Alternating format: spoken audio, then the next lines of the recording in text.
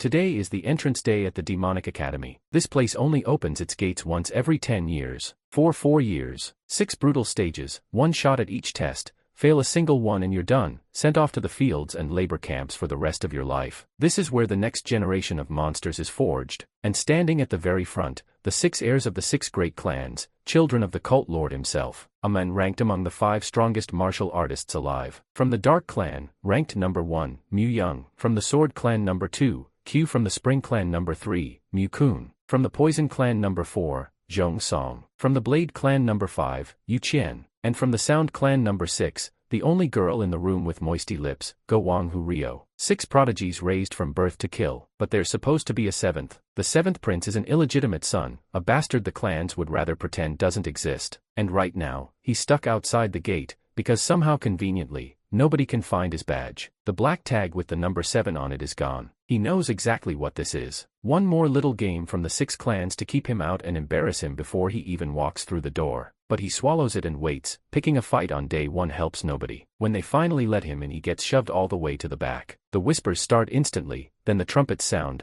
The cult lord arrives and the whole courtyard buckles under his presence. He gives the speech, "You are the future of the cult. Train hard, become our strength," and the crowd eats it up. Then his eyes drift to the back, to his bastard son. He looks right at him and turns away like nothing. The kid isn't even surprised. He's his father, but he's the same man who didn't show up when his mother died. Speech is over. Time for the first test, day 1, right now. The rules are simple and brutal. The Sound Clan elder plays her instrument, a weapon made of pure sound and energy. Survive 1 full minute and you pass. Fail, and you're out of the academy on day 1. She starts playing, and it's carnage. The weaker kids get blasted off their feet almost immediately, blood leaking from ears. Even the 6 clan heirs, kids with 20 years of practice packed into their bodies, who at first tried to keep it calm, are now gritting their teeth just to stay standing. And the elder, she's getting angrier by the second, because there's one kid she expected to drop first, and he's just standing there, completely fine, not even sweating. He's completely confused. Half of the people were already on the floor, but he wasn't feeling anything. But a voice inside the boy's head says, sensing powerful low-frequency sound waves,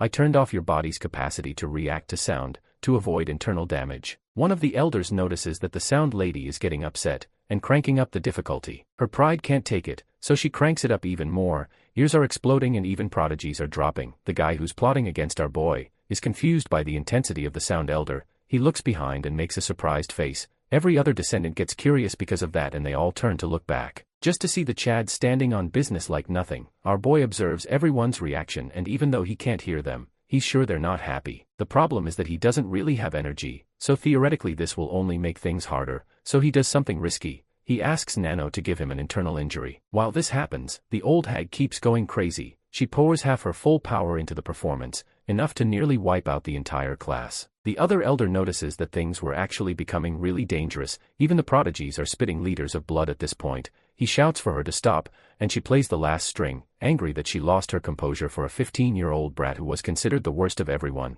And then from a second to the other the boy spits blood and agonizes. No one understands what is going on at the last moment. He falls to the floor dropping a red C. While thinking that Nano went too crazy with the internal damage, he vomits even more and the red-haired elder gets a scare. If the boy dies, he will be the one to take responsibility. So he pushes the boy, telling him to get up, lifts him, asking himself how much energy he has. That's when he finds out that he has none. That boy was a lunatic. How he passed through this with just pure mental strength and sheer will. He tells some guys to take the boy to the infirmary, and the sound lady is confused. That boy hid his pain up to the last moment. She then asks the elder how much energy he really had, and the guy reveals that it's 0. He has none at all. She can't believe it. If that was the case, he would have fainted like every other kid, but the elder explains that he had some extremely serious injuries, and he just stayed standing on pure will. The guy thinks he wants a student like that, but he doesn't want to go against the 6 clans. While Drunk Homie here takes a gulp and says that things are finally getting fun, Red-haired tells Drunk Homie to get lost, and their energy clashes, leaving every student on edge. Those were the left and right guardians of the leader. Then Drunk Homie goes away saying that he has more to do, while thinking that he wants to know more about that kid, Qian Yuan, and who he is. What is this voice in his head? See, 1 week ago. Beaten, bleeding, no strength left, Qian Yuan is sprinting through a forest with a squad of assassins on his heels. They corner him and they tell him the truth. It was never about talent or the academy. As long as he carries royal blood and a claim to the throne, they will never stop. The only way this ends is with him dead. He fights anyway, baits them with a hidden second dagger and takes one of them down and gets a sword run clean through his gut for it. Then they leave him there to bleed out slow. But out of nowhere a stranger appears, a teenager with modern clothes, his whole body crackling with lightning, and homeboy shreds the assassins like they're nothing. He says something about Qian being his predecessor, and before he vanishes he jabs something into Qian's neck, a gift he says, the latest model, a 7th-generation nanomachine, from something called the Ice Sky Company. Qian then wakes up in a bed and strangely, his body's been purged, coughing up black sludge, every impurity forced out, and there's a voice talking to him from inside his own head. It's not a god, it's Nano, around 482 million tiny machines living in his body, rebuilding him from the cells up, and it can't leave until he dies. Here's the part that matters. While the 6 clans spent a lifetime making sure this kid stayed weak, poisoning his mother years ago, forcing him to swear he'd never learn Ne Kong, with his own half-brothers openly plotting to finish him at the academy, Nano is the perfect tool for revenge. Watch someone train, and Nano breaks down every movement, every muscle, then rewrites his body to match, gifting him 20 years of mastery in a single afternoon. That's exactly how he stole his guard's dagger art, just by watching from a window, flip through a book once, and Nano scans every page, fixes the mistakes in it, and uploads the whole thing straight to his brain. Instant understanding. No studying. Get cut, get stabbed, and the wound seals itself shut right in front of his eyes. Nano can even reallocate his muscle fibers to increase strength, literal tremble alone on command. Bad part is, the only person our guy still has in this life is Guard Zong. The men who actually raised him, cooked for him, was there when his father never was. Also the one who found him in the forest, after Nano entered his body and brought him back home, and even brought a doctor to take a look at the boy, the same doctor who said something was wrong. This body of his was theoretically the perfect body for martial arts. Something had changed because he was the complete opposite of this. Right after surviving, our boy ate the last meal prepared by Guard Zong, because it was time to get to the Demonic Academy test, which brings us right back to the aftermath of the first test. The weakest son didn't just survive the Sound Elder's onslaught, he outlasted every single prodigy in the room without a drop of nagong, and caught the attention of the drunk homeboy, who was one of the strongest. Meanwhile, on the second floor of the infirmary, the academy Dr. Bach is calmly reading when they bring in a patient, and he suddenly looks excited. He asks if it's really true. A patient on the very first day, just as he expected. This academy really is the best. One of them thinks that, just like Siab said, Baikake seems a little crazy when it comes to medical practice. He tells them not to just stand there and says to bring the boy in. When he sees Qian, he wonders how harsh the test must have been to leave him in that state. He even asks if the boy was stabbed in the stomach, but they say no, it's an internal injury. That shocks him even more, and the guard adds that he has no nagong. So the left guardian ordered them to be careful. Bach thinks that in 10 years of teaching he has seen all kinds of cases, but never this much blood from an internal injury. The 2 guards say they've dropped the boy off and are leaving. Then one of them glances back at him and notices something odd. The other asks why he's stalling. They're busy. He says the boy somehow looks better than before and wonders if it's just his imagination. That makes the doctor step in to check him. The protagonist nearly wakes up, realizing he totally forgot he was in the infirmary, and almost panicking. Even though the pain is still bad, he tells himself to endure it until the doctor is done. Bick checks his pulse and says it's clearly uneven, so the boy took serious damage. Still, even if he bit his tongue, that alone wouldn't explain this much blood, so he decides to start with acupuncture. Then a small blast suddenly hits the room and the doctor nearly jumps out of his skin when he sees it's the right guardian. Beck asks why he's here. He calls him the coward who hides behind his mentor, then thinks to himself that this lunatic is still as arrogant as ever. Beck asks what brought him here. Since someone like a guardian shouldn't be injured, SEO picks up that he isn't welcome, and Beck bluntly tells him to go rest somewhere else. SEO just thinks he'll never understand him. Then he looks at the protagonist again, calling him an interesting kid. The boy wonders why this guy came here at all. Did he figure out the internal injury was fake? Simu walks up to the bed and the protagonist catches a strong smell of alcohol from him. Then Sub asks why he's pretending to sleep. When the boy still won't open his eyes, Sub uses Nigong to lift him upright without touching him. The doctor is shocked. Raising someone without a hand on them really shows he's a guardian. The protagonist realizes he was sat up by Nigong, but he still can't move well because his body hasn't recovered. Sub warns that if he keeps pretending, he'll smack him across the face, so the boy opens his eyes. Knowing he's been caught, he asks how Sib knew. The crazy man bursts out laughing again, saying that only makes him more interesting. He asks how the boy can stay so calm in front of a guardian, and the protagonist already hates his personality. Sub explains that any skilled warrior can tell if someone's really asleep by the way they breathe, and the boy realizes Sub heard his breathing. Nanu points out that someone his age should breathe 12 to 20 times a minute, but he was breathing only around 8.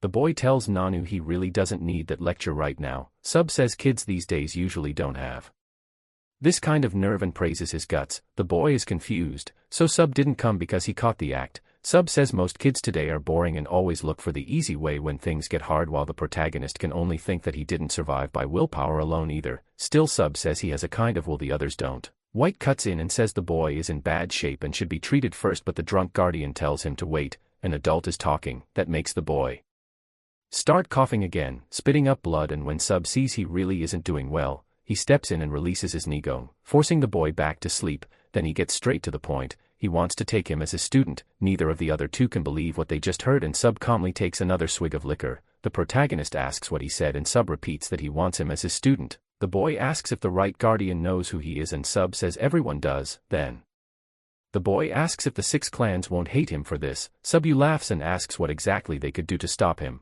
With or without the boy, he'll be competing with them anyway. Still, the protagonist wonders if this could be a trap. Meanwhile, the doctor realizes this is the 7th prince and says they expected some tricks this time, but making him lose this much blood is too far. The boy says he doesn't know what to say. It's sudden and he already has teachers at the academy. Sub gets annoyed.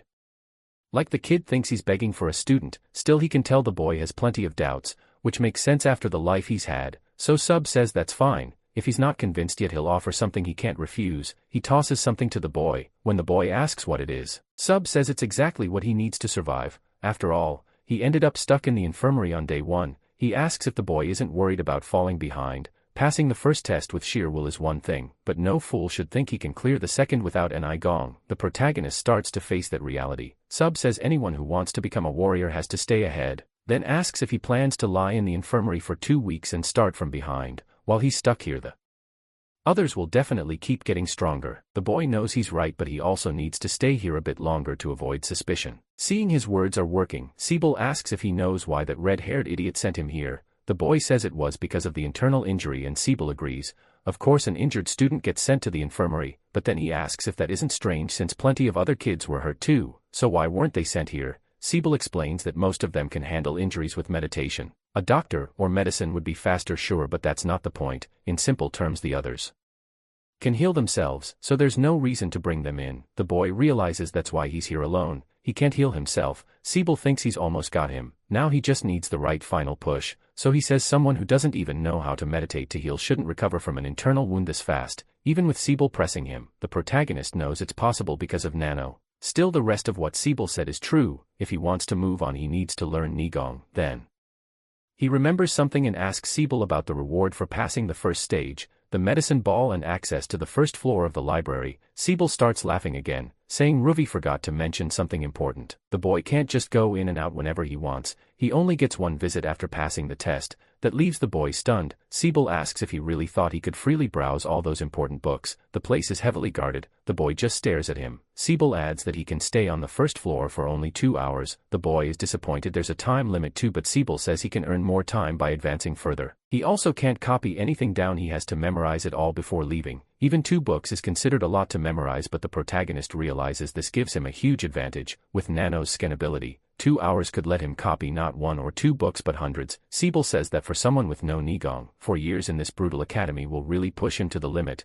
The boy understands what he means. He's different from the others. Most of them were trained by their clans, while he has neither martial arts nor Nigong. If he wants to survive the threat from the 6 clans, he needs to become someone's student. Then he looks at the paper by his head and asks if it's a Nigong breathing method. Sibyl says it is, and if the boy becomes his student, he'll teach him. The boy says he's still not sure he wants Sibyl as his master, but at least this means he finally has someone on his side and maybe a chance to learn what the 6 clans kept from him. So the boy gets up, kneels before Sibyl and says he accepts him as his mentor, asking to be accepted as his student. He thinks that his student should bow twice, but Sibyl pulls him back to his feet. He says the blood of Zion bows to no one but itself. Then Sibyl tells him to rest for now, but before he returns he wants him to memorize every Nigong breathing point and learn it well. After that, Sibyl says he's leaving and tells the doctor to take good care of his student. The doctor asks if the boy is alright and he says yes. His new master is just very impulsive. Borg says that means Sibyl must really like him and congratulates the boy on becoming that drunkard student. Beck adds that the injury will make things hard and his pulse is still a mess.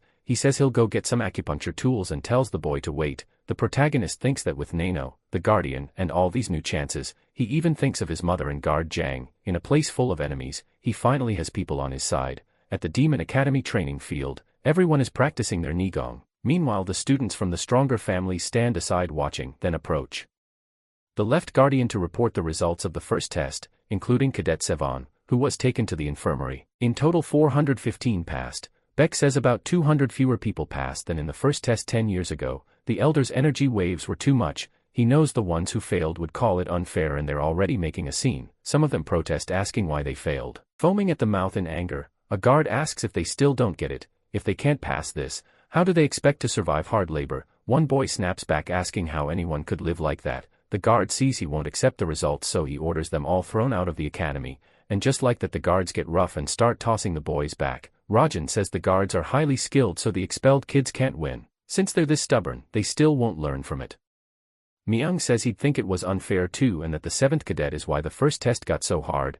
Then he adds that they lacked both luck and skill and this was simply their fate. Rajan says many outstanding kids made it through, and Myung asks if he sees that too. Most of the injured ones are already meditating and the candidates from the 6 clans in the 8 great clans pass with ease. They're clearly on another level. He says enduring the elders' technique without getting hurt would normally take years of Nagong, which puts them far above the rest. He points to the Dark Clan's number 1 Kayan and the Sword Clan's number 5 Yuchan. Those two didn't even move, and from the look of it, the real fight will be between the Dark Clan and the Sword Clan. Just as he expected, it should be interesting. Then he congratulates everyone for passing the first test. They'll receive a bronze coin, the academy's lowest rank, and spend the next 4 years training as cadets. From now on, yes and no aren't allowed. The only proper reply is motto. Anything else means they want the order repeated. When he asks if they understand, everyone shouts Mido together. Then he says they'll start sorting the groups. Meanwhile, the doctor says the boy's medicine is ready and begins the treatment. The boy speaks to the doctor, who introduces himself as Beck and says doctor alone isn't enough. He should use his full title. The boy asks Dr. Beck if his condition is really that bad, and Beck apologizes for saying this to an academy cadet but says it'll take 11 to 15 days before he can join the tests. The boy is stunned. He wonders what to do, because once treatment starts he can't just end it right away. Recovering too fast would look suspicious, but if he follows normal recovery he'll fall behind. He still knows nothing about the first test after being sent here. Beck tells him not to be discouraged. With an ordinary doctor, he'd need months, but because he's Beck's patient, it'll be much faster. Even so, the boy hates losing that much training time. Beck tries to calm him down, saying he can help and will pretend not to notice he's learning from the Guardian. The boy thanks him and promises to repay him someday. Beck says he's not expecting much either way. Then he starts the acupuncture. When he removes the blanket and clothes, he studies the boy's body and says that even without martial arts training, he's in better shape than expected. Since it's not from Nei Gong, Beck wonders if it came from Ei Gong instead. He says the first needle goes in the center of the chest, but the moment he tries, Nanu detects possible harm from the metal needle and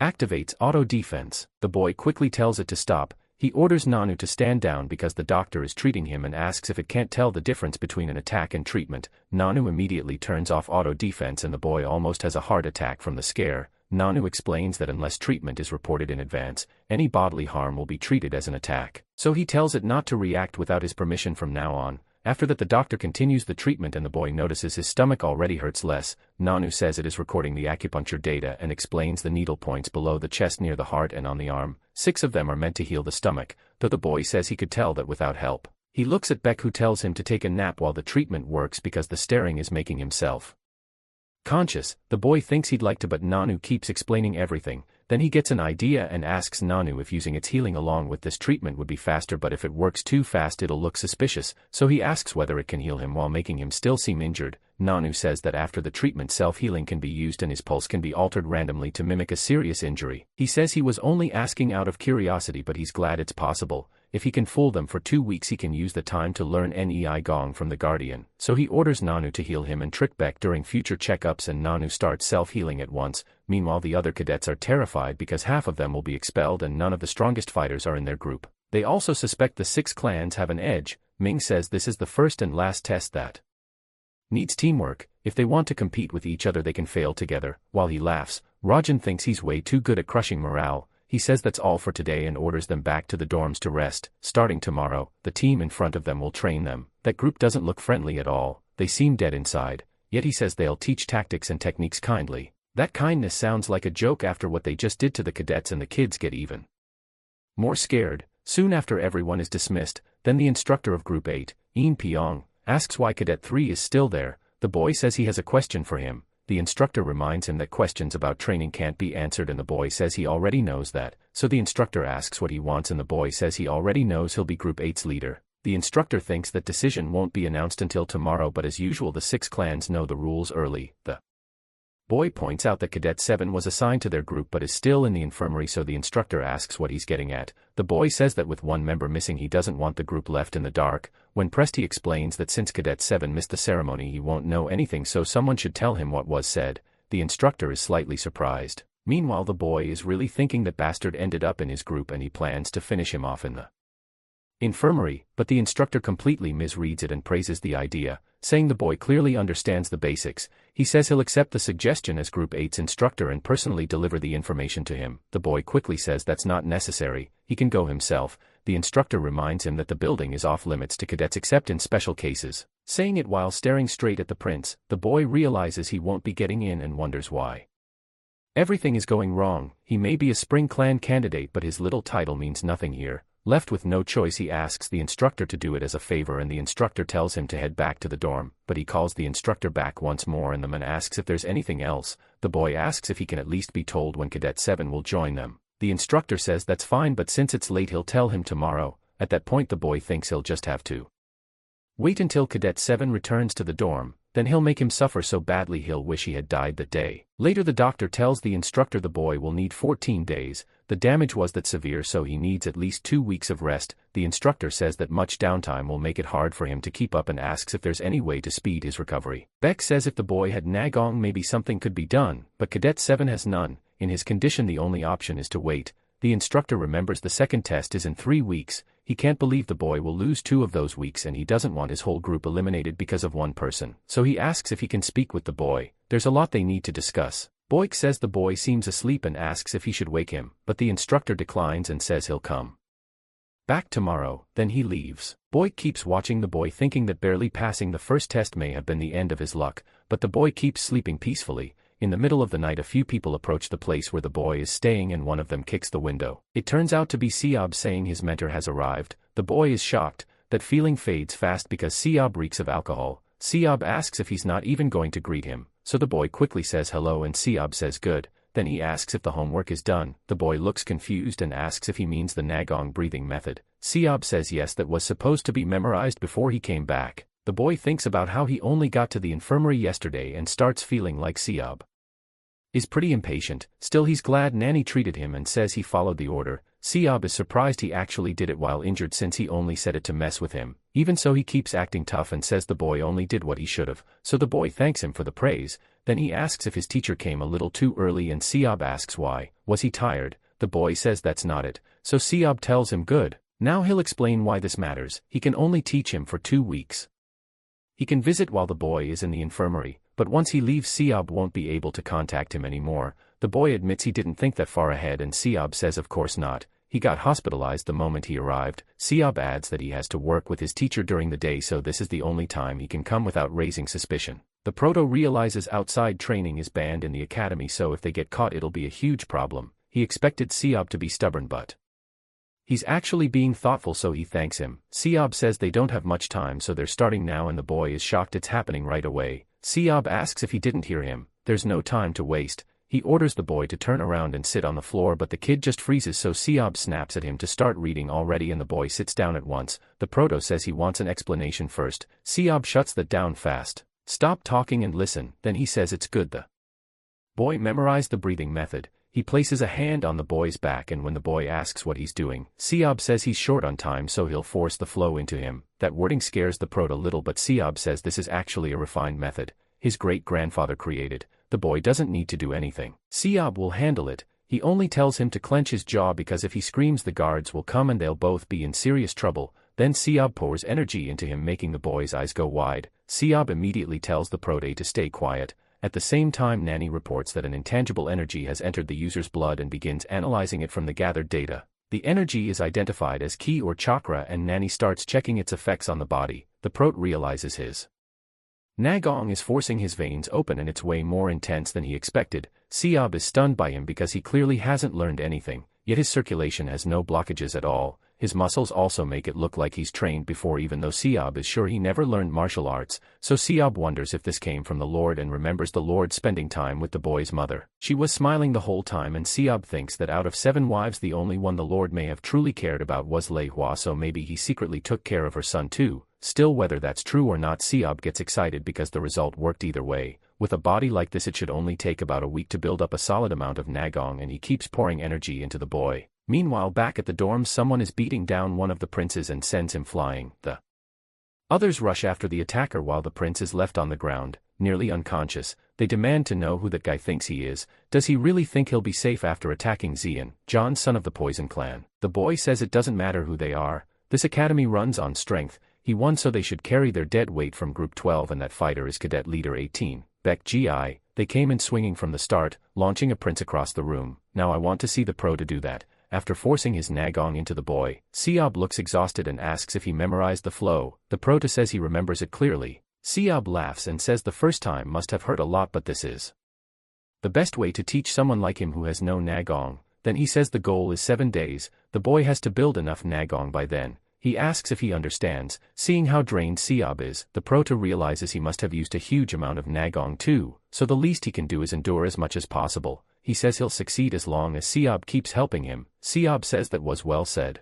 Then he declares the training for the day is over. He warns him not to forget the breathing or the flow. He has to know both for sure. Siob says he's leaving now and tells the boy to take care, so the prota simply thanks his mentor. He promises he'll definitely manage it in 1 week. Then at the Demonic Academy's Nagong Training Center, the children chosen as group leaders gather there. A lot of students are bruised from last night too, and the princess clearly wasn't joking. Most of her team is wrecked. He explains the instructors stayed out of the dorms on purpose so the students could fight each other and settle the rankings themselves. Then he looks at Group 12 and notices the Poison Clan boy should have become leader, but instead Cadet 18 took that spot. From the way they look, Nagong can tell the fight was brutal. Anyone bold enough to attack a prince isn't just skilled, he's got guts too. Then Hanjin shows up and says training is about to begin. The other instructor agrees, grabbing everyone's attention. For the next week, every morning starting today, they'll learn basic battle tactics in the auditorium to the right. After lunch, they'll train here. He asks if they understand. Everyone answers, yes. Then they're told to head to the auditorium, with Group 1 moving first. Everyone leaves, while the prince who lost is completely miserable. His brother starts mocking him,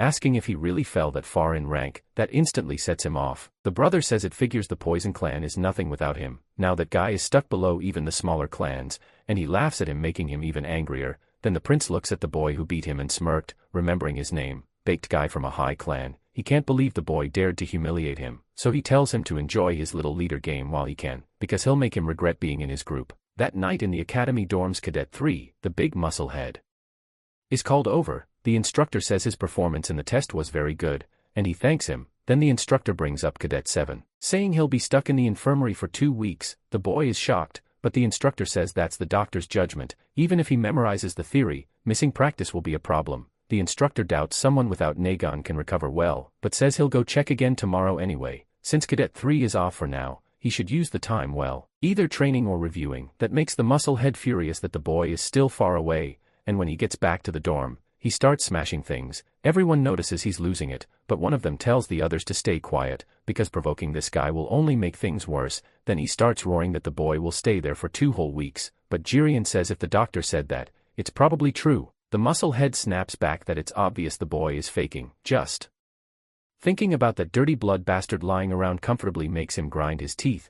Jirian tells the prince to calm down and asks why. Instead of raging, he doesn't handle it another way. Then he whispers something in the prince's ear that cheers him up a bit. 4 days later, Bikyo is actually feeling down. It's been 5 days with no patients, and he says he's dying of boredom. He thinks Chang Yeo Woon definitely won't be his last patient. Then someone starts pounding on the door again.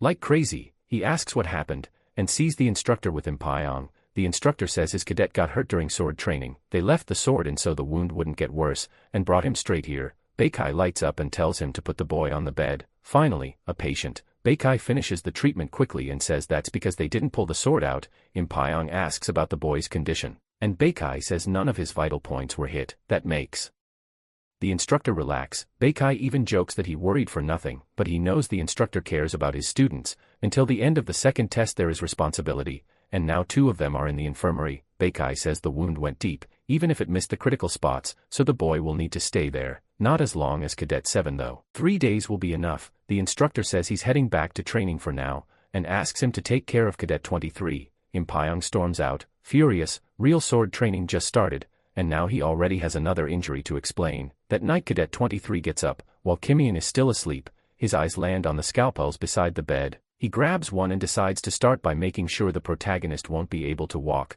then he slips into MC's room. He tells himself he's only doing this to stay alive. With that he cuts Kimian's tendon and says not to blame him, but when he moves in to hurt him again, Nano's auto defense kicks in and shocks him hard. The boy blacks out and drops to the floor. Chin gets up and says it happened exactly like he expected. A little later, the kid who got dropped cold starts waking up and wonders what happened. Then he sees he's tied up in bed and his head has been shaved. Shocked, he asks who did this. Chin steps up beside him and says he did.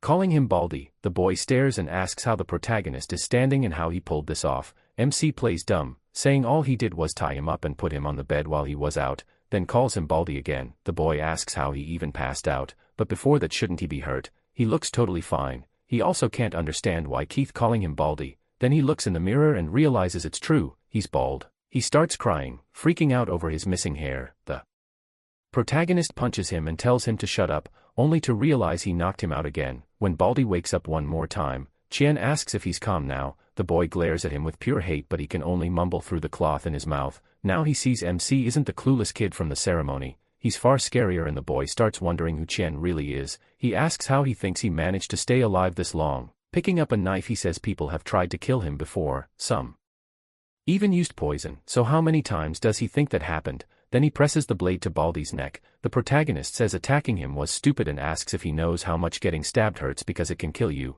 He tells the boy to talk but the kid still resists, so Chien pulls the gag from his mouth and orders him to speak. The boy asks what MC is even talking about. He claims he knows nothing and if he stabs him everyone will blame him instead. He even brings up the academy rules. Students can't hurt each other outside training or duels. Chien figures as expected he won't talk easily. The boy insists that even torture won't make him confess. Inside he feels confident. He thinks the protagonist can't do anything and starts acting tough. MC says fine, then they'll just find out if he really can keep his mouth shut. He stuffs the gag back in to silence him again, then tells him to wait there. Chien says he grew up with very little but this place has plenty to work with. He picks up some needles and the boy panics, wondering what they're for. He lets out a dark laugh and the kid is terrified. Chien grabs his arm and twists it back asking if he's scared. The boy had already started clenching his fist and now he realizes the protagonist is absurdly strong even without proper training. He asks why MC is trying to open his hand, wondering what he's about to do. He says it'll hurt a little, then drives a needle under his fingernail. The pain is so bad the boy breaks down crying on the spot. Chien tells him not to be dramatic and grabs another needle. The boy begs him to stop. The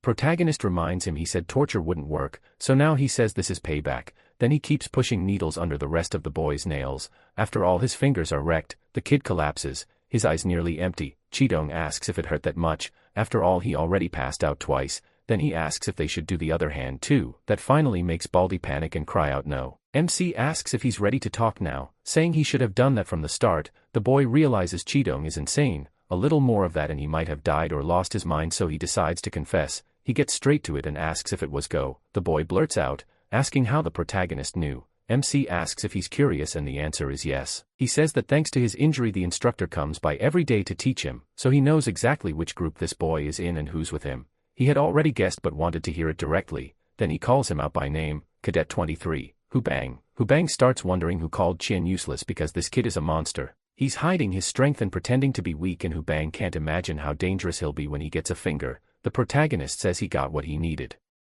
But now he wants some sleep, so they're done for tonight. Hubang feels relieved but MC adds one more thing. What he heard here stays here. Hubang quickly says he won't tell anyone, then he notices something strange. Chien is holding up one finger. He jabs that finger into the side of Hubang's head. Only then does Hubang realize it's the protagonist using a blood point strike. He had thought MC didn't have NEI gong. That belief is gone now and Hubang drops again. Stunned that Chien fooled everyone. Funny enough he never told anyone anything. They just assumed he had no NEI gong. By the end of the night Chien heads toward the infirmary and says he didn't expect the protagonist to learn this fast. The day before he had given MC a bit more NEI gong and even he couldn't believe what he saw. Chien learned NEI gong in just 5 days when it usually takes at least 2 or 3 weeks, maybe even a month. He completely beats Sigob's expectations. The kid is seriously talented. Sigob had planned to help him gain NEI gong over 2 weeks, then teach him basic techniques and breathing methods, but now that plan has changed. When he arrives he greets his teacher and Sigob returns the greeting. Then Sigob asks where he put it. Chien says it's under the bed, and Chien tells him to bring it out. It's the Dragon Sphere, a medicine ball made by the academy. Students who pass the first test usually receive one, and if it's absorbed right, it can give The user power equal to 20 years of NEI gong. After that, later doses work less and less. Chien thinks it still smells awful, but if the protagonist uses it well he could gain those 20 years of NEI gong. Then he should be able to protect himself, but suddenly Xiam senses something is off. He asks if someone else is here and wants to know who that is. Looking over he spots a boy in terrible shape. He realizes Chien used a blood point strike to knock him out. MC explains that the boy came after him when Dr. Baiki left. Sigab is shocked to hear he attacked MC, and MC adds that this started yesterday, the 5th day since they entered the academy when real sword training began. He thinks Ubong stabbed himself on purpose just to get into the infirmary. Sigab asks how he dared do something like this in the academy infirmary, warning that he'd be expelled if discovered. It took nerve, or someone sent him. Chien's face darkens right away. Sigab notices that reaction and says he must know who's behind it, then asks who gave the order. The protagonist says it was that bastard from the royal clan in his group. Sigab is surprised. He says he's never seen anyone truly decent come from that clan. It's a troubled family full of troublemakers, though he knows better than to say too much about them. MC says it's fine, he's used to a hard life. The way he says it hits Sigab a little. Then he smacks the sleeping Hubong awake. He explains that Chien struck his blood point with less than a year of Nagong, so Hubong will recover in a few hours. Doing that properly usually takes at least 10 years. Xiam asks if he understands and he says he'll remember it. At last the protagonist takes the foul-smelling pill. Xiam tells him he can use it now, and MC asks if he should just swallow it. Xiam says no. He needs to chew it first, then swallow because that helps absorption. Xiam catches the horrible smell and already knows this will be rough. Still he bites into it and nearly breaks. It smells awful, tastes even worse, and the bitter flavor makes him feel like he's going to throw up. Xiam tells him to start the breathing technique now that he swallowed it, and he obeys. He sits down and Xiam says he'll teach him how to absorb it properly. Then Xiam starts pressing both hands on him and pouring in a little more Nagong. Nano suddenly reports that a substance is changing into energy inside his body, multiplying and reacting with the flow already in him. She asks if he will allow that absorption to speed up the cycle. He has no idea what she means, but if it helps he agrees. So Nano begins boosting his body's metabolism. Seeing this, Xiam is stunned and wonders if the kid was born with the body of a war god. It's like he isn't just absorbing the medicine, he's making it stronger. He should only take in about 80% at most, and Xiam realizes he was worried for nothing. By sunrise the boy has absorbed all of it. He's amazed by the result, and Xiam asks how the Nagong feels. He says the kid did well. This time he's drenched in sweat. He managed to gain another year and a half of Nagong and the boy is shocked. That makes 30 years total. Xiam says that's only a rough estimate. The other students have to absorb theirs alone, so they probably won't even get half that much. The boy gets even more excited. He says it's all thanks to his teacher. Without Xiam he couldn't have done it. Xiam tells him he really is lucky. He also says his luck comes from her, and Nano answers that she was made to help him. Then he notices it's getting late and he needs to head back, so the boy calls out to his teacher and asks if, starting tomorrow, Xiam can teach him how to form sword skills. Xiam says of course he can, but there won't be much time, so the boy better be ready. Meanwhile, back with the students, that jerk prince laughs and says it's a beautiful morning. His number 1 lackey notices he's in a great mood. The prince says it's all thanks to Jurian, then praises him. By now that bastard should be in serious trouble. His legs ought to be broken. He laughs saying he wanted to see him crawling on the ground like a bug.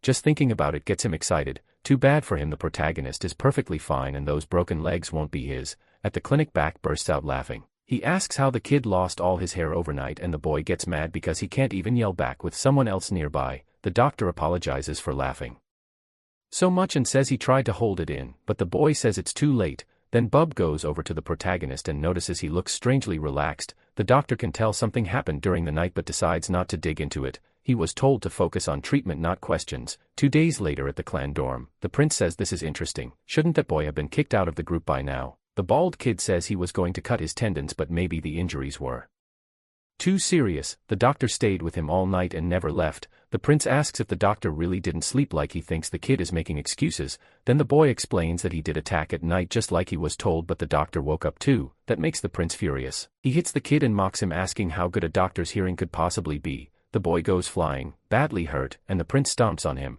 calling him trash and asking how he could fail something so simple. Then lackey number 1 tells him to wait and the prince asks why. The lackey says they should at least learn the clinic doctor's name. The answer is Baekjeong. That's the name the boy heard and the lackey seems to recognize it. The prince asks if it means something. He says the doctor is probably a disciple of Baekjeong, which shocks him. That man is from the poison clan, but he studies medicine that counters poison and became the lord's personal doctor. He's also said to rank around 30th in the academy despite being a physician, so if this doctor really is his disciple, his martial arts might be exceptional. Even so, the prince keeps beating the kid, saying sending him was a total waste of time. He keeps hitting him anyway and warns him not to dream of getting help for his clan. The boy asks what he just said, remembering when the prince came to recruit him for this job. Back then the prince told him not to worry about failing. After all, he was from the Spring clan, and if he got expelled the prince would surely help his clan. Now the boy realizes that was all a lie, so he tells the prince to keep hitting him. He wants to see if he acts this brave when that boy shows up. That makes the prince uneasy and he asks why the kid is wearing a bandana, then rips it off. The boy is completely bald, so shiny the prince can see his own reflection in it. He starts asking if the kid really thought shaving his head would earn forgiveness. Everyone realizes the dorm quiet for a while is noisy again. The prince says he feels sick and tells Jerian to leave. Jerian follows right behind him like a loyal dog, and the beaten boy is left there near tears, cursing them all and wishing they'd die. Meanwhile, the protagonist casually asks the doctor if he knows martial arts too, but Bake says not at all, he only studied medicine. 7 days later at the clinic at 7 a.m., the protagonist is already doing a much more advanced training session in front of Sayeb, who starts thinking to himself that this kid is definitely a genius. He only demonstrated the butterfly technique a few times and fixed his posture over the last few days, yet now every move looks steady and natural. If he keeps training seriously he won't have trouble using the technique, so Sayeb tells him to move on to the next part. The protagonist thinks that thanks to Nano's analysis of his teacher he can copy it perfectly, but that would look suspicious, so he holds back a little. Even so, he repeats every step. Cedric explains that the graffiti martial art has 24 opening moves, every 3 combined into one form, making 8 forms total. He says teaching the basics already took time, so he couldn't teach the links between them. If he had 1 or 2 more months he could teach him everything. 1 week is far too short. Still, he says the boy memorized it very well, and he hands him a paper too. It contains the opening part of the butterfly technique and kunigong operating methods. He wanted to teach more since this is the last day, but because it's him he knows the boy will pick up the basics quickly. Next time they meet he'll check everything, so he tells him not to be lazy and to study hard. The boy thanks him and promises he won't let Sayeb down. Cedric says he better not. Then he draws his sword and tells the boy that this is his martial sword. He tells him to try holding it. When the boy picks it up, Cedric asks if it feels light and he says it's not as heavy as he expected. Cedric explains that normal swords weigh 2 or 3 jijins, but the light sword of his clan weighs only 1.5. The boy guesses that's because of the butterfly technique, and Cedric says he's sharp. Then Cedric swings the sword and slices part of the boy's bed. The boy realizes just how sharp it is, though he also thinks the doctor will be upset if he sees that. Cedric explains that even without flashy range or light it's forged from refined metal, and its sharpness and durability are what gave the sword that name. He tells the boy to step back because now he'll show him what he's been wanting to see, the butterfly technique of his mentor. Pay close attention. The boy immediately tells Nano to get ready to analyze it, and she starts at once. As Cedric leaves, 2 other guards watch him from a rooftop. Myung says that Rat Guard is finally gone, and Meraki once says he did well pretending not to know. He asks how he could go against orders but admits he's glad he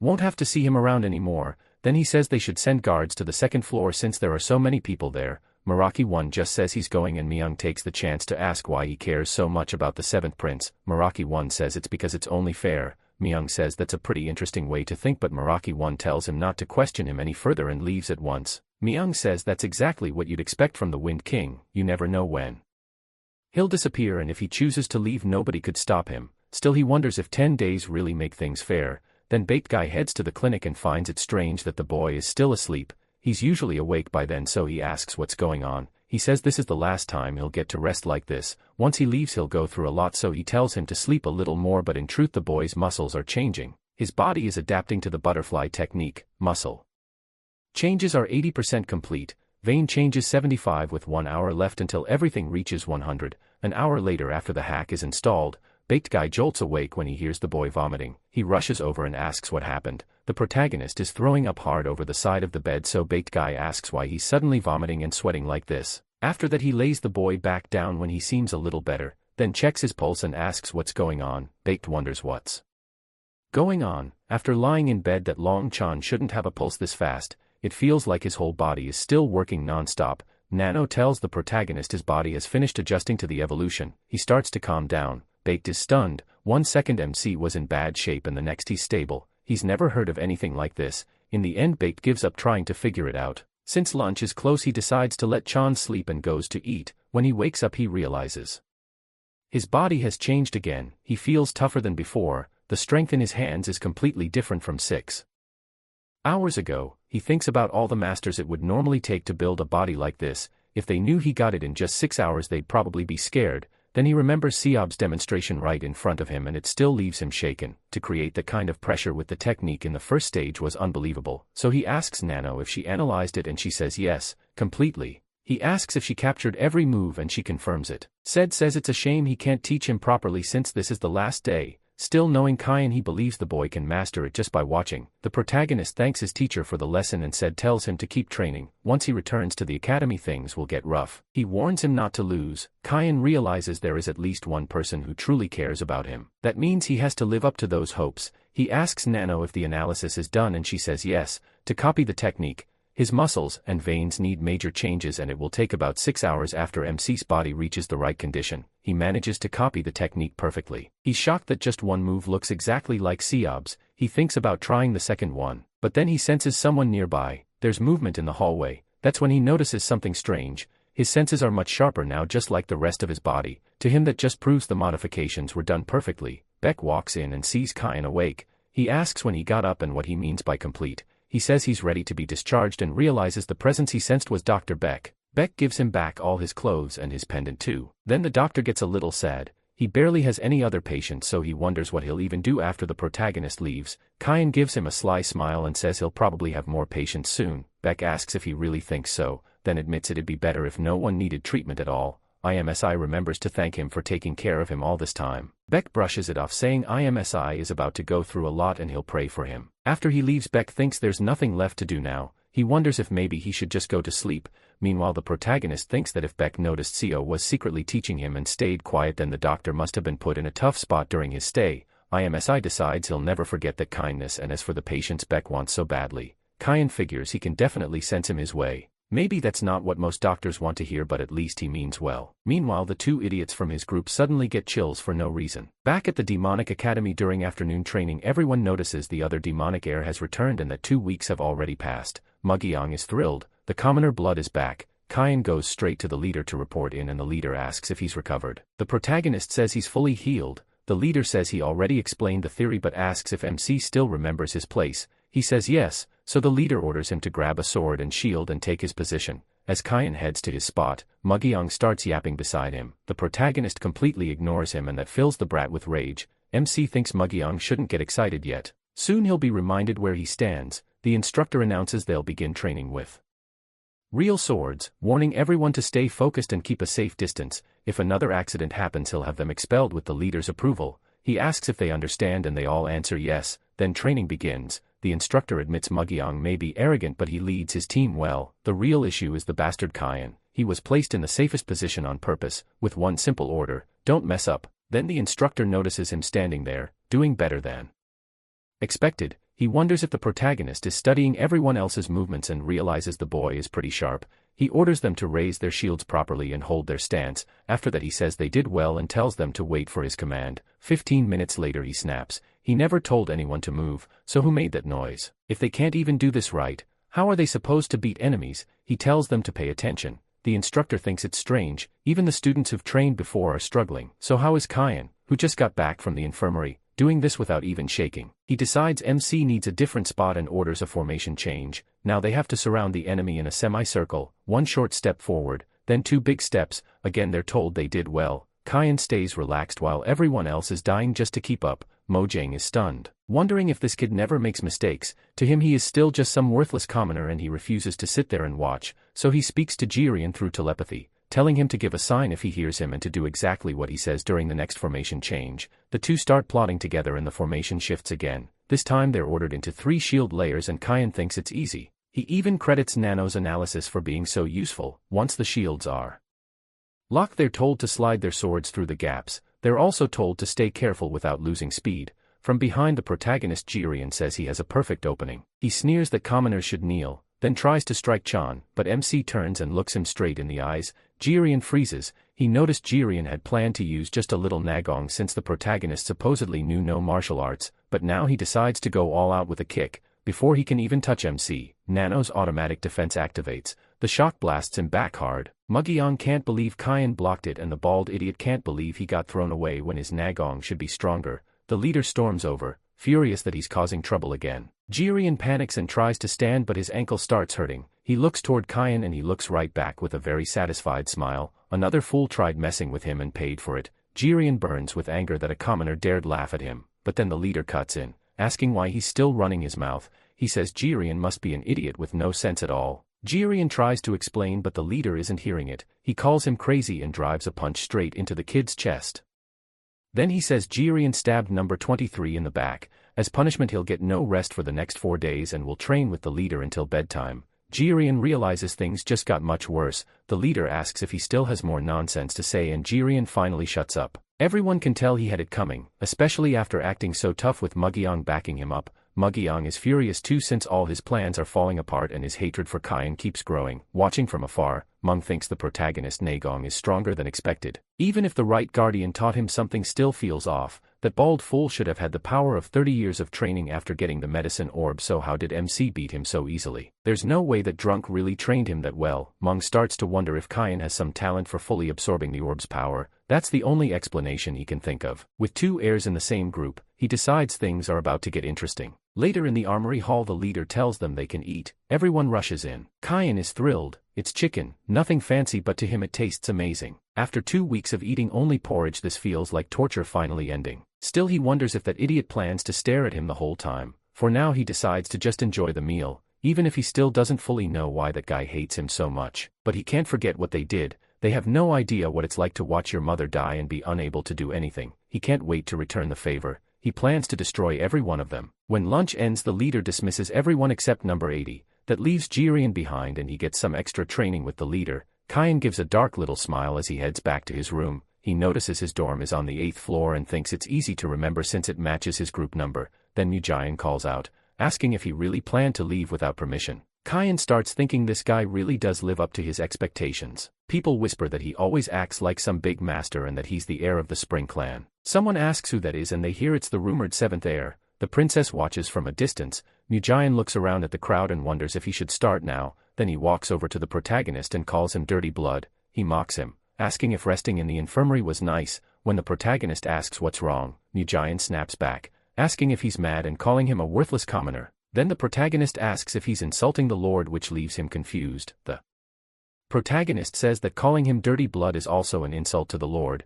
Mujian asks what he means. Then the protagonist asks if his status is really so high that he can insult someone they treat like a god. Mujian starts to shrink back as everyone begins whispering. He wanted to embarrass the protagonist in front of everyone, but now he's the one getting humiliated. Watching it all, the princess says the Spring clan is as dumb as ever. Then the prince of the Sword clan asks why he's making such a stupid scene and calls him a bastard. Furious, Mujian decides to use force. He grabs the boy by the neck, curses at him and says he'll shut that arrogant mouth, but the protagonist answers with a punch straight to his face. That drops him to his knees. The protagonist asks what exactly he was going to break. The boy starts coughing up blood and demands to know how a commoner dared to do that. Then he rushes in. He comes at the boy with the horse technique, but the protagonist vanishes from in front of him. Jumping back, Mujian is stunned by that move. Then the protagonist starts running, but the Sword Clan boy asks how he can use his skill like that.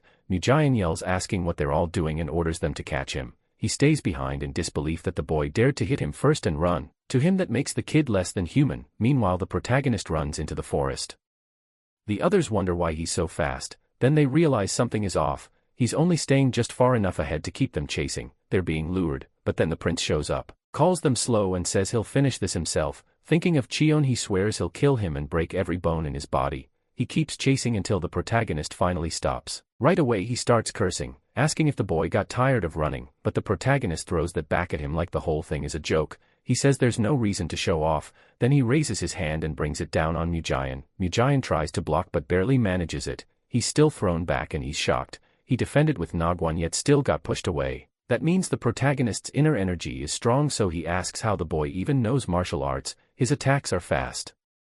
And in the first test he had no Nigong at all. What changed? The protagonist thinks this is perfect. He's as frustrated as planned. Then Mujian says he'll keep going and charges again. He uses the second subform Frontier of the Night but still can't hit Mujian. The attack misses by a hair. Mujian dodges and counters at the boy's stomach. The protagonist recognizes the move, so he uses the Spring Clan's second form too. Continuous attack, but the protagonist still dodges. Then when he comes in again, the protagonist stops him with both hands and sends him flying back. Mujian thinks this still shouldn't be stronger than a teacher's night gong. Even before joining, the boy should have been above the other students, and after taking the pill even more so. That makes him more careful, but he still thinks he can handle it. He decides to keep attacking without giving the protagonist any chance to counter. Then the boy disappears from his sight. He starts circling at high speed and Mujian is shocked. The others realize it's an illusion and wonder how the protagonist can use something like that. Using a blind spot, he attacks Mujian, but the boy ducks and avoids it. Then he kicks toward the protagonist's face, sending him flying back. Mujian thinks the boy is good with subforms but still doesn't know how to answer properly in a real fight. The protagonist realizes he got too focused on the techniques and never saw that kick coming. Mujian says he's impressed the boy used skills outside his specialty, but he can tell it's all just improvised. Just like he thought, the protagonist is copying others without knowing his own limits. The protagonist sees he's been figured out. He only learned 2 subform techniques and has no real combat experience, so he admits he underestimated him. Who knew experience made this much difference? Mujian says he doesn't know how the boy learned martial arts, but then activates the Spring Clan's 5th subform, double submission, and says questions can wait. The protagonist wonders what it does and which subform he should use. Nano warns him about an outside threat and boosts his vision in response. She says she'll switch to defense mode through the battle tutorial. Then she suddenly pulls out good old boxing. He slips to the side and lands a hook on Mujian. Even the protagonist barely understands what's happening. The boy jumps back with blood on his mouth and realizes that wasn't a martial arts technique. The protagonist asks what that was, and Nano explains that boxing was chosen from the optional martial arts for this tutorial. He's surprised, and Nano adds that the teaching runs on its own, building results by analyzing the enemy's movements every 0.01 seconds. The protagonist still doesn't fully get it, but he knows it was boxing, so he asks if she can use his martial techniques instead. Nano says the analysis is complete and asks if he wants that. He agrees. Mujian asks if he learned boxing too, saying the boy clearly has more tricks left. Then he charges again. Sure, that won't work twice. Nano switches defense mode from boxing back to martial techniques. The protagonist keeps seeing where the attacks are coming from and dodges them with ease. Mujian realizes every single strike missed, and the protagonist finally counters, landing 4 clean hits to his body. In the middle of the beating, we get the villain's sad past. Someone once told Mujian to do his best because if he succeeded, the Lord would leave that woman and come back to her. His mother told him he had to win everything. Shaking, she grabbed his hair and he agreed. But as time passed, she started blaming him, saying everything went wrong because he failed at everything. If only that other woman had never appeared. Then she twisted it again, saying it wasn't her fault at all. It was because he couldn't do anything right. She even choked him and called him a mistake. He wonders why he remembered that now. Then he grows more and more angry as he looks at the protagonist and realizes he's losing. He declares that he'd never lose to a commoner and rushes in again with Dark Tarney Gong, but the protagonist catches his head with ease and drives him to the ground, slamming him down so hard he ends up sprawled out like a sack of potatoes. He starts ranting that because of a bastard like him, but the protagonist cuts him off and says he's just getting what he deserves. The lackeys can't believe it. He really beat someone the 2 of them together couldn't take down. They remember saying just 10 days ago that the boy had no ni gong, and now they don't know what to do. The protagonist asks if they want a beating too, and they shake their heads like crazy. So he orders them to carry Mukyong away fast. They all rush over to ask if the prince is okay. While the protagonist thinks that with more power and authority, people might obey him like that too, but the prince throws a fit, telling them not to touch him. He'll walk on his own. They still try to help, but he keeps cursing his brother, asking why he didn't finish the job. The protagonist says that if the second test weren't a group test, he would have cracked his skull open. Mukyong says that's just a weak excuse. The protagonist answers that if he pushes him again, he'll really do it. Mesk starts trembling and tells him to try, but he can't even stand up straight. The protagonist says he's leaving and tells him to stay there, barking. Mogyong calls him back, but he knows if he comes any closer he'll just get wrecked again. Then the protagonist heads straight home, thinking how close that was. Without Nano he would have lost. He may learn faster than everyone else, but that can't beat real experience. Just knowing techniques won't make him like the teacher. If he wants to reach that level, he needs an gong and real battle experience. Still, he knows the 6th clan won't let this go. First he has to learn how to properly use what he already has. So he calls Nano and asks how many functions he's used so far. She checks the record. She says he's only used 3 functions, though the boy doesn't even know what 3 means. Nano is surprised that's all he's used, then says he hasn't gone beyond that. According to the record stored in her internal memory, he realizes that must mean she has many more abilities, so he asks Nano to explain exactly what she can do. She says the manual can be sent straight to his brain and asks if he accepts. He agrees. Then she says an extra language, English, will also be transferred so he can understand better. He realizes that's the strange language she sometimes speaks and agrees to that too. Both the manual and English are sent into his mind and he gets hit with another shock. The transfer finishes and he gets another sharp jolt to the head. It's way more info than usual. But aside from feeling dizzy, he thinks he won't throw up. He realizes this is amazing and starts checking through it. As he sees everything Nano can do, he's stunned. One function lets him replay fights in augmented reality. That means he can build the combat experience he's been lacking. Nano says a full body scan is needed to make the simulation, and when he asks for Mukyeong's data she says there isn't enough, though she can still make a version based on their last fight. It's not perfect but he wants to try it right away, so he decides to begin. He heads to an empty flat field. Figuring no one is around, Nano activates the program and a 3D figure appears in front of him. He quickly realizes it's an augmented reality fighter. Only he can see it. Before the match starts, Nano asks him to choose the impact level, the amount of pain he'll feel from attacks. 100% means normal pain. Thinking it won't be that bad, he picks 100. The simulation starts at full impact. The fake opponent immediately calls him a commoner and tells him to come at him. That ticks him off and he asks why the simulation kept that attitude too. Then he grins. During the second test he can't really beat this guy up, but here he can do whatever he wants since it's just a copy. The fake Mukyeong warns that if he won't come forward then he will. He attacks with the first Spring Clan technique, fleeing spring formation. The protagonist is shocked by how exact the copy is. The strike almost lands but he dodges at the last second and tries to counter from behind. The other side was ready for that. The fake Mukyeong mocks him, says that trick won't work and slams him in the stomach again. The blow sends him flying. He asks why it hurts so much and Nano explains that the nano machine recreated the same pain from his earlier fight. Using data from his brain, she offers to lower the impact but he stubbornly says it's fine and keeps going. The fake fighter keeps insulting him and dares him to attack again. That only makes him madder and this time he charges in for real. After a long stretch of fighting he ends up flat on the ground. He asks Nano for the time and she says it's somewhere between 9 and 11 at night. He realizes he fought the simulation 15 times and only won the last one. The first round ended after just 5 formations and he couldn't even defend himself properly. Against the real guy he would have been crushed. Nano says this kind of experience is raising his skill and if he keeps training and uses butterfly dance more often, he'll get stronger. He can't believe he lost to someone using only 3 formations and basic moves. Still, he vows that in 7 days this copy won't stand a chance. Later at the academy dorms he asks which bed is his. The moment he walks in everyone stares at him in fear. He thinks it's ridiculous. They're acting like this just because he beat up an heir. Then one cadet steps up and calls him Prince. He points out where his bed is which surprises him and everyone wonders what that guy is up to. So he asks why the sudden change. The cadet says Mukyeong already cast him aside. So he has nothing left to lose. He's doomed either way so he'll bet everything on this boy. He introduces himself as Cadet 23,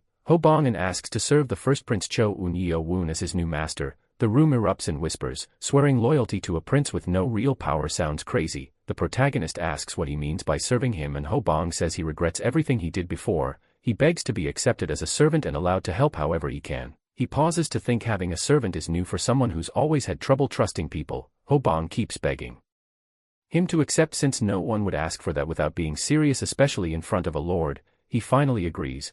Hobong's eyes light up. He thanks him and promises to do his best. Then Mukyeong shows up saying he was gone for a bit and somehow this stupid mess happened. The bald one looks at Hobong, calls him an insect and asks who he thinks he's pledging loyalty to. Hobong sees both of them and gets scared but he knows he can't show it. The protagonist cuts in and asks who Mukyeong thinks he is, calling his servant an insect. Then he says the real insect here is Mukyeong and calls him trash. Mukyeong freezes and asks what he just said. The protagonist pushes him asking if he has something to say back. Then he adds, "What are you scared?" Mukyeong loses it, curses him as a bastard commoner and rushes him. He tries to land a hit but the protagonist gives him one sharp chop to the neck and drops him face first out cold. He says Mukyeong is nothing compared to the simulation version and Hobong thinks he definitely picked the right master. Then the protagonist asks Mukyeong if he wants to try again. Instead Mukyeong backs off and walks past him, warning him to enjoy this while it lasts. Having one servant changes nothing. Everyone notices he avoided the fight. Even so they know his status is still powerful but maybe Chun Yo-won really could change the academy. A week later on the day of the second test, everyone gathers at the training field.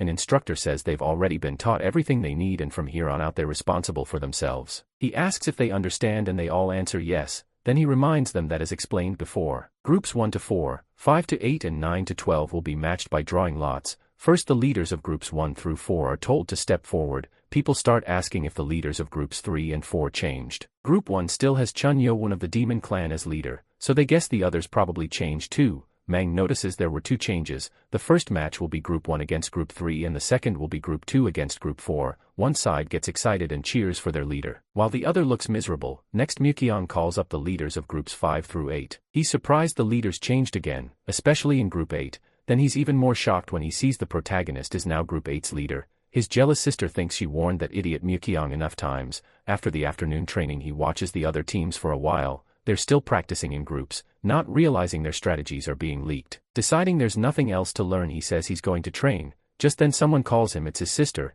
He asks what she wants, barely giving her any attention, and she steps in front of him to force him to look at her. He asks what she's doing. She gets annoyed and asks if he's really going to ignore her. He plays dumb, so she snaps that she thought hard before coming to him and this is how he treats her. He shoots back that the Spring Clan people are idiots and tells her not to talk to him. She calls him unbearable and says she'll make this quick, so he better listen. Then she shows the bandages on her arm. He asks if she got hurt. She says it happened last night when she went out to train alone and got ambushed. He asks who would dare do that. She says she doesn't know. The attacker wore a mask. Masked or not, he says she got attacked because she was careless. She tells him to stop talking nonsense. That's not what happened. He asks if she's warning him to be careful now, and she says he should know there's a good chance they'll come after him next since they're in the same group. He asks what she means. She reminds him that the cadets were split into 4-person teams and their enemy would be chosen later. When he says that has nothing to do with him, she asks why they'd bother splitting them into 4s if they could just have one full group fight another. He says he still doesn't see her point, so she tells him to think since each team already knows the people inside its own group, they can figure out exactly who they'll fight with. Then he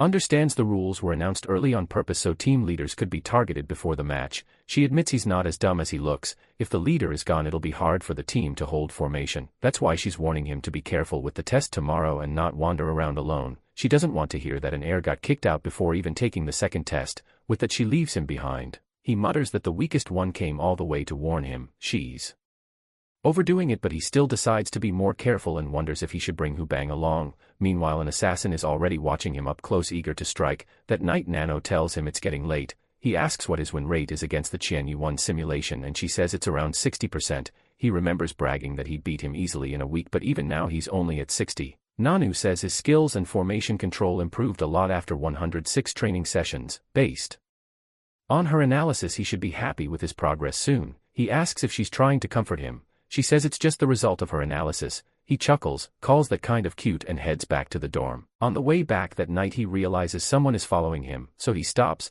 Then he hears fighting nearby. He heads toward the noise to check it out. When he gets there, it's too dark to see well, but someone seems to be down on the ground. He tells Nanu to turn on night vision and she links it to his eyes. Now he can see clearly. Myun is fighting someone and the masked attacker is all over him. That sword is already covered in blood and the attacker keeps pressing Myun, who can barely defend himself. One strike nearly takes off his ear. Myun jumps aside, then barely avoids another hit. Watching this, the proto realizes the masked man is skilled enough to completely overwhelm him and starts wondering who he really is. Meanwhile, as Myun falls, he feels his knee and a sharp pain throws him off balance. The masked man notices right away and rushes in to finish it. The proto doesn't want to help him, but he can't let the team leader die before the test, so he tells the masked man to stop. The attacker notices someone else nearby and goes after the boy, but the proto dodges and aims for his stomach. At least that was the plan. The masked man slips behind him before the hit lands. The proto realizes the guy widened the gap before he could strike. He's experienced and his level is hard to read. Then the attacker notices a second presence and gives up on the mission, disappearing at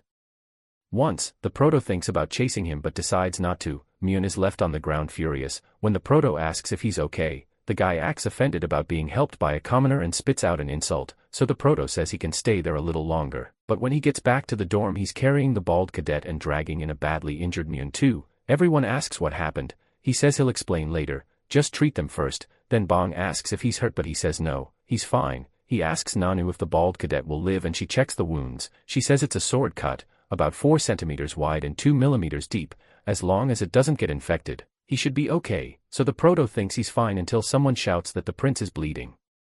He realizes he overlooked it because of Jirian. The prince is losing a lot of blood. The wound looked minor, so why is it bleeding this much? He tells Bong to get the leader fast and the boy runs off. When the leader arrives, he treats him right away. The boy asks how Myun is and the leader says they can save him, but there's a problem. There's what it is. He says Myun won't be walking normally for a while. Myun can't believe it. Everyone starts worrying. They're in trouble if their leader can't walk. Their leader puts Myun to sleep for now and says he'll take him to the infirmary. The proto stops him, saying there's another injured cadet too. Bong offers to handle it, but the leader says he'll do it himself. The proto follows him and says Cadet 80 also hit his head, though not as badly as Cadet 4. The leader says he knows but thought someone else would bring him. The proto asks if he left that boy there as bait to draw someone out, and the leader says he's not as dumb as he looks. Why? Because another team thought this would make them fail and he was surprised to hear that boy got hurt too. That's all he wanted to say. Then he tells him to bring the cadet. He also says it's time to head back, since he knows he's not allowed out at night. The boy says he understands. Before leaving, the leader warns him to learn how to fight with what he has. The boy asks what he meant by that, and starts wondering if this happened to the other teams too. He thought it was tied to the test format, but now it seems bigger than that.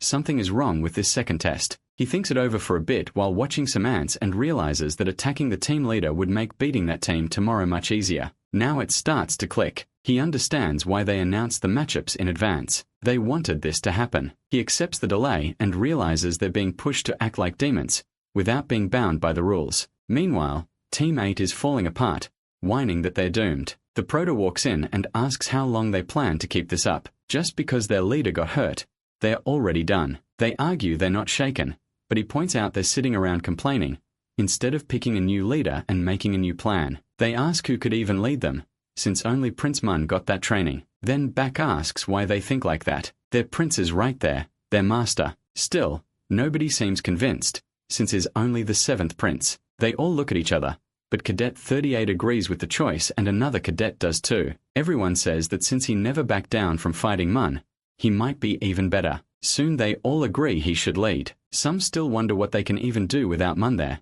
But for now, the most important thing is passing the test. So the proto asks if everyone agrees, and when they do he says that's great. He came up with something during formation training. Then around midnight, in Team 8's dorm, the proto asks Nanu to activate night vision. Once it's on, he scans everything around him and quietly makes his way up the stairs. After reaching the upper floor, he wonders how many times he's visited Team 7's dorm that day. Then asks Nanu if anyone is still awake. She scans room 7 and says everyone inside is deeply asleep. He mutters that they finally went down. Then he asks if the person who attacked Mun is in there. After comparing the body types of all 20 people, Nana says no, that doesn't matter. He starts paralyzing most of the team, then moves toward their leader. The leader asks who's there. Startled, the boy still manages to knock him out quickly. He realizes the boy woke up just from sensing his presence. As expected of a leader, he's sharp. The proto had assumed no one could recognize someone in a mask in the dark. Then he uses pressure points to paralyze the kid. He says the boy won't be walking for a while. His muscles and meridians were hit. It's not personal,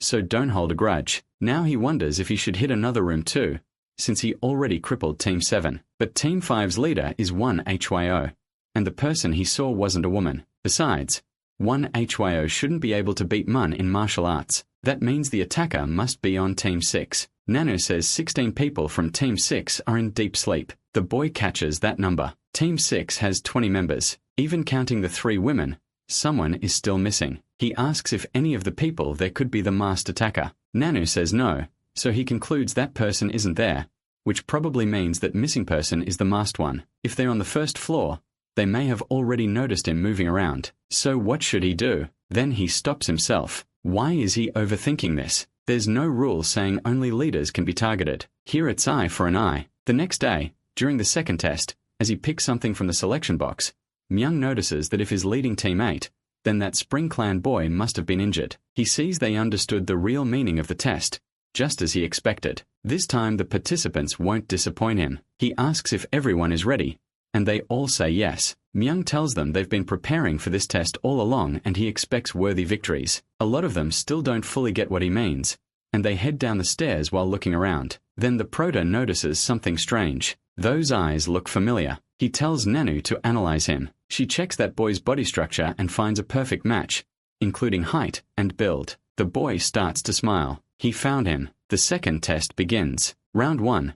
Team 1 vs Team 3. They face off, and the rules are simple. The team that suppresses the other wins. Myung gives the signal to start. Both sides charge in, and Myung starts directing his team. Myung is surprised because he's using a diagonal formation. They open from the flanks with shields crashing into shields. Myung shouts for everyone to hold their ground and not get pushed back. Then the hits start landing. Sword strikes, shield blows and arrows. It gets ugly fast. Several fighters go down with serious injuries. Myung wins easily in the end by taking down the enemy leader. With nothing left to do, the defeated side admits the loss. Myung thinks it wasn't because the other team was weak.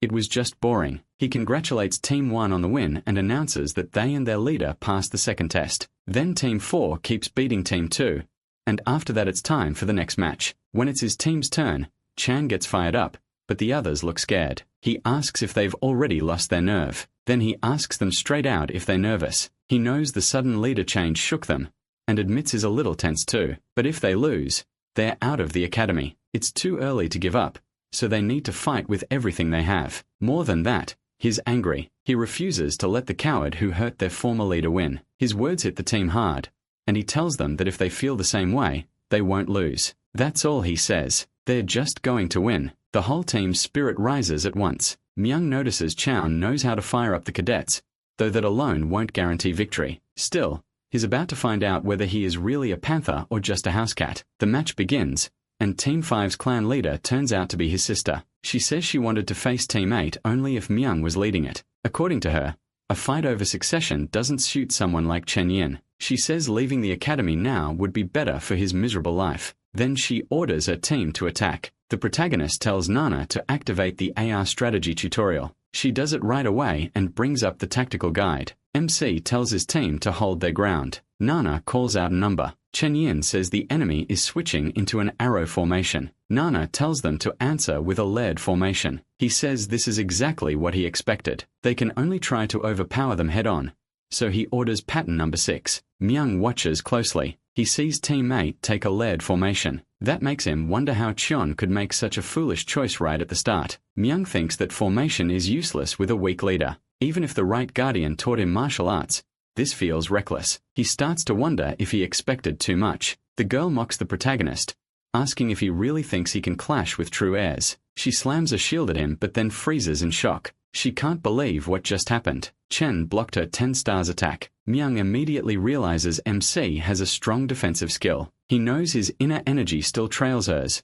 but with Nana pushing it up to teacher level, he can still come out ahead. That thought excites him. She feels herself getting pushed back, and if she doesn't switch formations now, the weaker fighters behind her will collapse. Stunned, she wonders what this bastard did. All she can do is fall back. She orders everyone to retreat and use pattern number 1. Nana reports the enemy returned to standard formation, so Chen switches too and orders pattern number 3. She gives a small smile. Then she taunts him. Does he really think Team 1's trick will work on her? His inner energy is impressive, she says, but he's still a terrible leader. He orders her team into pattern number 6. Since his inner energy isn't below hers, she decides to break his formation apart with a spear charge and 1 strike. Once his team is split up, she plans to finish Chen herself. Her side charges forward all at once. Both teams start shifting positions. People begin asking what's going on. Chen's formation keeps changing. The movement makes no sense to them. She tells her team not to panic and to brace for attacks from both sides. Then the protagonist suddenly orders pattern number 2. That throws her completely off. It's an arrow formation at the worst possible moment. Her side panics, and she tells everyone to focus forward.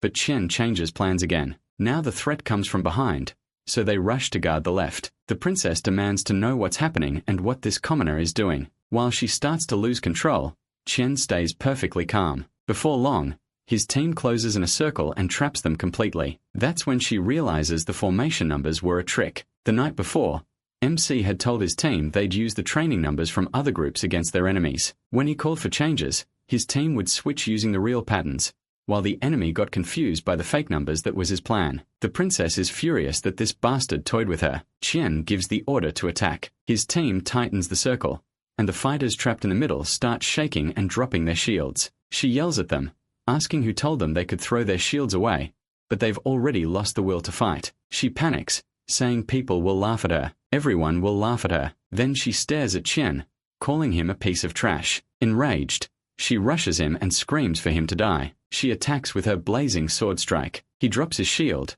draws his sword, and charges too. He deflects her blow and slices her face, though she cuts his leg in return. Even so, he doesn't stop and keeps pressing forward. Then he lands a clean hit, a brutal one. Her arm is severed and goes flying. Everyone is left stunned by Chen's skill. She can't believe it either. Her arm is gone. She starts screaming for it, in total panic. Others shout that they need to stop the bleeding. Chen looks at his sword and wonders if this happened because it wasn't a real blade. He had neutralized her attack in 5 movements, but the first one hadn't been fully complete. She keeps screaming that she'll kill him, while the protagonist realizes sword training has its limits after all. Team 8 wins, and MC passes the second test as their leader. Everyone congratulates him on pulling off that victory. Myung thinks Chen still lacks the inner energy needed to fully use the 7 connections of the butterfly, but just from that movement, he's almost at Cobb's level. He starts wondering what that drunk actually did, because this can't just be from good teaching. In only 21 days, he improved in every way. His tactics were excellent, and he even dared to cut off Myung's sister's arm. Myung starts thinking the protagonist might be a genius sent from heaven. For a moment, he wonders if he should have made him his disciple before COB, but the protagonist owns the academy, and that thought doesn't sit well with him. The other cadets realize MC beat the Sun Clan's heir. They wonder if he'd been hiding his martial arts all this time, and decide they need to remember him, because today, he showed everyone what he can really do. Then the third group of contestants heads to the arena. They move down to fight next. The boy who had been targeting the leaders thinks to himself that he thought he'd avoided defeat, but that's not what shook him. He'd nearly been hit by him. What really shocked him was that the guy he had beaten before used the time he was gone to ruin everyone's legs, and that person was one himself. He admits the boy did well to fool everyone. People notice everyone on Team 7 except the leader is limping, so they think they can crush them with a full attack. They don't know who did it, but they're grateful, so they charge hard with Formation 6. Team 7 complains they can't do anything with their legs like this, but that filthy little killer tells them to be grateful for the rest of their lives. Then he rushes in alone with an arrow formation. One of them thinks he's an idiot. What good is a formation if his whole team is limping? But his shield is knocked out of his hand in an instant. It goes flying, and the boy drives his sword into the man's chest. Anger spreads through the group, and someone orders all the limping fighters to push forward. Even so, he really does it. He keeps knocking everyone down before they can get back up, then charges again and overwhelms them. In the end, he wins almost by himself. After that, he looks at Xion and says he's next. The protagonist realizes he's made himself one very annoying enemy this time. Team 7 wins the battle, and back in the academy's main building on the first floor. In the director's office, they report on the participants who failed, up through Team 5. The director says a lot of them failed again this time, and Ranjin asks if he means the big clans. He says the ones without clans usually aim to serve the ones who do, so that's not a big issue. But errors from major clans may feel it was unfair. They would have passed if this hadn't been a group test. He adds that this wouldn't happen under the Academy Guide's usual rules, but Ranjin says they have no choice. If they stop judging performance this way, the great clans might take it as an insult. They agree those errors will still grow well in their clans, but it's a shame the smaller clans lost their chance at the medicine ball and access to the library. In fact, the two who passed should be gathering at the library now. Chan heads for the Academy's prized library. When he arrives, he says it looks even bigger than the main building. He figures the other cadets already visited the first floor while he was in the infirmary, so today they'll probably be allowed onto the second floor. When he remembers Seob telling him not to waste time on pointless things, he should master the butterfly technique and breathing method to raise his chances of passing the test. Kyan asks if those pointless things included the library, and Seob says yes. Since MC is already learning 4th and 5th floor techniques thanks to him, Seob says he shouldn't feel bad about missing the first floor. There's nothing about martial arts there anyway. He remembers that, but with Nano, he plans to analyze as much of the first and second floors as he can. Then he steps inside and notices. He reaches the first floor and hears they only get 2 hours here, so he needs to move fast. He tells Nano, "I'll flip through the pages. Just keep scanning." She starts analyzing the 5 sword mastery arts, then one book after another. By the end, she's gone through a huge pile. He asks how much time is left. Nano says there's still 1 hour. When he asks how many books she scanned, the count is 55, including the sword mastery one. He tells her not to send it all to his brain yet.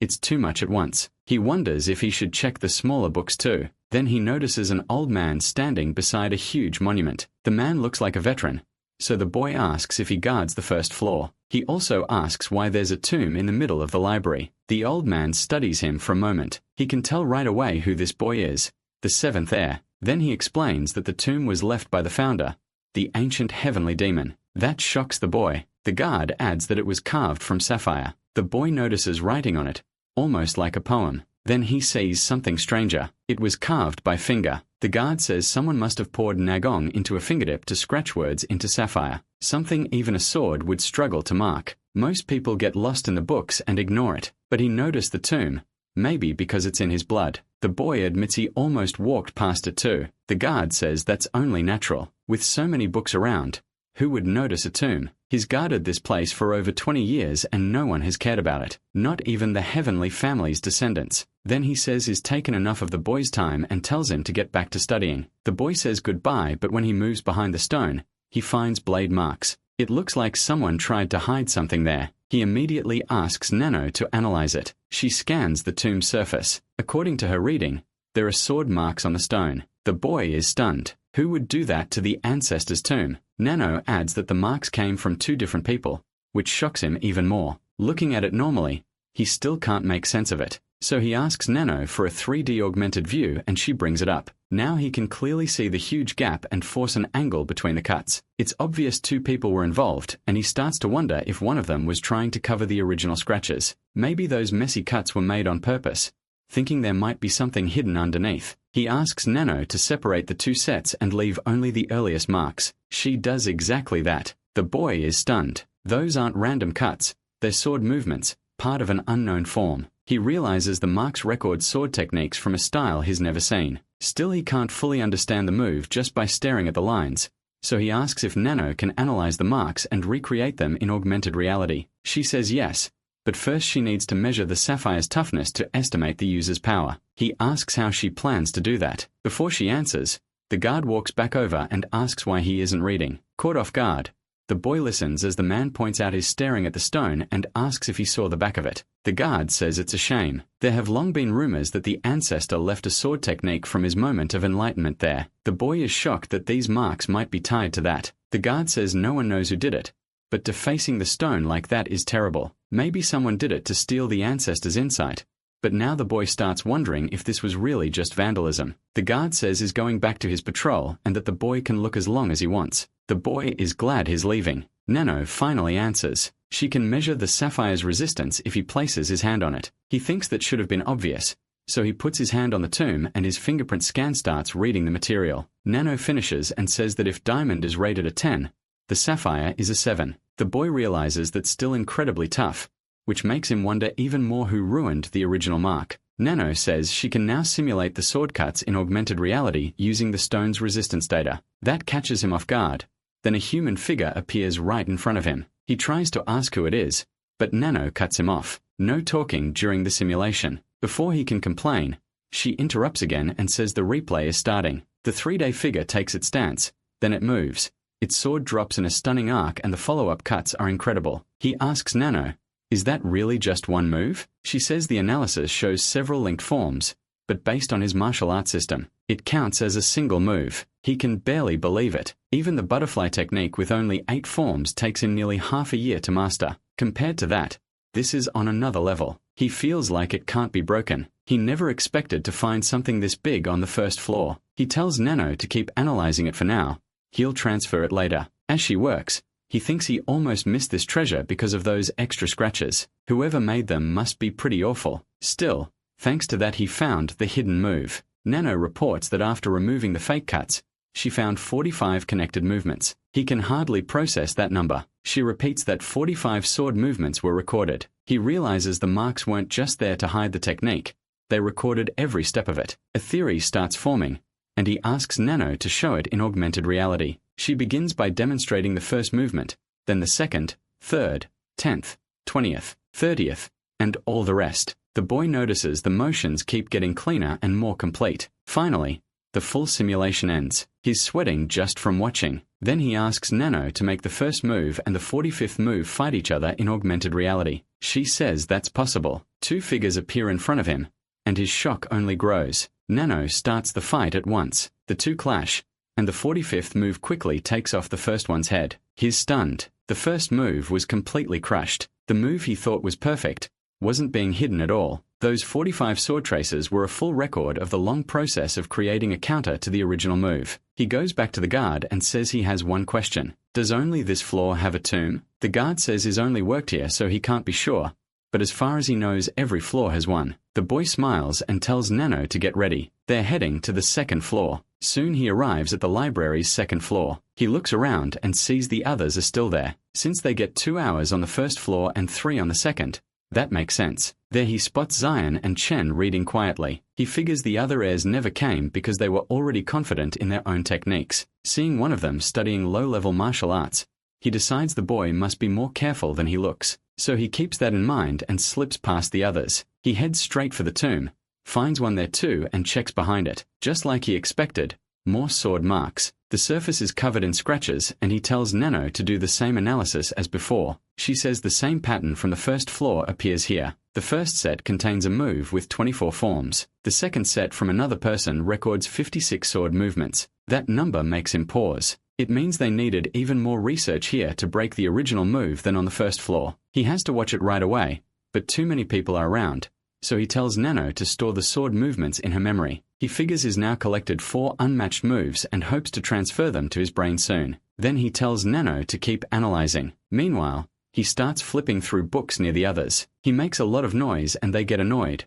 wondering what this kid is doing. They think it hard enough to learn by reading carefully, but is just turning pages non-stop. In the end, they force themselves to focus again. There's only 1 hour left, so he isn't worth their attention. While that happens, the protagonist has nanoscan every book she can, building up a massive amount of knowledge. As everyone grows more irritated, Zain-sen looks over at the boy flipping through books like that, and he becomes a little curious. Nano reports that she scanned 156 books in total. He tells her to analyze everything they got today and save it in the program data. He thinks that should be enough. Now only one thing matters. He's sure the original butterfly technique ranks among the top 10 martial arts, but he knows better than to get overconfident. No matter how amazing a martial art is, true mastery takes thousands of repetitions of every form and movement. And most important of all, experience matters. He remembers his master saying real understanding only comes after hardship and many fights. That's why the academy is the best place to gain experience against all kinds of warriors. Now he just needs to test Nano's augmented reality skill. If it works, he can build up a lot of real combat experience. With that in mind, he heads to the supervisor. Since it's already late, the man marks his attendance and tells him he can leave. Then the supervisor recalls that someone had asked when the boy would be coming out. Still, he brushes it off. The boy wonders if someone is waiting for him, but decides it can't be that important right now. The solo training rooms were supposed to open after the second test, and he wants to get there fast to transfer the moves. So he heads to the Demonic Academy's private training area. When he gets there, the leader of Team C from the second test steps in front of him. The guy says he searched everywhere since the boy wasn't in the dorm. Seeing him there at last, the boy asks what he wants. The other cadet shoots back, asking why he's pretending not to know, and asks if Zion really thought he wouldn't notice that he was the one who sabotaged the legs of his team. That starts getting on the boy's nerves. He's too busy for this nonsense. The cadet says the bloodlust coming off him makes it look like he wants a fight, then asks who told him to leave him alone. That jab only makes the boy even angrier. The other one notices he still isn't taking the bait like someone else would, thinking another hot-headed brother would have snapped already. So he realizes this boy isn't weak at all, and decides he'll have to go all out. But then someone shows up and calls out to them. By then, both of them are so locked in on the coming fight that they don't even notice. Zion gets annoyed, shocked they didn't even see him, so he steps right between them. That finally makes them stop and surprise, and the protagonist realizes this is his brother from the Blade Clan. He says they're impressively focused, just what he expected from the team leaders of the second test. Then he apologizes for making them wait and asks if he can speak first. He says it'll only take a second. He even lowers his head and asks it as a favor, which shocks the other boy. An heir is bowing to another cadet. He protests, asking what he means by speaking first when he spent all day chasing him down, telling him to get lost. But Yu-chan calmly asks what he was supposed to do when he'd been waiting because he wanted to see him. That only makes the other cadet angrier. He snaps, asking how Yu-chan dares to look down on him and attacks. Yu-chan notices how fired up he is, and knocks the strike aside with ease. Then he almost slices the boy's neck with his hand, stopping right by his chin. He asks, "How's that?" The protagonist sees it at once. Yu-chan shut down a move he'd only seen once with a simple formation. That means his skill is on a whole different level. The other boy realizes he has no chance and wonders how someone this strong ever got hit by that other guy. Yu-chan points out that his footwork is bad and wobbles with every step, then asks if his ribs are injured. Now it's obvious this man is far beyond a normal cadet. Even in perfect condition he still wouldn't win. Yu-chan says it'll be quick and tells him to wait. The boy just turns around and says he can do whatever he wants before walking off. Yu-chan remarks that he's quick to anger, while Zion wonders what he wants with him. Maybe he plans to remove him before the next test, for the reason he can't fight him now. Then the boy turns to the protagonist. The protagonist quickly tells Nanu not to use battle tutorial mode in augmented reality. He wants the butterfly sword technique. Nanu obeys, switches to action command mode through the battle system, and sets the technique. But Yu-chan stops him and asks him to wait,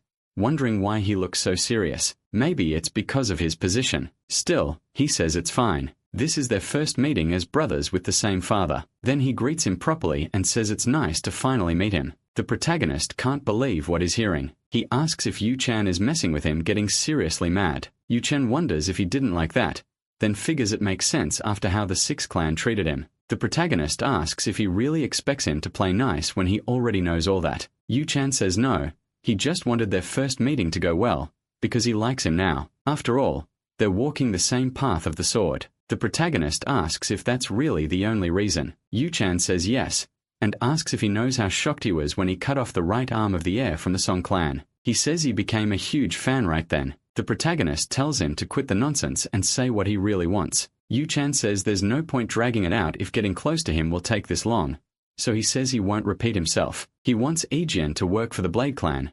That's his real goal. The protagonist is caught off guard. The other boy notices, and Yu-chan thinks that reaction is only natural. Then, Sion asks if he's serious, but the boy says he waited in front of the library all that time, so why would this be a joke? He says he doesn't know about the others, but he doesn't see him as an enemy. He wants him in his clan, standing by his side under his protection. Sion gets furious and asks if he's telling him to give up being an heir. Yu-chan asks if that's really how it sounded, but adds that becoming heir will be too hard for him anyway. The protagonist asks what he means. Yu-chan says he heard him. If he chooses the path of the sword, then they'll have to face each other and he has no chance. But since he's become a true fan, he's offering him a bright future if they walk that road together. Isn't that wonderful? The protagonist wonders if Yu-chan really doesn't see him as someone who could stand against him. Then he refuses. Zijin asks what he's talking about. The protagonist says Yu-chan won't be able to beat him, so he should stay out of his way if he wants to live. Zijin is stunned and furious. Hearing that, Nana warns that strong energy has gathered in the enemy's right hand. She tells him to use the second butterfly dance formation, light butterfly circular motion, then step half a pace left. The protagonist wonders if it's already starting. He shifts into a fighting stance. Zijin is surprised by that and laughs. Nano then reports that the energy is fading. The opponent has stopped the attack. Zijin says he got a little tense, but this makes things more fun. He brings up what the protagonist said about not standing in his way, and says that part was actually pretty cool. Still, Simu notices only his mouth is smiling. To him, all this effort feels wasted. He says they'll meet again since they're walking the same path. But then he gathers energy in his hand again, and Nano warns that the power there is surging. He swings and carves a huge slash beside the protagonist. The protagonist realizes that it's blade energy. His aura has formed a full blade around his hand. The Chan simply says he doesn't have the strength to threaten him like that. The protagonist says he must have fully matured already if he can use blade energy barehanded. Then the rumor that he fought Muyang of the Black Clan evenly for the air seat probably wasn't fake. Only now does he truly understand they're on completely different levels. So he speaks to the boy and says they'll meet again later. The protagonist is furious. After beating Muyang and driving Onryu out of the academy, he thought they were on the same level. But then he forces himself to calm down, thinking he can't rush. His goal isn't just to catch up to them, it's to stand above them all. As he heads back to his quarters, Yu-chan realizes the protagonist had read his attack from the start. He meant to cut off his right arm in one strike, but the boy moved out of the line before he could fully bring out his blade energy. That makes him think the protagonist really is different from everyone else. Meanwhile, in the academy's private training room, the protagonist arrives and confirms this is the place. It's basically a tiny booth, barely big enough for him. There's not enough room to practice full formations with shadow step. Still, the walls feel solid, so at least he can study in peace. And even if he can only gather internal energy here, that should be enough. He tells Nana to activate augmented reality, then orders her to simulate the formations analyzed from the Sapphire Tomb on the second floor. She starts at once, using an avatar to perform every attack. The boy is shocked again. It's faster and more complex than the first floor's version. Even with the final butterfly dance formation, he couldn't block a single move. He wonders how many people could stop that formation. Then Nana begins replaying the other person's counter formations in order, going from the first to the second, the third, and all the way to the 16th. The protagonist thinks it's completely insane. No one could master a technique like that without being obsessed with the sword. He can tell just by watching the progress. A clumsy, unnatural formation was refined by the 16th variation into something so perfect it sends chills down his spine. Then he tells Nana to show the original formation fighting against all 56 counters in sequence, and she starts the avatar battle before activating the mode. He enters focus mode and keeps winning, from the first form to the 16th, where he finally loses. When the test ends, Shin realizes that, just like on the first floor, the absolute forms were beaten by a gap of only one move. That makes him wonder what would happen if he faced that absolute form with the butterfly dance, since his sword form couldn't block any of the recorded attacks before, so he decides to test it. He lines up against a copy of himself. There has to be a way to beat it with the butterfly dance, and both sides get ready. Then they charge at each other. Nana reports that his brain activity is spiking, his blood flow is rising, and the energy in his abdomen is growing more active. While that happens, the simulation keeps running, and the clash in Kyan's mind turns into an all-out fight. Even so, he keeps cultivating through it. His progress seems really good until he suddenly wakes up and wonders what happened. He was sure he was locked in on the fight, so he asks himself if he fell into a trance. His body feels strange, he starts shaking, and panic hits him. He quickly gathers his aura again and notices something shocking. His internal energy was equal to 30 years, but now it's 40. He wonders if he just had an epiphany. If he gained that even without Nana's help, then those forms really do deserve to be called Muram's best martial art. He can already feel that his butterfly dance is much sharper now. As he practices, he notices even the way he cuts through the air has changed. That breakthrough didn't just raise his internal energy. Something is wrong with his hand. His actually materialized energy. He still can't form a full sword, because he lacks the power. But after the medicine ball, he'll have the equivalent of 60 years of Neigong. When that happens, the gap between him and Che will shrink a lot. He asks Nana how long he was in that state. She says 2 hours, and he's stunned. It lasted that long. Then he realizes it won't be easy to make his body catch up, especially since he has to return to the dorm. So he tells Nana to upload the forms from the first and second floor tombs, along with the 45th and 56th forms, straight into his brain. She starts the transfer, and he gets hit with brutal pain at once. He asks how long this will take, and Nana says her analysis estimates 10 hours to turn his muscles into an energy flow. That surprises him. It's not much longer than the butterfly dance, even if this needs a different martial art. But he has no choice. He says he'll have to leave for now and come back later. Back at the dorm, he notices a lot of cadets are missing when Bong walks up and greets his master. Che notices the papers in Bong's hand and realizes he's been practicing and memorizing what they studied in the library. He asks if Bong learned anything useful. Bong downplays it, saying it's just a second-rate martial art. He picked a footwork technique because that's where he's weak. The protagonist says this is when everyone has to push through the pain. The 4 days they were given to rest can't be wasted, and if he wants to improve at all, he can't throw time away on useless things. The next day, he's already back in the private training room, suffering badly, when Nano says his muscles and energy flow are complete. As hibernation mode is cancelled, he gets up and immediately starts vomiting. Nano quickly begins stabilizing the biological reaction from the transformation. Che thinks it worked,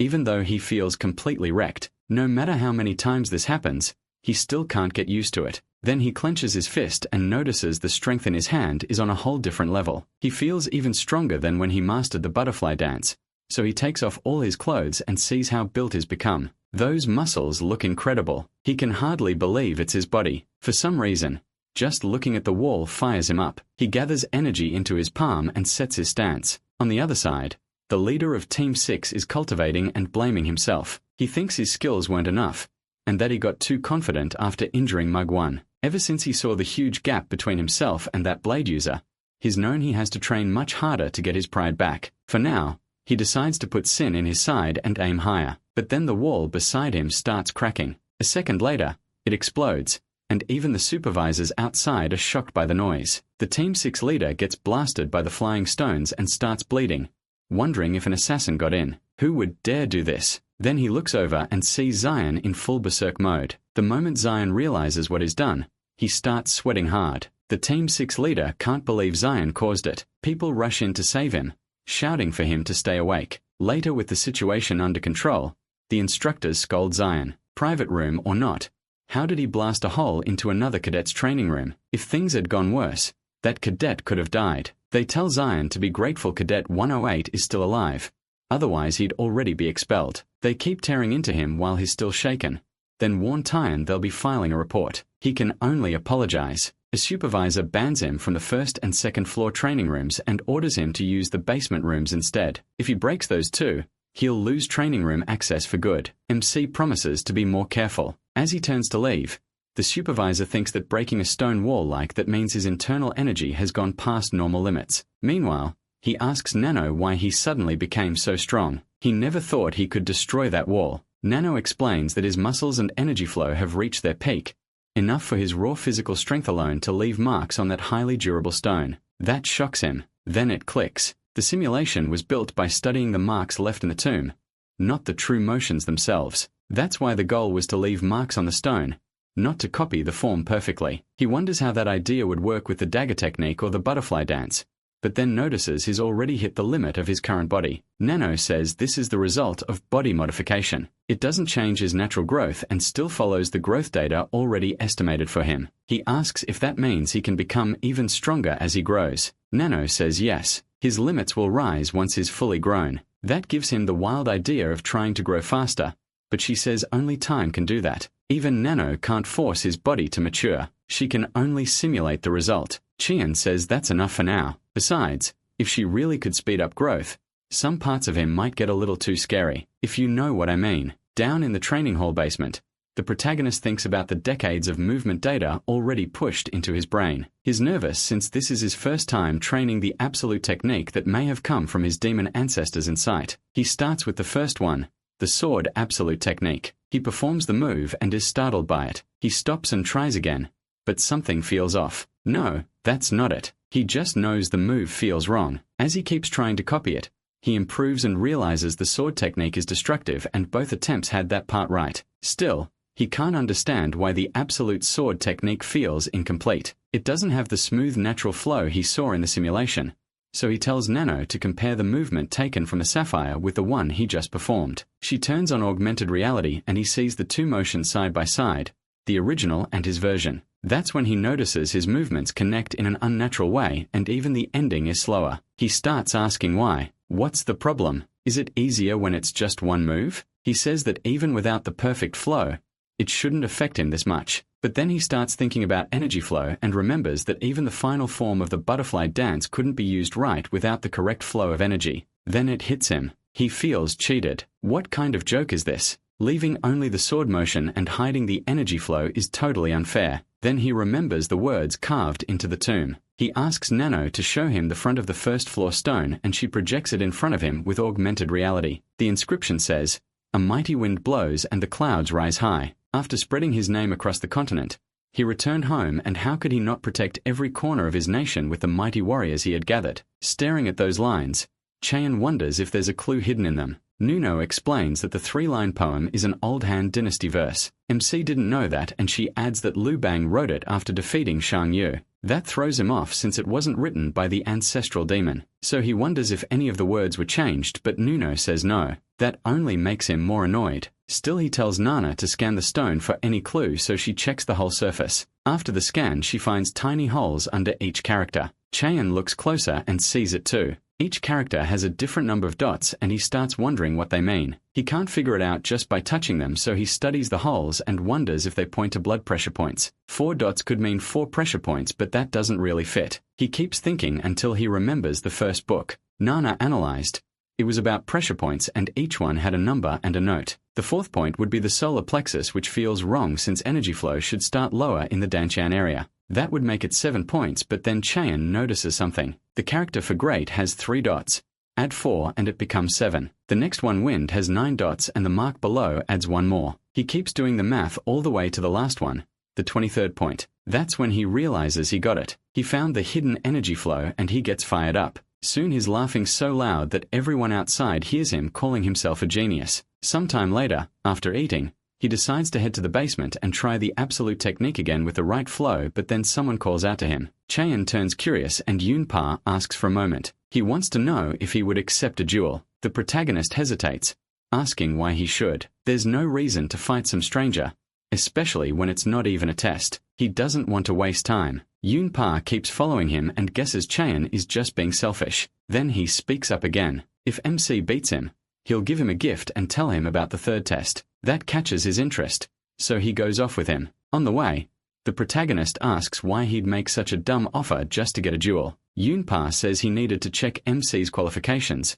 which leaves him puzzled. Then Yoonpa adds that it may not match the move Chaeyeon used to cut off Ryo's arm, but he'll show him the Blade Clan's proud lunar energy technique. He tells him to come at him, so Yoonpa charges in without holding back. He aims straight for the side of the protagonist's face, but Chaeyeon slips aside and avoids every strike. Watching him, MC thinks is way too slow. As Yoonpa keeps pressing, he lands one heavy blow and sends him flying. Yoonpa is launched backward and crashes down hard, coughing up blood. Even Chaeyeon thinks he may have hit too hard and wonders if the guy died. Yoonpa clutches his stomach in shock. He can't believe he lost that easily, especially after thinking he could at least do something after watching the protagonist fight Ryo. As he gets back up, he says Chaeyeon is amazing, just what you'd expect from the heavenly bloodline. He admits he thought MC was only around advanced martial artist level and says he'll keep his promise and share the information, but MC stops him and asks why he wanted the duel at all. Win or lose, Yoonpa didn't seem to gain anything from it. Yoonpa can tell he still doesn't trust him,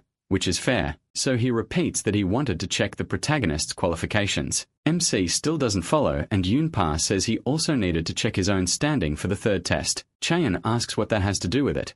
Yoonpa says there's a high chance the third test will be done in groups. He doesn't get it and points out that the academy said the test wouldn't be group-based anymore. Yoonpa explains that it won't be like the second test, but it will still value individual strength a lot. Chaeyeon notes that only advanced martial artists with this kind of skill and at least 30 years of internal energy can become high-rank warriors. So among the cadets who made it past the second test, maybe only 20 count is advanced. To make up for low internal energy, they'll need a medicinal pill. Yoonpa agrees. Once those are handed out, lots of cadets could suddenly reach that level. But there's still a big problem. The protagonist asks if it's advanced martial arts.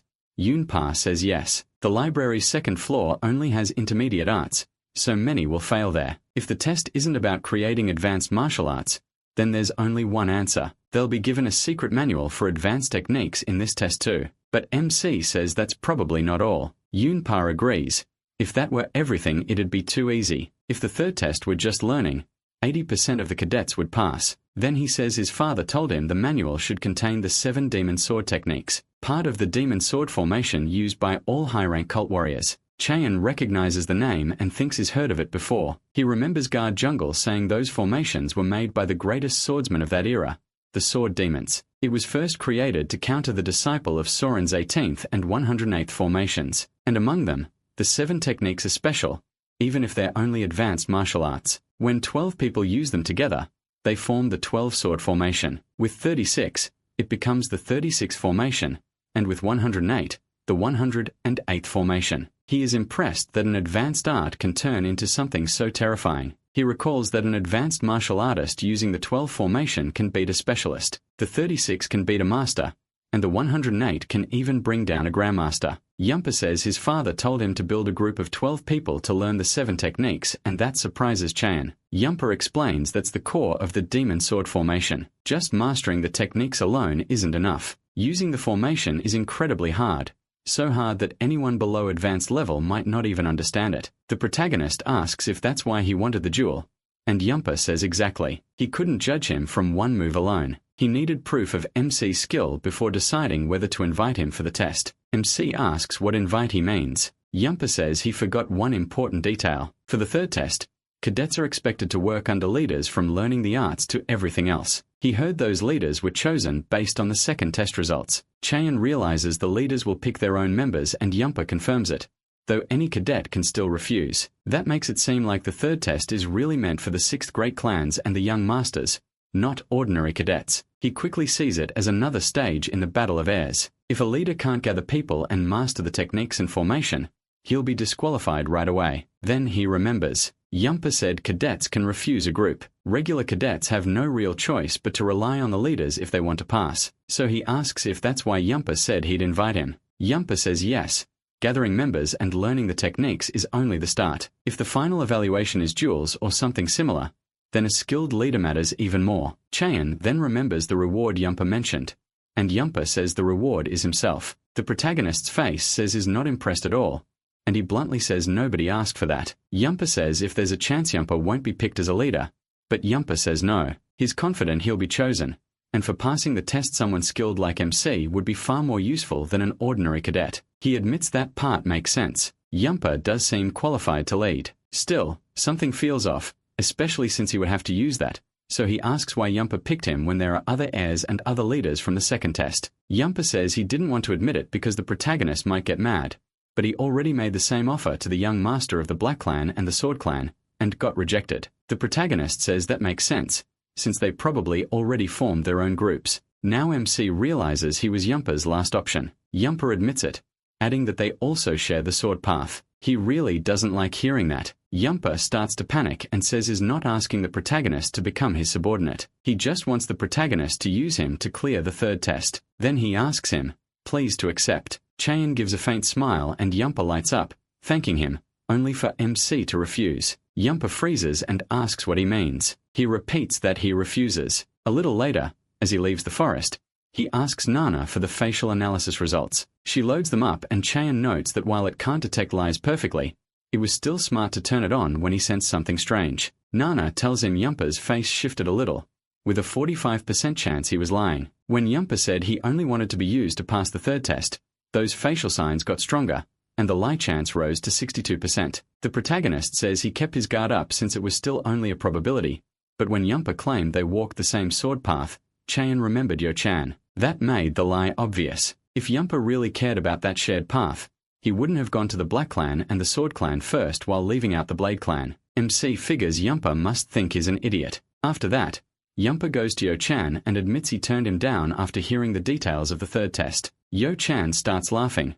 thinking the protagonist is more interesting than he expected. He got the information he wanted and left, just like Yo-chan knew he would. Yumpa wonders what to do next, and Yo-chan mocks him, asking if he plans to beg and crawl for MC's approval. Yumpa says that's not it. Yo-chan says the original plan would have been fun, join his group then quit on test day and get him disqualified. Still, it'd be a waste if he lost that way. If he weren't a rival in the air battle, Yo-chan would have tried hard to recruit him. While Yo-chan keeps talking to himself, Yumpa drops to his knees and begs for one more chance, saying he still has other ideas. Yo-chan shuts him down. He says it's over and tells Yumpa to stop this. Before it's too late, he should find a group, or maybe become a leader himself. Yumpa is stunned and asks about their deal, but Yo-chan cuts him off, saying he still has other people to pick, and he turns away and coldly tells Yumpa he has no use for dead weight like him. Yumpa is left shocked by how cruel that was and walks off in tears. Yo-chan meanwhile keeps thinking about how Cheon beat him with a single strike. The skill he showed a few days ago was nowhere near that level. Yo-chan hates how unclear it is and wonders if it was luck or real talent. Only time will tell. Meanwhile, our guy is still completely broken in the best way, thanks to those nanomachines. The protagonist heads back to the hall, thinking about the 11 people he may need to gather. Nothing is confirmed yet, since the Academy hasn't announced it, but if it's true he needs a plan. A few people from Group 8 come to mind, though not many, and there's no promise they'd follow him. He decides to finish training for the day and think more about it later in the dorms. Then he asks Nano if she finished analyzing the books they scanned in the library. She says yes, 55 beginner martial arts books from the first floor and 56 intermediate ones from the second. Shun asks if she can build a hologram of a specific person by analyzing their energy and body movements, then make that hologram fight like the real person. Nano says yes, she can choose the target as an avatar and assign a martial art. He picks the 5 sword mastery arts, and for the person, he chooses his brother. The avatar immediately keeps calling him a plebeian, even in the simulation. Chanao clearly hates that and tells it to start. The avatar attacks with the chosen art, but MC dodges easily and strikes his brother's neck, snapping it. Nano reports that the character died from a broken neck. Chan is shocked. 4 days ago that same attack only pushed the guy back. Nano explains the avatar couldn't handle the full force of his master strike. He starts wondering if his breakthrough let him surpass Muji Yuen, but that's not really the point. Giving the avatar an intermediate martial art probably won't change much, so he tells Nano to make 10 avatars and give each one a different intermediate martial art. She sets up the simulation with 10 Mu-Ji-UN copies. Their arts are Heavenly Raising Sword, Rotating Rain, Heartless Sword, Falling Massacre Sword, Fallen Fist, Horse Fist, Dark Raising, Emperor's End and Great Sunlight Sword. Chan immediately wonders if he overdid it and tries to say 10 might be too much, but then all 10 Mu-Ji-UN copies start calling him plebeian and now even the simulation is clowning him. Nano asks if she should lower the number.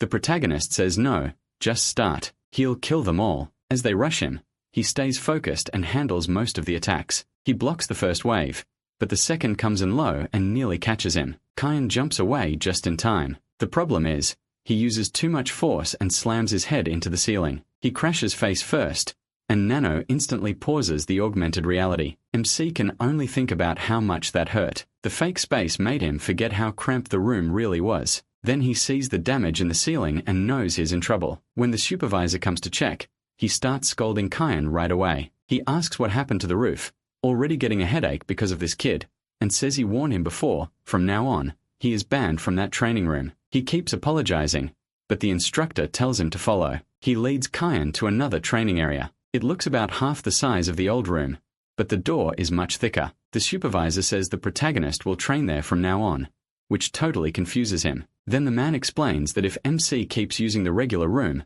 he'll just keep breaking walls. He doesn't know what kind of place this is since it seems even better than the old one. The supervisor says it's a special training room, meant for people who reach expert level and pass the 4th test. The protagonist still doesn't get why he's being given access. The supervisor says Kyan hasn't passed that test, obviously, but after causing yet another incident the academy approved letting him use it early. MC asks how he knows he reached expert level. The answer is simple. To break the hard walls in the solo training center, he must at least have that much energy. These new walls are even tougher, so no matter what he does, he shouldn't be able to break them. The supervisor tells him not to worry and just focus on training. He thanks him. With a room this solid, augmented reality should be no problem. He asks Nano for the time and she says it's around 8 p.m., so he figures he still has time. He wonders if he should keep fighting the 10 avatars, but the only advanced martial artist model he has is too weak. So he asks Nano if she can make a fighter based on instructor Seo Mangu. She says yes,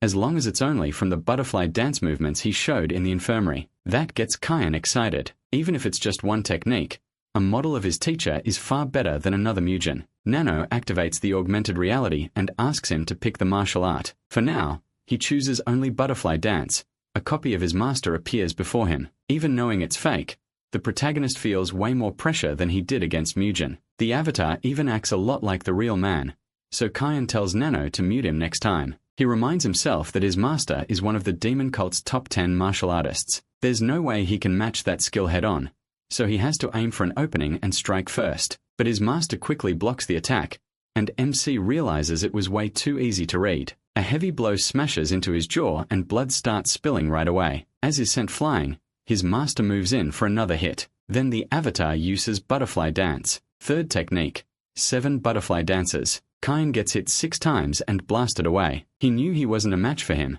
but getting crushed by a single technique is still hard to swallow. He truly sees the level of one of the demon cult's best martial artists. Nano asks if he wants to switch the avatar's martial art, but Kyan says no, reset the fight. She asks again, and he makes it clear he wants another try. This time he says he'll use the absolute technique. Kyan charges at him, but he quickly uses his fingers to stop Siam's technique, and even the avatar seems surprised. Kyan keeps jabbing with his fingers from every angle and realizes it's working. Then he uses the finishing move.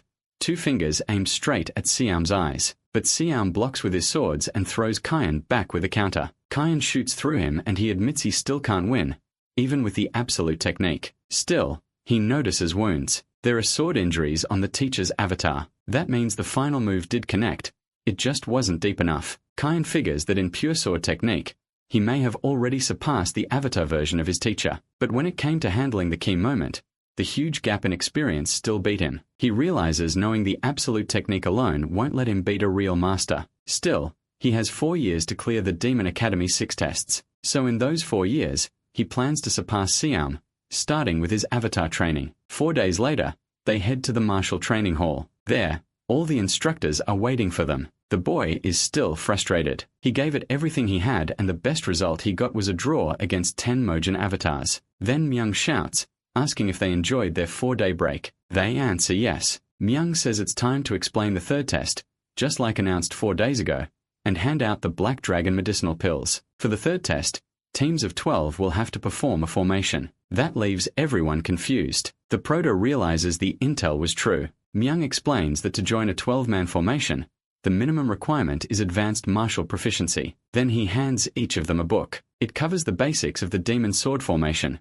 the art the main bloodline takes pride in, and the advanced secret arc called the 7 demon swords. He says that if they absorb today's pills and train hard to learn the 7 demon swords, reaching advanced proficiency should be possible. The proto thinks that doesn't sound too hard, but then Myung announces the third test is only 27 days away. Each group will have to defeat the instructors standing in front of them. Myung calls it simple, but no one likes the idea. The instructors are specialists. Some cadets say they heard a few of them or even at master level. They already thought this was hard.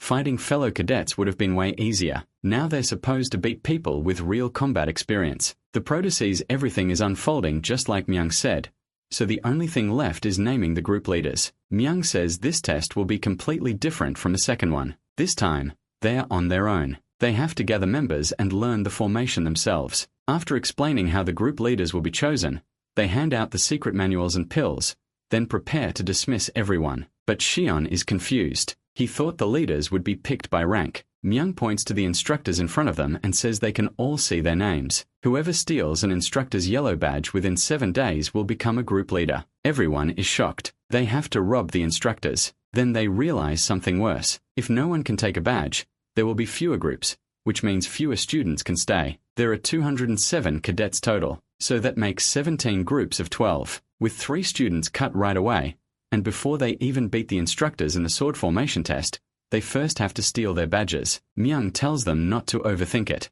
Instructors with yellow badges won't use their special arts, only the 7 demon swords. The cadets protest that it changes nothing. The specialist is still a specialist, even using advanced martial arts alone. Now the proto sees their real goal. To counter the 7 demon swords in such a short time, they'll need a deep understanding of every move. This wasn't just made harder for fun. 7 days is nowhere near enough to learn how to shut down the 7 demon swords. They did this on purpose, to push everyone into panic. Myung thinks the confusion is about what he expected, and wonders if he should scare them a little more. So he says they all have 7 days, but asks if any cadet wants to challenge them right now. Nobody says a word. Myung thought at least one person would step up. He says that with enough guts and skill, it'd be a great way to get noticed, though losing would do the exact opposite. He starts thinking no one here has the nerve. Then someone raises a hand. He recognizes him as the leader of Group 1, Mayu Myung, a candidate to become Vice Lord of the Black Clan. The proto raises his hand too, ready to go. Then he notices another volunteer, the guy who beat the Poison Clan candidate, Cheon Yo-woon Sung. That's Bark J. Myung says 2 men he didn't expect have stepped forward. Things are about to get interesting. Yo Chung glances to the side. The proto realizes the man beside him became leader of Group 12 instead of the protagonist, Yo-woon Sung. From here, he looks strong. Myung says he likes the look in their eyes and asks the instructors which one wants to entertain them. He calls out the instructors for Groups 1, 8, and 12, reminding them he told them not to go near his cadets. Then the official martial instructor, Ho Jin Chang, steps forward. That catches him off guard. As Ho Jin Chang walks out, Pyong thinks there's no need for him to volunteer if this man is handling it. From that point on, he thinks the proto better watch himself because no matter who he faces, no one will go easy on him. Myung guesses they're trying to stop the cadets from taking leader spots too easily. Still, with Jin Chang involved, it won't be too harsh or too wild, and he suggests they start with the leader of Group 1, Cadet Number 1. Jin Chang moves to face the boy, but Myung Sung suddenly shouts, asking the director for permission. Jin Chang is offended. How dare he step in when he knows he has his eye on that cadet? Furious, he glares at him.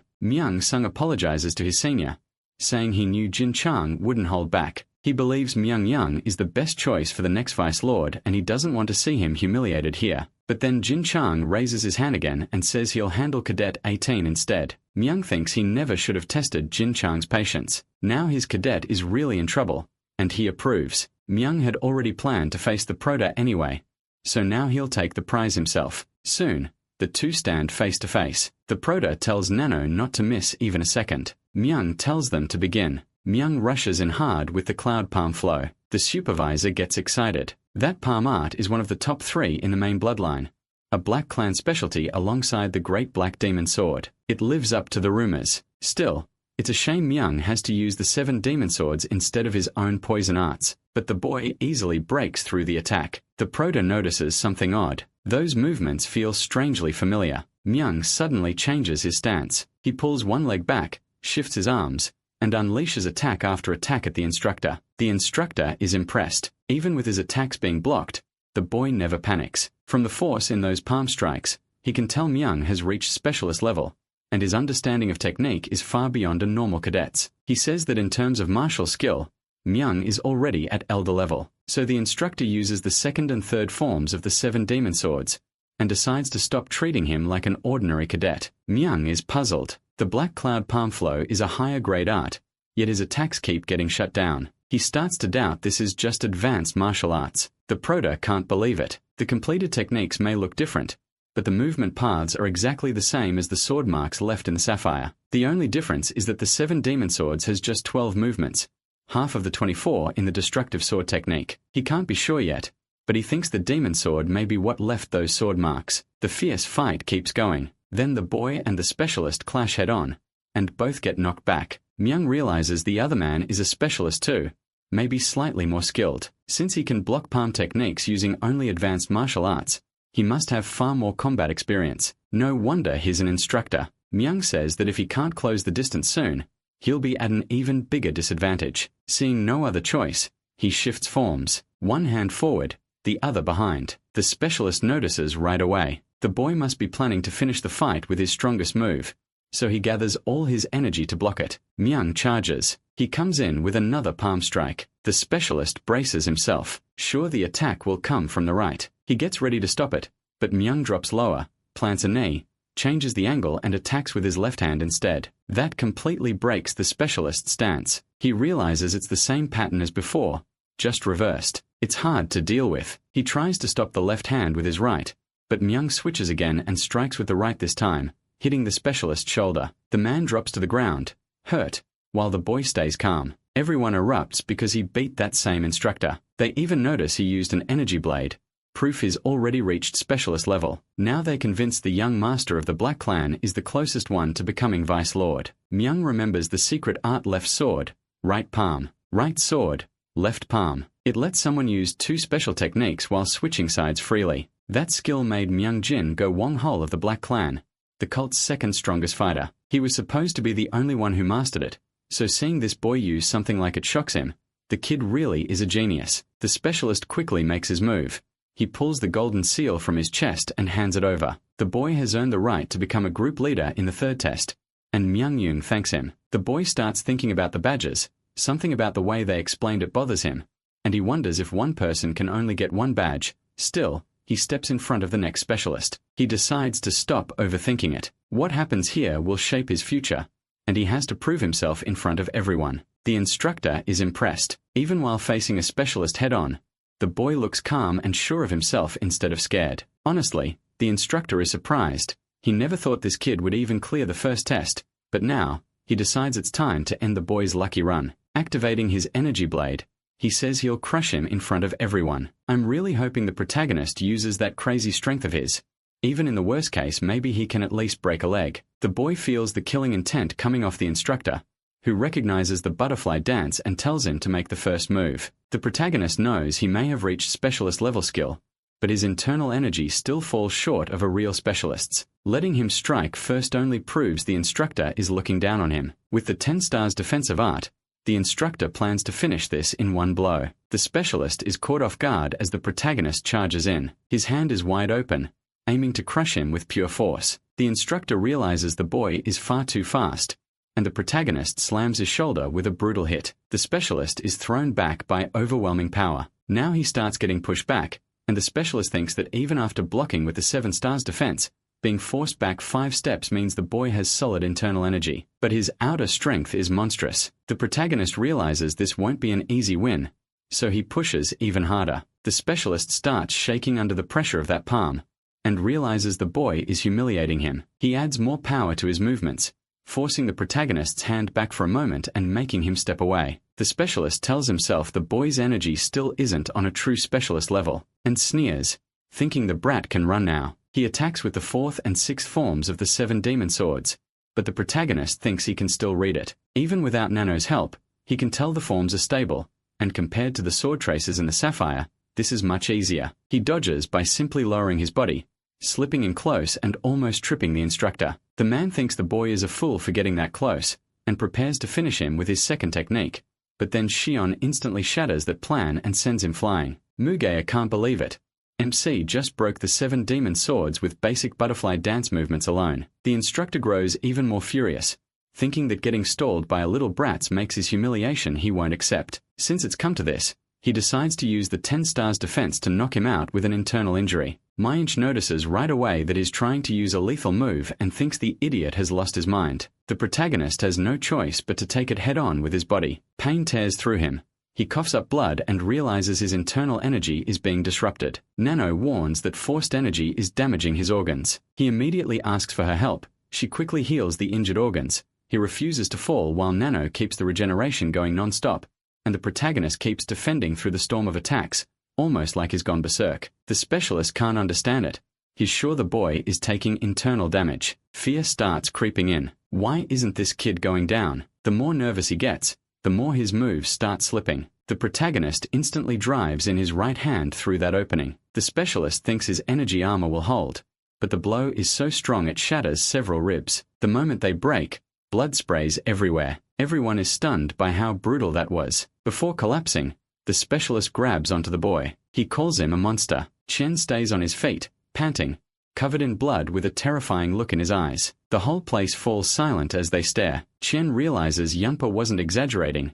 This boy could become a serious problem. Mang thinks about the 7 demon swords created by the legendary demon sword. Its countless combinations are supposed to be incredibly hard to break, yet Chen just did it. That's beyond mere talent. He's a martial genius. Mang regrets ever letting that cursed drunk go, then calls for the director and says they need to take the blood-covered instructor to the infirmary. His ribs are broken, and 3 other bones are fractured too. That thought makes Mang uneasy. He suddenly remembers he forgot to warn the instructors that Cadet 7 had punched through reinforced walls. If this man had known, he probably wouldn't have lost so badly. They tell him to get the instructor moved at once, and finally the boy becomes a leader. The instructors can only think about how the cadets will start seeing them as weak after losing twice. Jingxian looks back at all of them. He realizes talent and skill can let the next generation surpass their teachers, yet instead of being proud these men are worried about protecting themselves. Still, he feels is in no place to judge them. He let the moment sway him and picked Cadet 18 without noticing someone this gifted.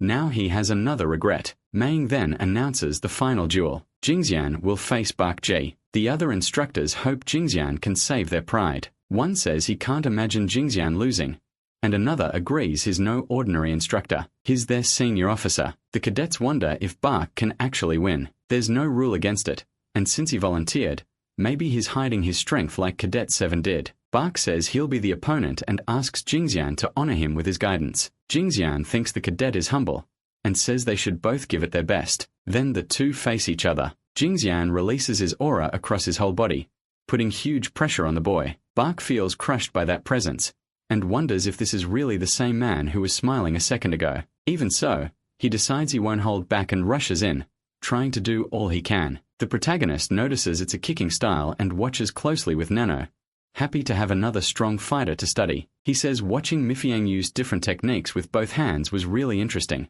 and that was only a small part of what he knows. He isn't sure he's analyzed it all correctly yet, but it should still help. If he has to fight him later, it'll be worth it. Bak opens with that kicking arc, aiming at 2 points at once. Jingxian dodges it with ease. Bak realizes he avoided everything just by moving his upper body. Then Jingxian quickly shifts his stance and tells the boy that his back foot is exposed. He goes straight for Bak's foot, but Bak steps on Jingxian's hand, spins through the air and tries to launch another of his techniques, surprising Jingxian. He lands a kick aimed right at Jingxian's face, but the senior instructor isn't about to let that hit connect. He forms a Kyu blade and pierces Bak's foot, sending him crashing back, his foot left with a huge hole. Bak realizes that for Jingxian to form a Kyu blade that fast, He must be a master. He used only a simple sword motion.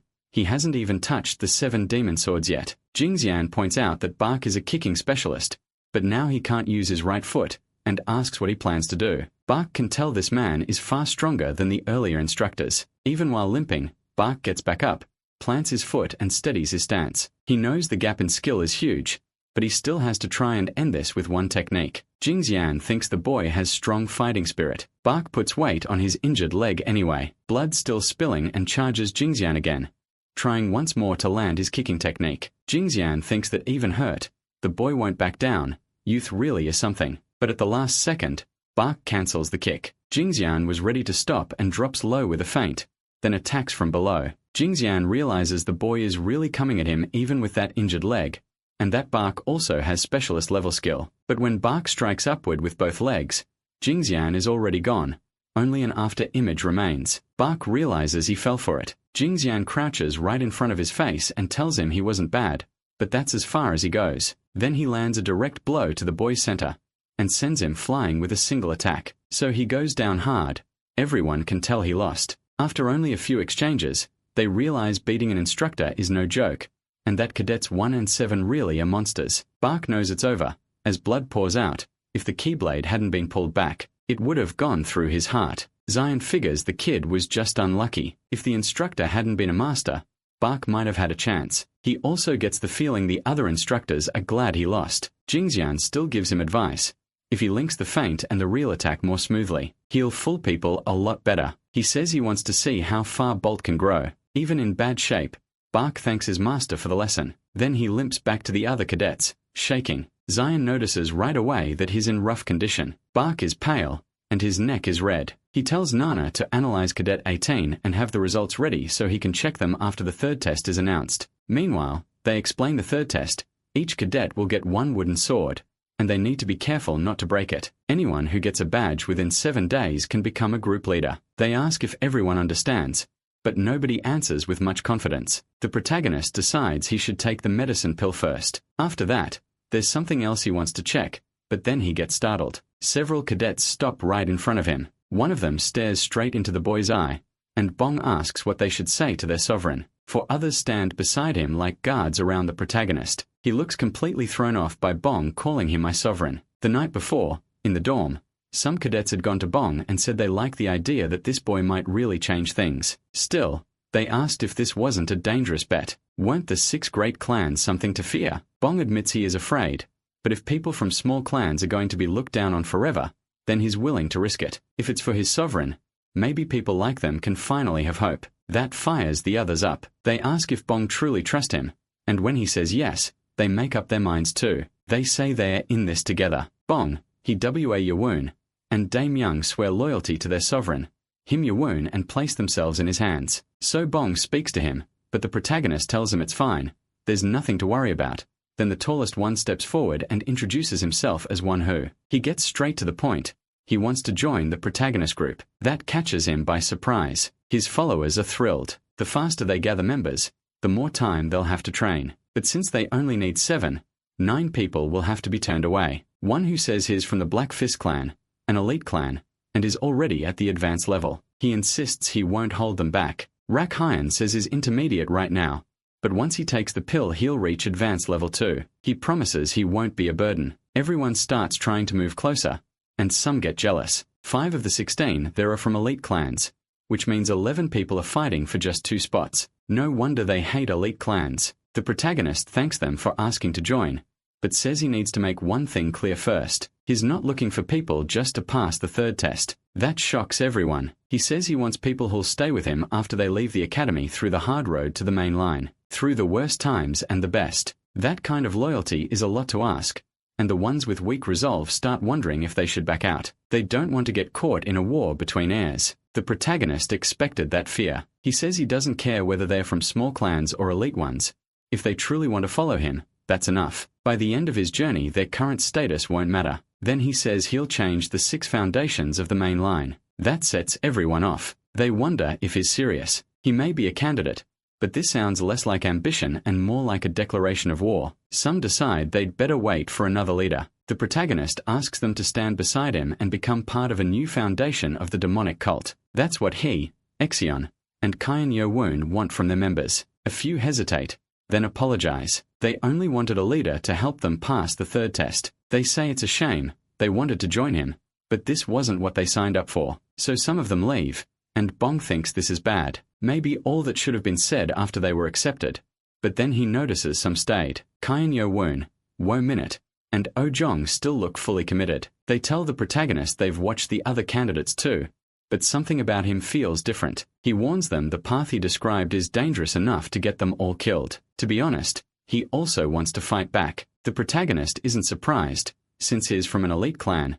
He could have chosen a stronger candidate. But Kyan Yo-woon says that like any martial artist, he dreams of power and glory. Hearing that ambition made him want to follow the boy. Then he drops to one knee before the protagonist and swears loyalty. He says he may have doubts, but he'll never kneel to anyone else. One of the future Demon King swords, the first sword, the fist, MC Yo-woon asks to serve as his first sword. Wo Minute and Jong also swear loyalty to the boy. The protagonist starts to feel like things are finally moving. He thanks all of them, but Bong quickly says first sword or not, he's still the Sovereign's first follower. Wen Shu just smiles at that. Later at the entrance to the Demonic Academy Training Center, he tells everyone to absorb the pills and memorize the full text of the 7 demon swords. They ask if memorizing the text is enough, and he says no. Starting tomorrow they'll train together, and he'll personally check their moves and techniques. That convinces them they chose the right sovereign. Being looked after like this feels incredible. The protagonist, on the other hand, is copying the only master he ever had. He figures he'll just beat the lessons into them until they learn, same way his teacher did. He tells them to head to their training rooms. They'll meet around 10 after taking the pills. Then when Shu walks over and asks if he can say something, he says he may be overthinking it, but from now on the boy should always have at least one follower with him. He's worried because of the order to take instructors' badges. That makes the protagonist stop and think. The director said anyone who got a badge in 7 days would become a leader. Maybe they don't actually have to beat an instructor. Maybe they can steal badges from other cadets too. When Shu agrees, since his sovereign has fewer men than the kid from the Black Clan, he could become a target. It wouldn't hurt to be careful. Chen thanks him for the warning, and when Shu says that's only natural since he swore to serve him. Then he says he'll use the room near his, but the protagonist explains that he can't train there for certain reasons. He's using a different place. When Shu is shocked and asks if that isn't the sentiment for specialists, that only makes him admire Chen even more. He says he'll work hard enough to reach specialist level and train in the same center. The boy's excitement even surprises him. Inside, after taking the pill, he manages to form a keel sword. Now he understands what being a true specialist feels like, having over 60 years of keel. He says that if he pours this into a blade, he should be able to make a strong keel weapon. He thanks Nana for her help, saying this was possible because of her, and she proudly says that's right. So he asks if humility doesn't exist in the future, and she says it does. She just doesn't know how to use it. Then he tells Nana to show him the recording of Bakja's fight. She projects the video into his vision in augmented reality. He tells her to pause the video and zoom in on Bakja closer still to the neck and face. She does, and he notices the pale face, the red eyes and the red marks on the neck. Those definitely shouldn't be there, and he gets more and more irritated. Sometime later an instructor starts another match. This time it's against him, and he realizes that Guy has already gone beyond normal cadet skill. He's a specialist too, which means he can't beat him with only the 7 demon swords. He notices this boy isn't completely shutting down moves like Cadet 7 did, but is taking advantage of the blind spots in the techniques. The instructor admits he was doubtful, since the kid came in so confident after only 4 hours, but analyzing the 7 swords that fast makes him a genius on the level of the other 2. The Blade Clan candidate Cadet 5 Yucha, and he says there's no point dragging the duel out. They can stop here. The boy realizes what that means. That means he's giving up his badge, tells him to join his group and says he expects big things from him. The boy thanks him. He can't hide how happy he is. He actually pulled it off. Then he starts wondering who the next target will be. Meanwhile Bak Ki stays calm, just sitting there and eating. Then Kyung-won walks over. He says he liked Bak Ki's earlier match against the instructor. Bak Ki taps his chopsticks down and tells him he's eating, so don't bother him. Kyung thinks this guy is rude as hell but decides to get straight to the point. He says Bak Ki's skills impressed him, since he seems to be a new specialist and looks like he wants to lead a group. Kyung-won asks if he wants something bigger. Bak Ki keeps eating like he doesn't care at all. That only makes Kyung even madder. Still, he forces himself to stay calm. Getting angry now would ruin his plan to gather talented people. So he tells Bak Ki to think it over. It could be a great chance. Bak Ki says this is the second time. He remembers that Blade Clan Dai acting all confident and asking him to be his right-hand man, and that pisses him off even more. He says he honestly doesn't want to lead anybody or chase some bigger title. He just doesn't want to stand under anyone. His goal is to get stronger. Then someone else comes up and politely asks if they can talk, apologizing for interrupting his meal. Bak Ki thinks not again and tells him to get lost.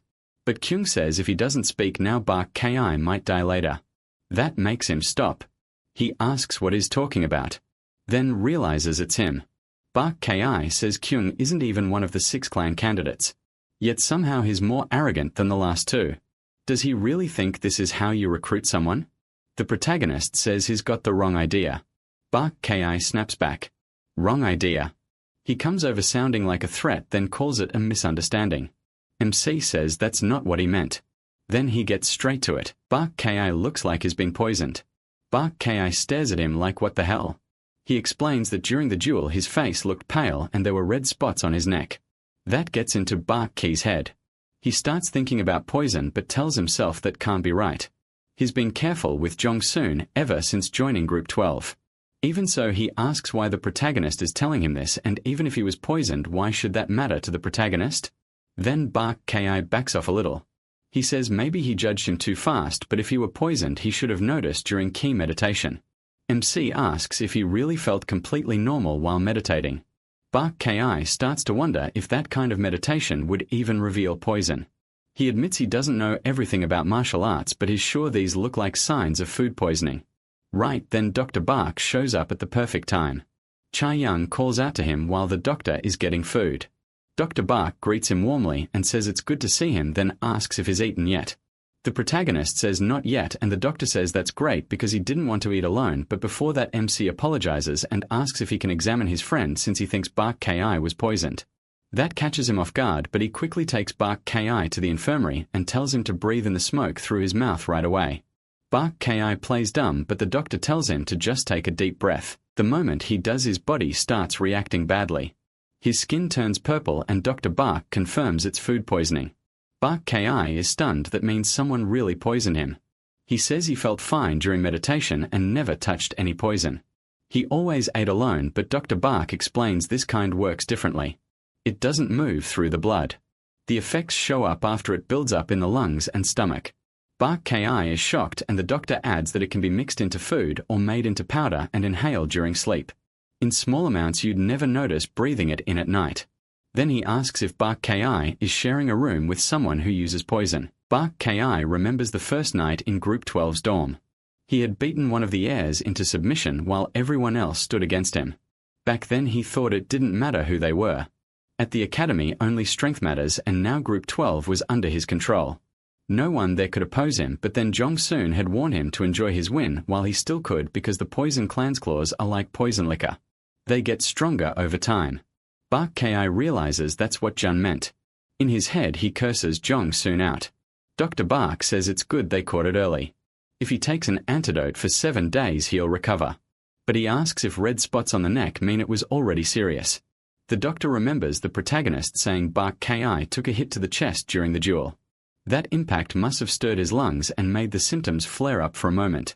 If those signs had stayed visible all the time, not even a god could have saved him. Bak Ki asks how Chin knows so much about this poison.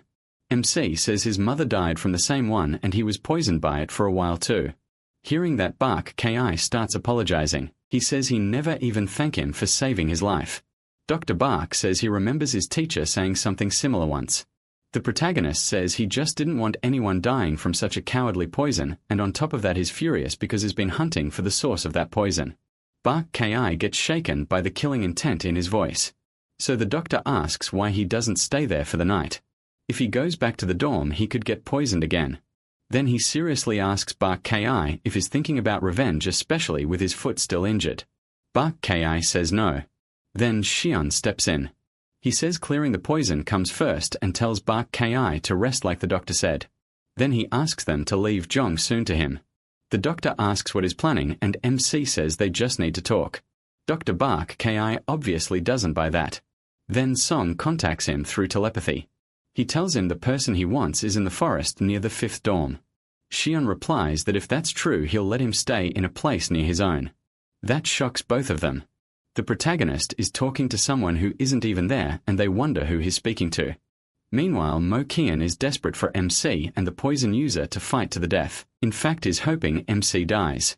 As Shion heads there, Jong-soon is already in the forest thinking that since the instructors stay in the 5th dorm nobody comes around here. It's the perfect place to gather poisonous plants. He says the medicinal pill gave him the inner energy of a specialist, and if he trains hard for a few days he'll reach the 5th level of destructive poison. Up to the 4th level it was just basics, but from the 5th on the techniques become truly deadly. So even without using food poison he'll be able to make Bark Ki kneel. He even plans to kill him before the poison can. Then he shows up and asks why he looks so happy. Jong-soon points his lantern and asks who's there. He can tell it's probably not an instructor, but the weak light keeps him from seeing clearly. Shion keeps walking straight at him and asks if he had fun playing with poison. Jong-soon realizes it's the protagonist and asks what he's doing there. Then it hits him. MC said playing with poison. He wonders if he heard that right. He brings up the red spots on Bark Ki's neck and asks if Jong-soon really thought he wouldn't figure it out. Jong-soon is thrown off. How does Shion know? Then he starts laughing. He says so that's how the protagonist found out, and now that he mentions it, the protagonist's mother died the same way too. The second he calls her a bitch, MC caves in his mouth and part of his face with one punch, sending him flying. That hit is insanely satisfying.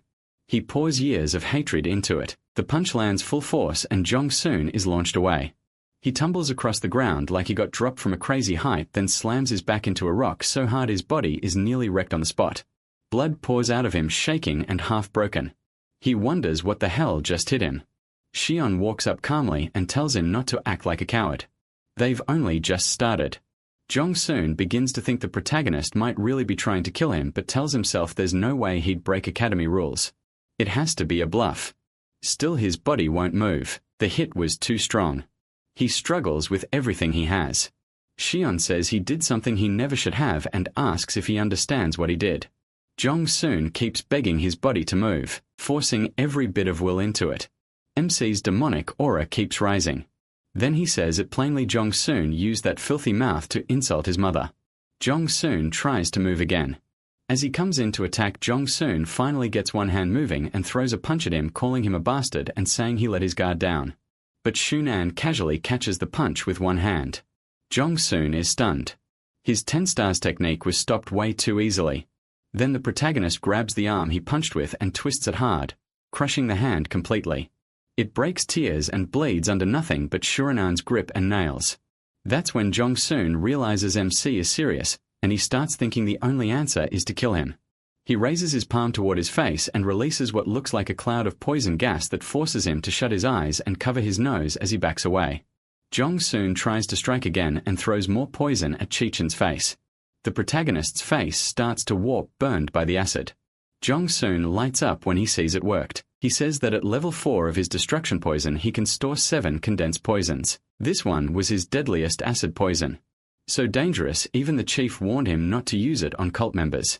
But with death this close he stops caring and smiles through the blood. Then Kian calmly gets back up and Jong-soon freezes. Nana reports that a strong acid poison has been detected on the user's face and hand. Emergency defense kicks in, neutralizing the poison and repairing the damaged skin. Jong-soon can't believe it because Kian healed at once and his skin is fully restored. He just stares, thinking what the hell is this? Fear takes over. As he looks at MC, he didn't just block the poison, he recovered from it too. Jong-soon knows that shouldn't be possible, not even for a martial master. He drops with his broken hand shaking in fear, staring at his brother, who now feels like someone else. For a second he wonders if Kian is a monster. The protagonist grows more annoyed by all the poison. Sure, someone from that clan would use it, but he's done letting them live. That look on MC's face terrifies Jong-soon even more. He starts crawling across the floor like a bug. Kian takes the chance to punish him with a brutal kick to the head that sends him flying. Jong-soon's condition gets worse as more teeth break loose and he spits out blood and fragments. He curses wildly, then drops in front of Kyan and presses his head to the ground, begging for mercy. He keeps pleading, slamming his forehead down again and again. It's pathetic, he's bawling, toothless and completely wrecked as he begs to be spared just this once. He grabs him by the shoulder and asks if he wants to live, if he really expects mercy. Then he remembers how they made his mother die in agony, and now this guy still dares to beg. Jong-soon finally realizes just how badly he screwed up. Chong's is never going to forgive him. His thoughts jump to the instructors and he remembers there's a dorm nearby, so he starts screaming for help. The protagonist cuts off his voice with a strike to the neck, now mute. Jong-soon can only panic while Chong calls him an idiot for thinking he'd just stand there and let him alert the nearby instructor's dorm. Then MC asks if this is the hand Jong-soon used to throw poison at his face. He stomps down and crushes it. Johnson screams soundlessly, and he coldly says that judging by his lips, he's probably trying to say it was the other hand. That hand is ruined too. The fingers bent in every direction. The protagonist says he won't kill him today. He's not getting thrown out of the demonic academy over trash like this. For a second, Johnson feels relieved, but Kyan says death would be a waste. He'll torture him until Johnson begs to be killed, and to start, he'll begin with the bones. Johnson realizes he has no hope left, and tears finally spill out. Sometime later, he's twisted beyond recognition. Kyan didn't leave a single bone intact, and Johnson can only wonder how he ended up like this. His body is bent into a horrible shape. He tries to think back and Borf comes to mind. Then he remembers this all started because of a micro-poison. Rage rises again as he wonders when he first learned about it, and his mind goes back 6 years to the pharmacy in the Poison Clan's main house. That memory drags him fully into the past. He hears his mother or one of the important women there, asking how long it will take before it works. The answer? Less than a year. A woman in a flashy hat says that sounds perfect. Anyone without knowledge of internal ki would never notice. Johnson's mother agrees and says of course they wouldn't. Then she asks what she wants the micro-poison for. The woman asks if she really wants to know where it'll be used, and laughs while glancing at Johnson. He isn't sure what to make of it. Less than a year later, news spreads through the demonic cult that Lord's seventh wife, Lady Hua, has died. Johnson's mother is thrilled, because she hated that woman. But the joy doesn't last. They soon learn Lady Hua died from a micropoison, and Johnson's father is furious. They barely avoid his wrath because the demonic doctor argues that micropoisons aren't unique to the Poison Clan. The cook who prepared Lady Hua's meals kills himself, and the real culprit is never found. The only clue is that the cook had met the veiled lady sometime before. No one ever learned who she was. Because of that case, Johnson's grandfather, the Poison Clan leader and one of the 6 council elders, lost his seat, and Johnson's father cut ties with wives from the 6 great clans. Later Johnson's mother tells him she didn't use him, asking if he actually saw him deliver the poison to her. But if she explains any more, it would be the same as admitting she's a killer. So she tells him this secret must go to the grave, or he'll face his father's wrath too. Johnson has no choice. In the end, his mother dies a few years later under the weight of that guilt. He wanted to tell everyone it wasn't really her, but he couldn't break the promise he made. That's when he swore he would become Lord, the highest seat in the heavenly demon cult, and take revenge on the real culprit and her whole clan for his mother. And since he blamed that filthy woman as the root of it all, he decided he would kill her son with his own hands. Even now he asks his mother for forgiveness. Because no matter how hard he trains, he no longer believes he can beat that monster, remembering Chian's terrifying face. MC says that even if Johnson stayed in the academy, he'd just keep using poison on other cadets. So if he can't kill him, he'll destroy his Dantian instead. Johnson is terrified. He shakes his head frantically. Chian notices he's still resisting even after the paralysis pressure point was activated. He asks if Johnson wants to say something and decides to release the pressure point that sealed his voice. So he does. Johnson starts mumbling so badly he can't understand a thing, so he asks Nano what he's saying. Nano begins analyzing, and Johnson says it wasn't the Poison Clan that killed his mother. The protagonist snaps, asking what he means. Through slurred words, Johnson insists the real culprit was one of the women from the other 5 clans, and Nano relays it. He begs MC to spare his Danchan, nearly blurting out the secret his mother made him keep, that thought stops him cold.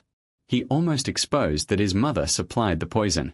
He thinks he can say anything but that. Chian catches on, that he's hiding something, and tells Nano to run a facial analysis. Then he asks if Johnson is sure the culprit was from one of the other 5 clans. Johnson nods, and Nano says there's no major change in his facial muscles. The chance is lying is under 5%. He starts to wonder if he was wrong to blame the Poison Clan.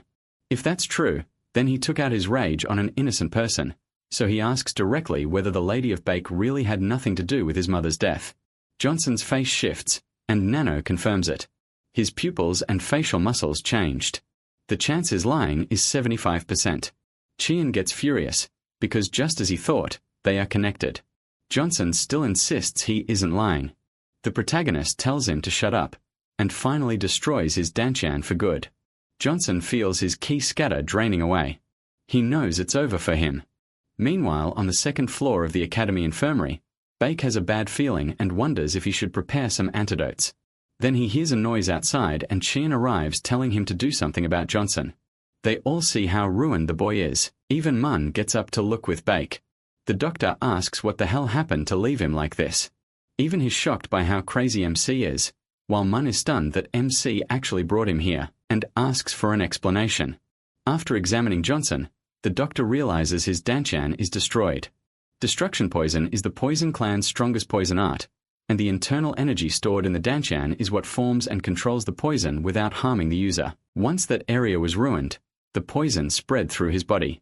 The doctor may not be a martial artist, but he knows how important a Danchan is. He expected something bad, just not this bad, and he tries to do something. Trying to treat him, the doctor wonders how his blood can smell so awful.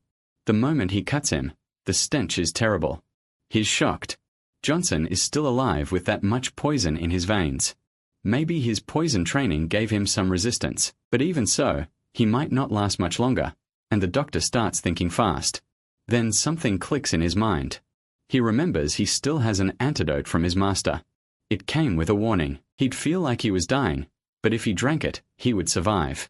At the same time, Kyan thinks he can't just let him die, and asks Nina if she can enter Johnson's body to heal him. She says that breaks the system's rules. Since the user's DNA is registered, she can't move to another person or leave his body. So he realizes that option is impossible. Then he notices some of Juno's blood on him, and asks if Nina can analyze the poison from that. She says yes, and tells him to touch the sample he once checked. He does. Nina finishes the scan and reports that 7 different toxins were mixed together, creating a new poisonous effect. Juno immediately asks what medicines need to be combined to make an antidote. Nina projects the list right into his vision, showing every herb he needs. Meanwhile, the doctor stabilizes Juno's sin and says the danger seems lower, now that he's slowed the poison with acupuncture and an antidote. Then he catches something strange, the smell of medicinal herbs being boiled. He turns and asks what Juno is doing. The protagonist says he's making an antidote to fix the problem. The doctor stares at him like he's lost his mind, and asks how he could possibly do that. But when he looks closer, he sees they're all detox herbs, still used the wrong way. They could become poison too. Then he realizes the mix is perfect, and starts wondering if this kid studied medicine before. He admits it's a solid formula, but to make something like that, Juno would need to know the poisons first. Acid toxin, herring toxin, grain fungus, tree frog poison, and red spider venom. That leaves the doctor completely stunned. MC asks Dr. Begajoy to trust him just this once. And with that, he finishes the antidote and gives it to Junos. Seeing him drink every drop, the doctor says he clearly still wants to live. He's done what he can. Now he just has to keep the poison from spreading further with more acupuncture. He adds that Junos mix the ingredients well, but warns him not to do something this reckless again. Junos quickly apologizes for causing trouble. Then the doctor asks if he really destroyed his Danchan. He knows the academy runs on survival of the strongest, but this still feels extreme. The academy director and the Poison Clan won't let this slide, so he asks what the protagonist plans to do. MC thanks him for the concern and says this mess started because of him, so he'll deal with it himself. Begajur looks at him and thinks that even though Junon has acted mature for his age, he can still see the recklessness of a 15-year-old boy. If he's made up his mind, there's no stopping him, but he hopes he'll think harder about the consequences. From his own experience, the people who survive aren't always the strongest, they're the smartest. He tells him to stop being so hard-headed.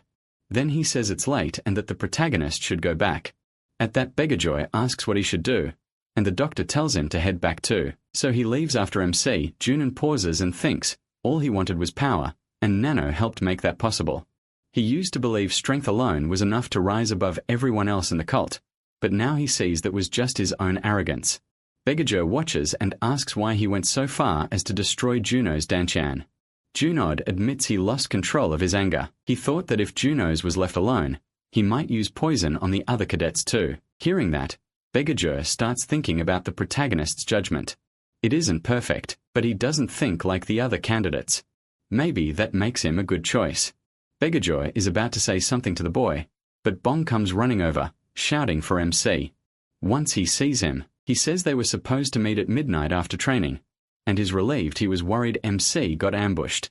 He apologizes for making everyone worry and Bong brushes it off, just glad he's safe. Begajur notices that the protagonist has found people who are truly on his side. As for himself, back in his dorm, he has no one. He says he's leaving, but Cheon stops him and asks if he was going to say something. Begajur says it's nothing important and tells him to forget it. Then Bong calls MC back to the dorm. There he explains everything that happened. Wu says that even with Cheon's special power, they still need to get much stronger.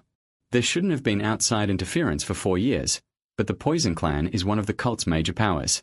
Since they don't know how that clan might come after him, Wu says they need to be careful and focus on growing stronger. Everyone agrees, and Bong starts wondering if Wu is smarter than he looks. He says they have to be ready now that they've made an enemy of the Poison Clan. Bong says that's obvious, but is more worried about how the director will handle this incident and hopes nothing worse happens. The protagonist says the rules never state that destroying someone's Danchan is forbidden, but to a martial artist, the Danchan is everything. What happened is fully his fault. He acted out of anger without thinking. The next day, he goes to see the director. His friend's worries were right after all. Chai Yang introduces himself to the director, offering a greeting. Bong says nothing and calmly keeps working until he puts down his brush. Then he says Chai Yang made him waste a lot of time writing a report. He tells the boy not to feel bad that he didn't return the greeting and tells him to sit. Bong says they'll deal with the public matter first. He'll speak as the academy director before anything else. That wording catches MC's attention. Mai Ching says destroying a Danchan, the core of a martial artist, is a stupid act, something that has never happened at this academy. If it's ignored now, another fool may copy it later. Then he addresses Kaijen directly, ordering him to give up his yellow badge and spend 5 days in solitary confinement at the detention center. He stays surprisingly calm and asks if he's not being expelled. Mai Ching says of course not. Expulsion only happens if someone fails a test or kills another cadet outside a test or duel. That eases Keone a little, since he had expected the worst possible outcome. But Myung tells him not to look so pleased. The protagonist knows is right. Losing the badge means losing his spot as group leader, and if he's locked up for 5 days, he'll only have 1 day left to earn a new badge. He wonders if any instructor will even still have one by then. By the rules, he should have been locked up for 7 days, but that would have ruined his chances completely. Myung already gave him a small opening. Then Myung's whole presence suddenly changes. Killing intent fills his eyes. Chen is shaken by it. The aura is overwhelming, so strong that even with his abilities, he can't measure it. Myung asks why they don't talk about MC's stupidity. Not as director, but as his senior in the cult. He says he's blocked all sound with his aura, since what he's about to say would be a problem if anyone else heard it. Then he turns back to Kyan and says he had high hopes for him, but he did something no one else would have done, and is deeply disappointed. The protagonist apologizes, but Myung snaps that an apology means nothing. After this mess, he asks if that's really the best the protagonist can do, because he caused chaos and doesn't even know how to clean it up. Then he lays out exactly what MC did. He suspected Jong Soon was tied to his mother's murder because of the poison, so he destroyed his dungeon for revenge.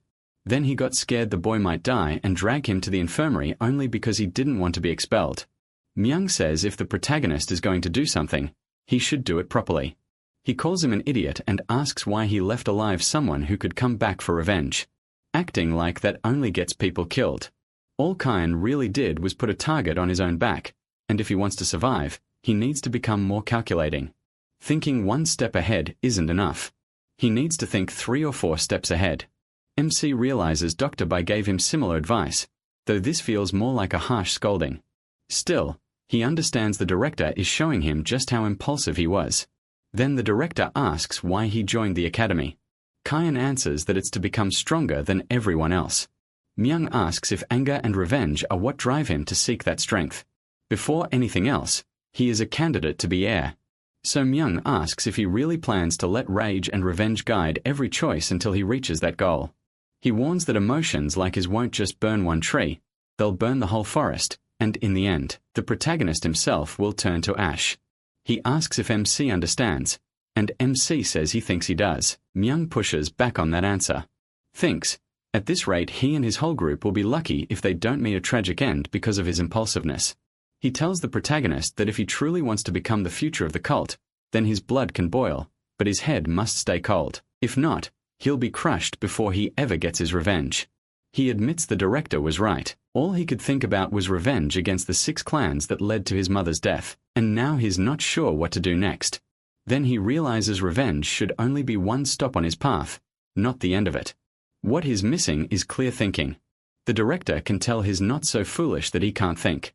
If he truly understands himself and what he wants, he could grow into the cult's greatest monster. And the director thinks that monster will be born from his wise advice, not from some drunk. With that, he pulls back the aura that had been blocking all sound, and takes the badge back. The boy says he'll follow the director's advice, and is quickly taken to the detention center. On the way, he tries to speak with the director, and asks for a moment before he's locked up. But the answer is no.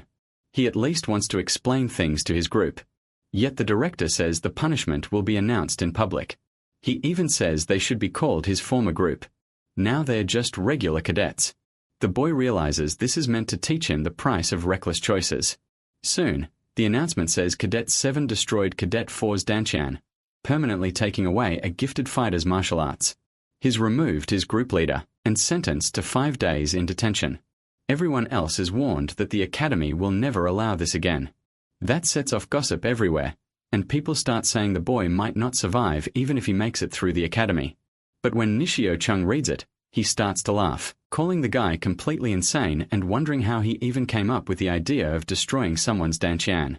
He just keeps laughing, but then he thinks he had been worried about having a strong rival. Now that problem seems solved, since the boy took himself out of the race. Kyung sees it as a huge stroke of luck, while Muyeon is far from pleased. Meanwhile, the boys' group gets together, and one of them figures everyone is shocked just like he expected. But there's a bigger issue now. Their lord will arrive in just 1 day, and he wonders if any yellow badge is still left. Instead of taking one from an instructor, maybe they can steal one from another group. While they're talking, BA comes over to speak with Hwang. The next night around 10, the boy sits alone in detention. But instead of feeling down, he keeps training with full focus, then tells Nano to end the simulation, and she does. After that, he complains that he's hungry. While eating the little balls they gave him, he grumbles that he has to survive on this hard, dry stuff for 4 more days. He also complains that the place is hot and damp, enough to make him sweat non-stop, and says an ordinary cadet wouldn't last 1 day in there. The room is even smaller than the training hall, but at least no one is watching him. If he wants this time to matter, he has to get as strong as possible in 5 days. Then the door opens, and he immediately notices it's too early for that. He wonders what's going on. The bloodlust pouring in is overwhelming. A figure steps inside, nails twisted into a strange shape, and lifts the boy with key telekinesis alone. He realizes the person is Yoon. It's one. A little earlier, the night before, at the Poison Clan's western stronghold, the clan leader goes to see his nephew Jong's son and starts shaking with rage. He immediately orders them to report this to Chief Bak Moon, who also trembles with fury. The chief doesn't like this one bit and becomes furious over what happened. Then the bald man says they can't let this slide and shouldn't wait for the boy to leave the academy. He suggests sending an assassin, maybe hire a harmful clan, bribe an instructor, or even have a cook or servant poison his food. But the chief shuts them down and asks if they forgot what happened 6 years ago after Lady Hula died. Bak Moon argues that if they do nothing, their reputation will suffer. An elder tells them not to be stupid. If it were that simple, the Sound Clan would have acted too. He explains that since that incident, the Lord has been looking for any excuse to weaken the 6 clans. Hurting a cadet inside the academy would hand him the perfect reason. This elder is Bak Moon, head of the Poison Clan. still shaking with hatred. He asks if they really have to wait until the boy leaves the academy. Bak Moon says that's how it should be, but he's going anyway. He plans to meet the Left Guardian in person. Back in the present, the boy is now feeling the result of that meeting, hanging in the air under the Elder's Keat's control. With one raised hand, Bak Moon crushes him under a huge wave of pressure. The boy realizes that even with his 10-star Kai, he can't resist. This man's power is far beyond what he expected. That killing intent is full of pure hostility. He doesn't know why someone this strong came to the detention center. But one thing is clear, he's not here to help. The boy knows that if he does nothing, he'll die. So he starts forcing his arms to move using only raw strength, and Bakyu is surprised. The old man didn't expect a child to resist with physical power instead of internal energy, and wonders if anyone can really have such monstrous outer force. Then he decides there's no point waiting and pulls the boy closer. He grabs his neck with one hand, and Nano detects a powerful hostile force and starts defense mode. But the boy tells her to stop. He knows they have to be careful. If Nano cuts back too fast, he could get hurt even worse. Since the old man came for a reason, he decides to wait. Bakyu notices he didn't try to break the Kai technique, and admits the boy thought fast. He says he came to see the face of the one who hurt his grandson. But this boy might still be useful. Hearing that, the boy wonders if he means Kim Jong-sundae. Then he finally understands who this is, the Poison Clan chief, the mysterious demonic staff, Bakyu. Bakyu assumes the boy already knows why he came. The boy wonders if he's about to be killed, and desperately thinks of a way out. With just a little more force, the old man could snap his neck. He can't believe this might be how he dies before getting his revenge. Bakyu says that even at 15, the boy faces death by staring back instead of losing his head. That makes him think the boy needs a proper lesson, so he grabs his staff and strikes him, sending him crashing into the wall. The hit makes the boy spit blood everywhere, and then Bakyu quickly uses Kai to drag his neck back into his hand. He figures that should have wiped the arrogance from the boy's eyes, but nothing changed. The boy still glares at him with open hatred. Bakyu already knew he was full of hate after destroying Jongsun's Dantian. But seeing this much rage makes one thing clear. If left alone, he'll become a serious problem. Even so, the boy asks if he's really going to break cult law and kill him, and Bakyu notices the threat behind those words. He says if they killed him and melted the body with acid, who would ever know? The boy answers that sure, they could erase the evidence, but if he vanishes from the academy, the Poison Clan will be the first suspect. That makes Bakyu admit the boy isn't ordinary. His martial talent, clear thinking, and refusal to break even in a life or death moment are far beyond his age. If he grows up, he could become dangerous. Bakyu thinks that if not for the academy, he'd end this right now. He tells the boy he is clever, but hurting his grandson and painting a target on his own back proves he isn't clever enough. Like he said, he can't kill him here, but he can make a promise. The moment the boy leaves the academy, Bakyu will make him feel pain beyond imagination, breaking every bone in his body and skinning him to feed his flesh to beasts. After that, he'll destroy his Danchan and torture him until his final breath, no matter how much he begs. The boy can feel that killing intent growing heavier and heavier. Then the old man forces his mouth open, making him cough up more blood. Bakyu says it would be a waste to leave him with only that, so he'll give him a little gift. As he takes one bead from his arm, the boy realizes he's using sound telepathy. The old man says that means the boy will be meeting that other old man very soon. He forces the item into his mouth, and while the boy swallows it, Bakyu says it isn't deadly poison, but if he tells anyone that Bakyu broke cult law, he'll die. Then he throws the boy away, slamming him into the wall again, leaving him collapsed on the ground. Bakyu turns to go and tells him to stay like that until the day they meet again, leaving the boy barely alive. He's burning with hatred, and when Bakyu walks out, the door is shut behind him. Outside, the Left Guardian speaks up. They had an agreement, but Bakyu asks if he really expected him to give only a warning to someone who harmed his own blood. The Left Guardian has little to say. Bakyu brushes it off and apologizes for losing his temper, adding that he didn't go far enough to cause internal injuries, so there's nothing to worry about. So the Left Guardian lets it pass.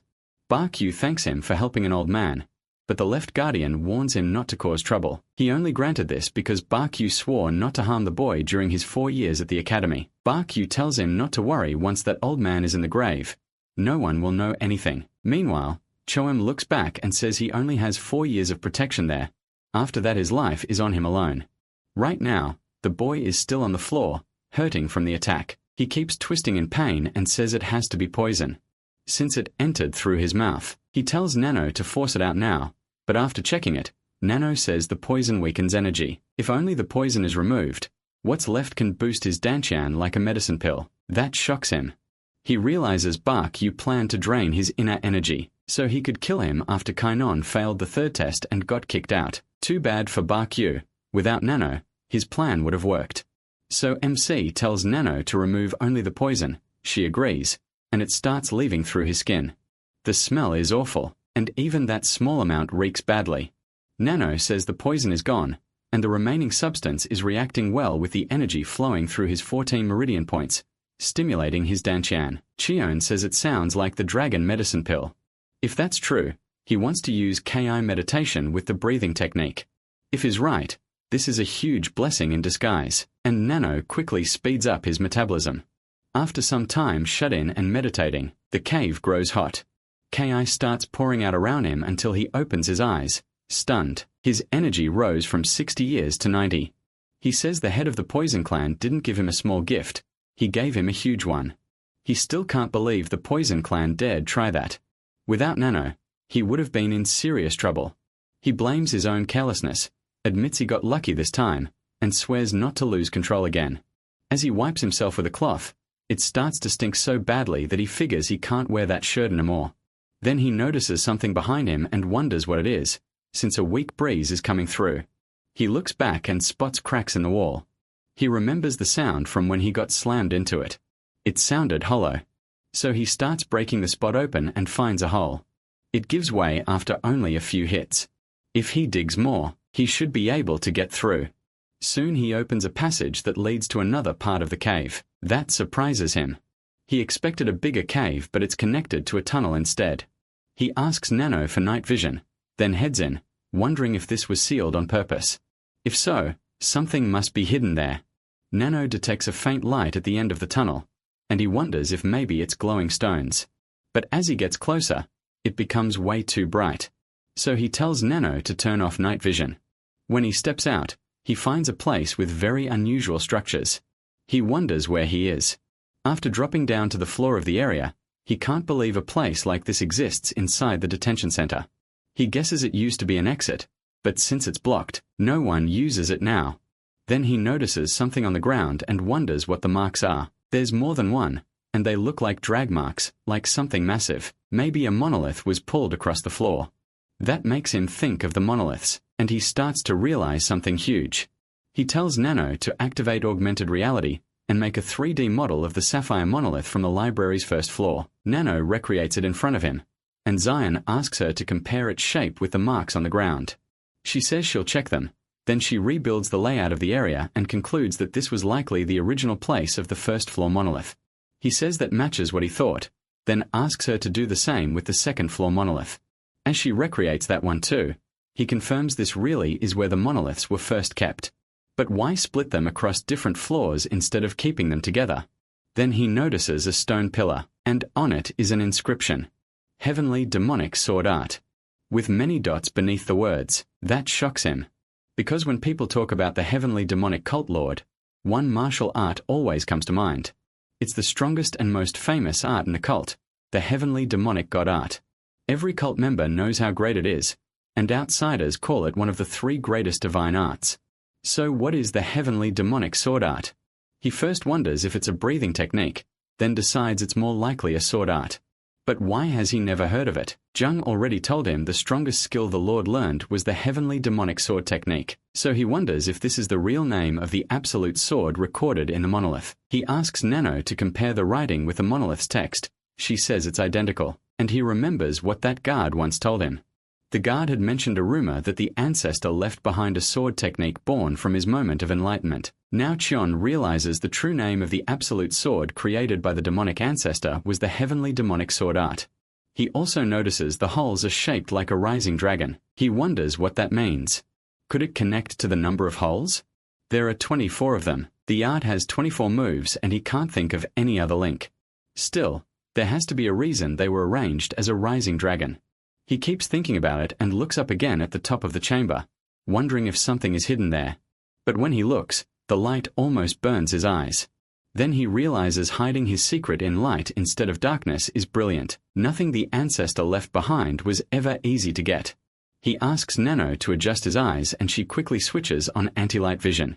Now he can't believe it. Those lamps all have inscriptions on them. He tells Nano to analyze every one. She scans the carved stones and he asks for 3D models so he can study them up close.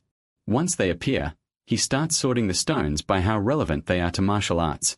Nano says she found writing and diagrams for a breathing technique on 24 stones. Among them, he spots that same rising dragon symbol. His stunned Nano figured it out before he did. Now he understands the holes in the pillar pointed to these stones. He tells Nano to remove all the others and leave only those 24. Looking at them, he realizes they contain a breathing technique, but it says to move inner energy through specific blood pressure points while making exact motions. Those motions are identical to the sword technique from the monolith. Once it clicks, he can barely believe it. The method wants him to use the breathing technique while performing the same sword movements. Normal breathing arts are usually practiced sitting cross-legged or lying down, so breathing is easier. This is strange, but he decides to try it anyway. He asks Nano to send him the information from the dragon's head to its tail, and it all flows into his mind. He starts breathing while controlling his Ki by the technique, then begins moving at the same time. Nano says a powerful energy is rushing through his 14 meridians and she starts analyzing the data. The boy begins to use the techniques together in a remarkable way. After some time while the guards outside are yawning, he keeps training in what was supposed to be his prison, and he gets better and better. He asks Nano how long he's been doing it. Nano says he's been moving for 2 hours and the floor is full of holes. That startles him. He moved for 2 full hours, yet instead of feeling tired he feels refreshed. The more he repeats the motions, the faster his Ki seems to flow. Nano confirms his energy circulation has sped up. He asks if that's really possible and decides to test his Ki. As he uses it, the energy keeps getting stronger, and he realizes it's much faster now. He can even form a Ki sword, saying that with this quicker flow, he can release the blade more freely. He says this can't even be compared to ordinary breathing arts. It's a true supreme breathing technique. Then he thinks that when the sword movements and breathing technique fully become one, that must be the real sword art. At that point, he starts seeing the demonic ancestor as something close to divine.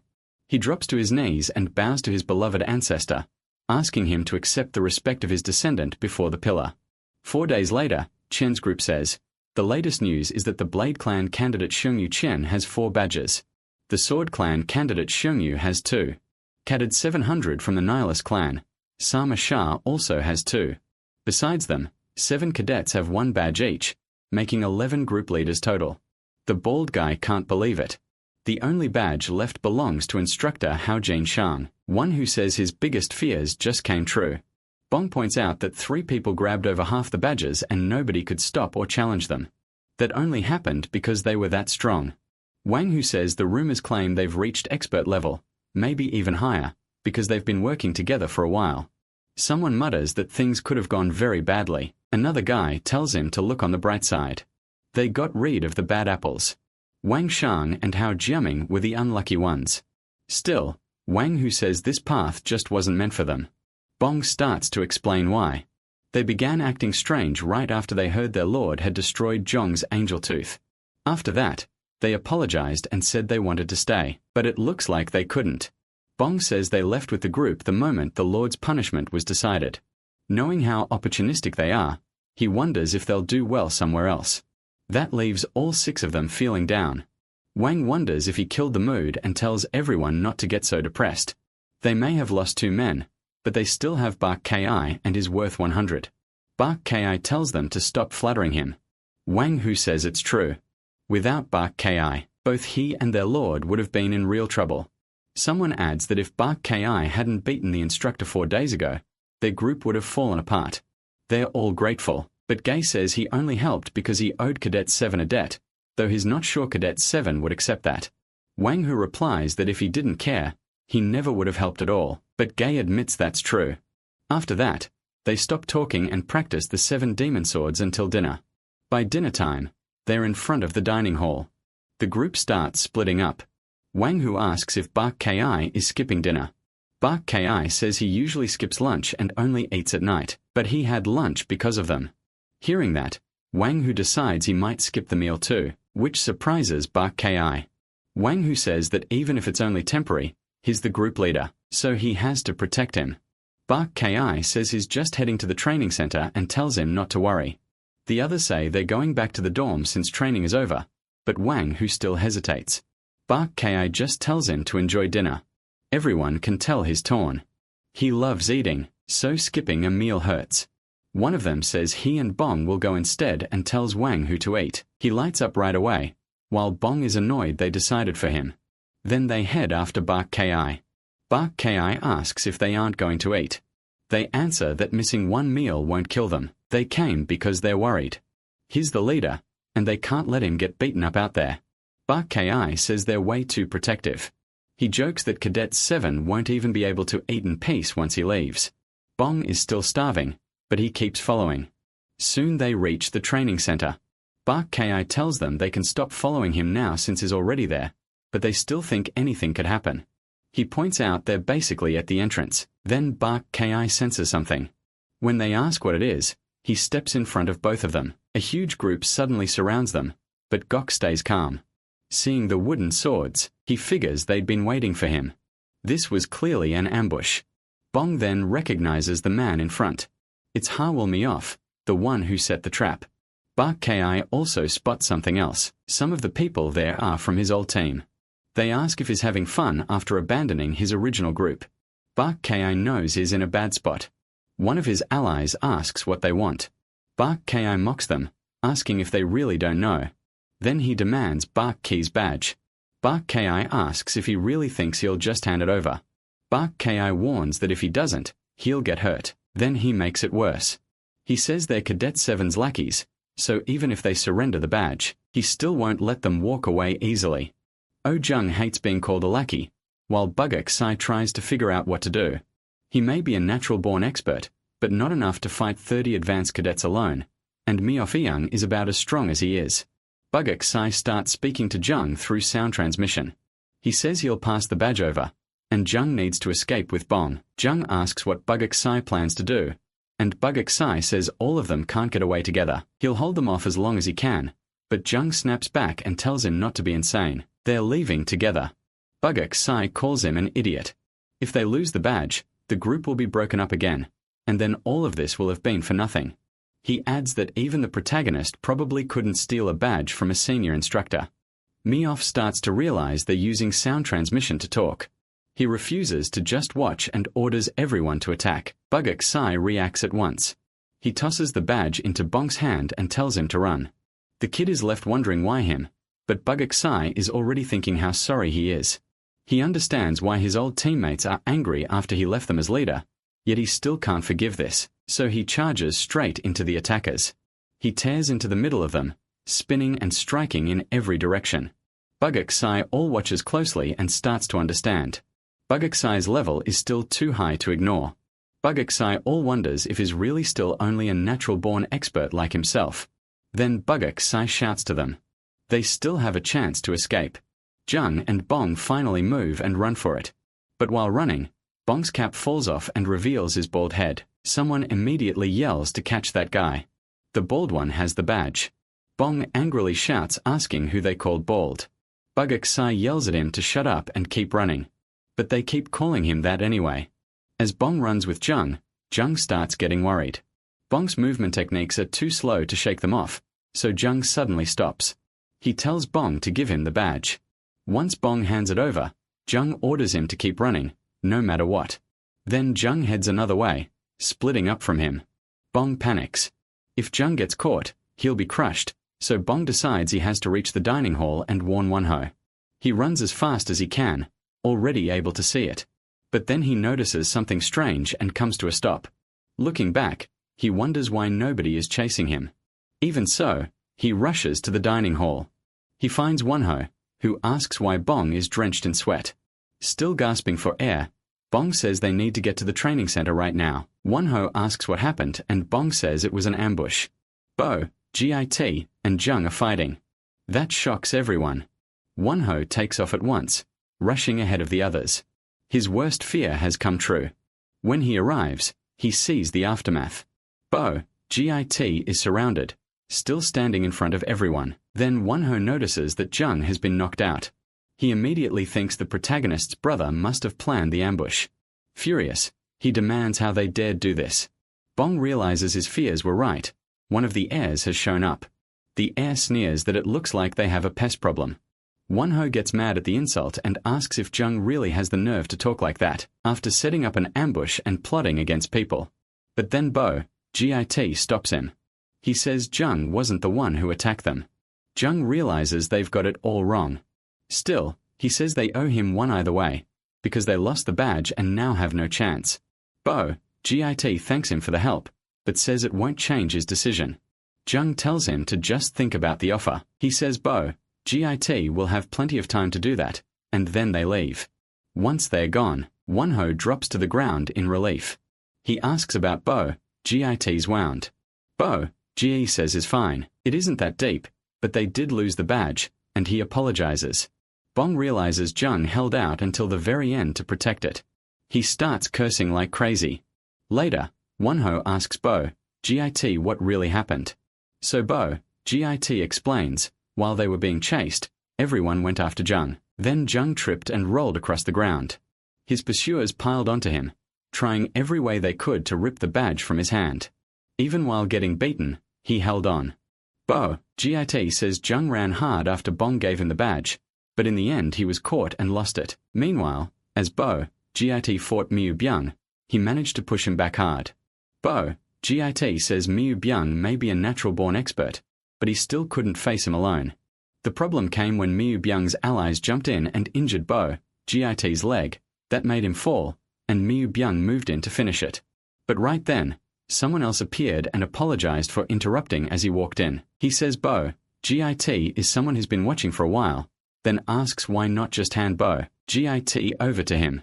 Miu Byung tells him not to meddle in other people's business, and asks if he really thinks he can interfere when they're outnumbering him. The newcomer clearly doesn't care.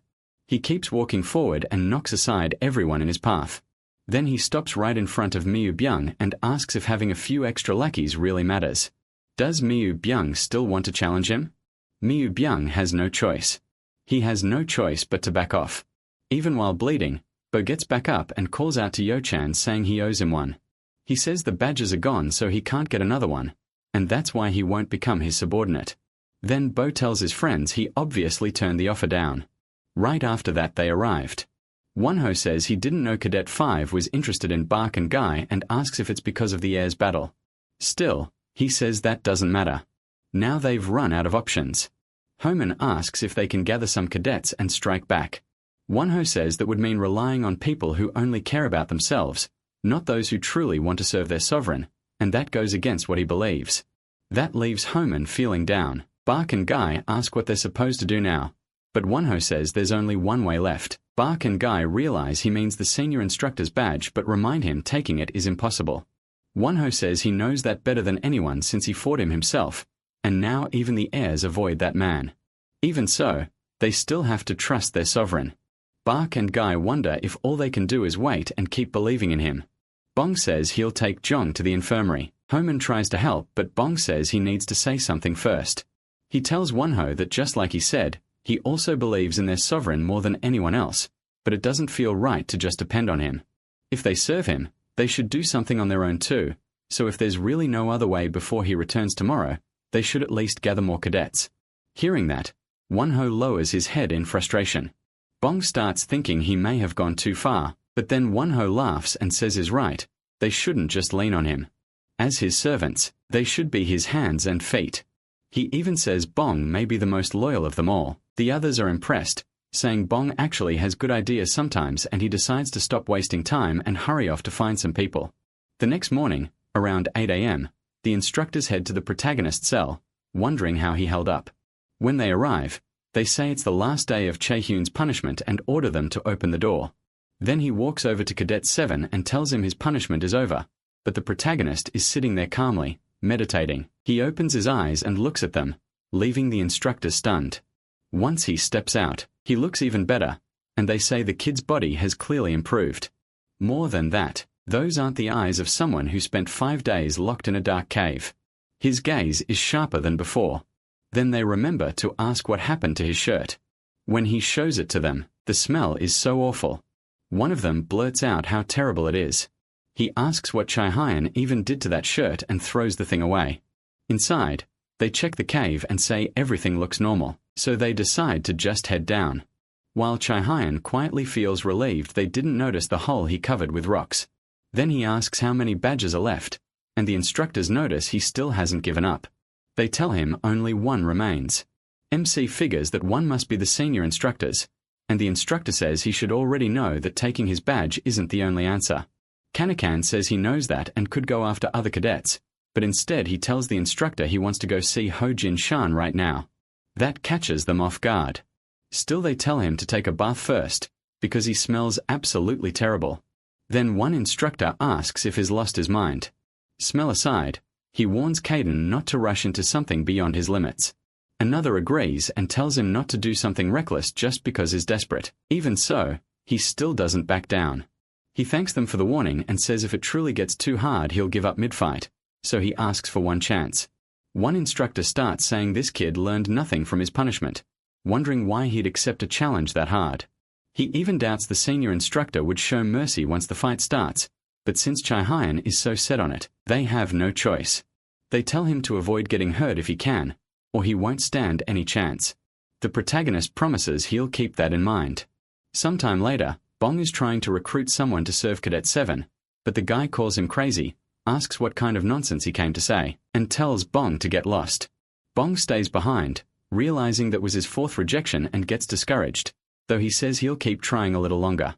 Before he can do anything else, he notices a commotion and wonders what's going on if there's some kind of problem. Then he sees the crowd stirring and asks what's happening. Is Chai-Hyan really going to challenge that senior instructor right after his punishment ended? Ho-Jin steps forward in front of everyone, and they're shocked when he sees it's Cadet 7. He thinks it's a pleasant surprise that one of his top duel candidates came to him on his own. Chan greets the instructor and Ho-Jin says it's been a while. He praises him for enduring the detention center and asks if he wants to fight with wooden swords or bare hands. MC chooses bare hands. They agree to begin and everyone gets excited for the challenge, while Bong watches in shock and fear. Then Ho-Jin draws out his key and takes his fighting stance. Everyone can feel the pressure and wonders if Cadet 7 can really beat him, especially since even Cadet 5 gave up. Josian says he already lost too much from the punishment, and if he wants the cadet support, he has to do this. Ho-Jin tells him to come at him first. He remembers that in the cult, power is everything, so all he has to do is prove his skill. He tells Ho-Jin he's eager to learn from him, but the moment he releases his presence, he bursts forward in a single step, getting right in front of Ho-Jin and catching him off guard. Ho-Jin realizes his fast, but still says he already studied Chan's blade skills and moves to strike. The protagonist instantly channels K.I.M. into his finger and stops Ho-Jin's attack, knocking the blow aside and pushing his hand offline. Ho-Jin is shocked. Chinin used a sword technique instead of a blade technique, and while he's still surprised, MC keeps pressing the attack. Ho-Jin realizes he is shutting down the 5th sword form move by move, and it's not just quick reactions. He asks the boy how he can use techniques at that level, then says he hopes Chin won't mind if he gets serious. Fired up, he increases the pressure and uses the 4th technique of the 7 demon swords, simultaneous release. Everyone sees him unleash the 1st through 4th moves at once, mixing them together, and they're stunned to witness a master-level demon sword. But then Chan uses the heavenly demonic sword art, and everyone wonders what that was, as he stops all of Jin Chan's attacks and pushes him to the limit. Then Ho-Jin senses something off. He realizes that sword technique can't be blocked, so he needs to prepare defensive KI, but he still gets hit and launched into the air by Kyan. Everyone there is left speechless as Jin Chan crashes down behind him from that strike. Kyan thinks it happened just like an augmented reality. The 7 swords and the destroying sword are similar. Jin Chan starts getting angry, drawing out even more KI, and Sama notices the destroyer's fighting spirit hasn't faded at all. The duel isn't over yet. Jin Chan thinks it's a good thing he used 10-star KI to endure that blow, because with real swords he would have died. Even without using actual blades, he raises the pressure again. Now wanting to fight the boy with everything he has, Kyan notices he released all of his KI and changed stances. This fight is getting much more dangerous. The protagonist remembers hearing that strong martial artists can force foreign ki out of their bodies, so the fight won't end just because he landed the first hit. Jin-chan stares at MC with a wild grin and asks if he wants to enjoy this a little more, but then he feels something and suddenly stops. Just like that, all his pressure disappears. Kian wonders what's going on and why his fighting spirit is fading. Then Jin-chan says he's deeply impressed. He is the perfect example of someone who grows stronger every day. He thinks maybe a monster beyond the imagination of the main bloodline has been born, so he drops whatever plans he had and hands Kian his badge. As an instructor, he admits he lost today and says the protagonist is more than qualified to be a leader. With that, MC thanks the instructor. Everyone realizes he really did it and they're shocked by how the fight ended. Bong nearly cries as he calls out to his sovereigns saying they'd been waiting for him to come back. Kian apologizes for worrying him and Bong tells him not to apologize like that again. Ho Jin is pleased with how it all turned out until Bak walks up to him. He wonders what he wants, since it looks like he has something important to say, and Bak kneels in front of him. Everyone is stunned by that and Kian can only wonder what the hell is this. Bak Ji says he wants to show his thanks. He tells everyone that young Master Kian saved him from the Poison Clan. That shocks the crowd. They realize Cadet 18 was poisoned and ask what he means. Bak Ji says that after the protagonist saved him he even went to the detention prison because of it and that moved him deeply. MC asks why he's talking like that. The others start whispering, realizing Cadet 7 did all that for Cadet 18. Now they wonder why Bak Ji is kneeling and why he was treated that way in the first place. Blushing hard, Bak Ji swears to spend his life serving Kian as his loyal servant. He finally gets it. Bak Ji came up with this on his own. More gossip spreads. Cadet 18 belongs to Cadet 7 and everything the protagonist did was to protect his man. Wonho says Bak Ji did well but adds that speech was pretty embarrassing. Bak Ji snaps that he'll never follow Wonho's ideas again and Wonho admits that's fair. Then another instructor checks on Rojin and asks if he'll be alright. Rojin shoots back asking if he looks ashamed. He says Kian earned that badge with skill and a fair fight. The instructor calls him an amazing kid for learning such a great technique, then wonders if a guardian taught it to him. He says maybe, and since MC is a grandmaster it's possible. Still the instructor can't understand why someone famous for blade arts would teach his student a sword technique. He asks if Rojin is coming to the office but Rojin tells him to go ahead. He wants some fresh air. When he gets there he runs into Myung. Myung tells Rojin he finally showed up. Rojin remembers Myung telling him to stop there and wonders if Myung had warned him through telepathy that he was losing control.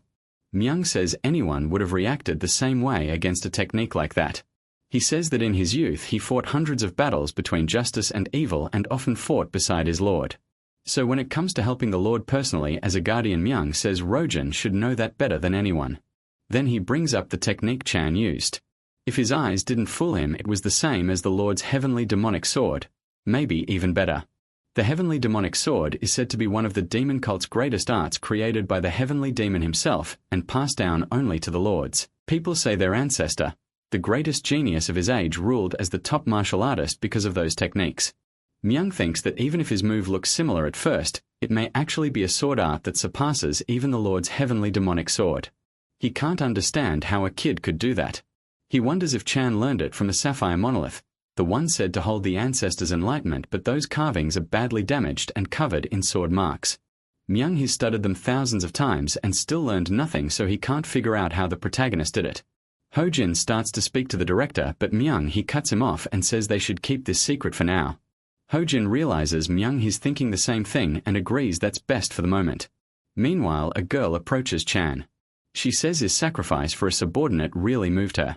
She heard his recruiting talented people no matter their gender or clan, and Ho Sang of the Axe clan says that if he accepts her she'll devote her life to serving him.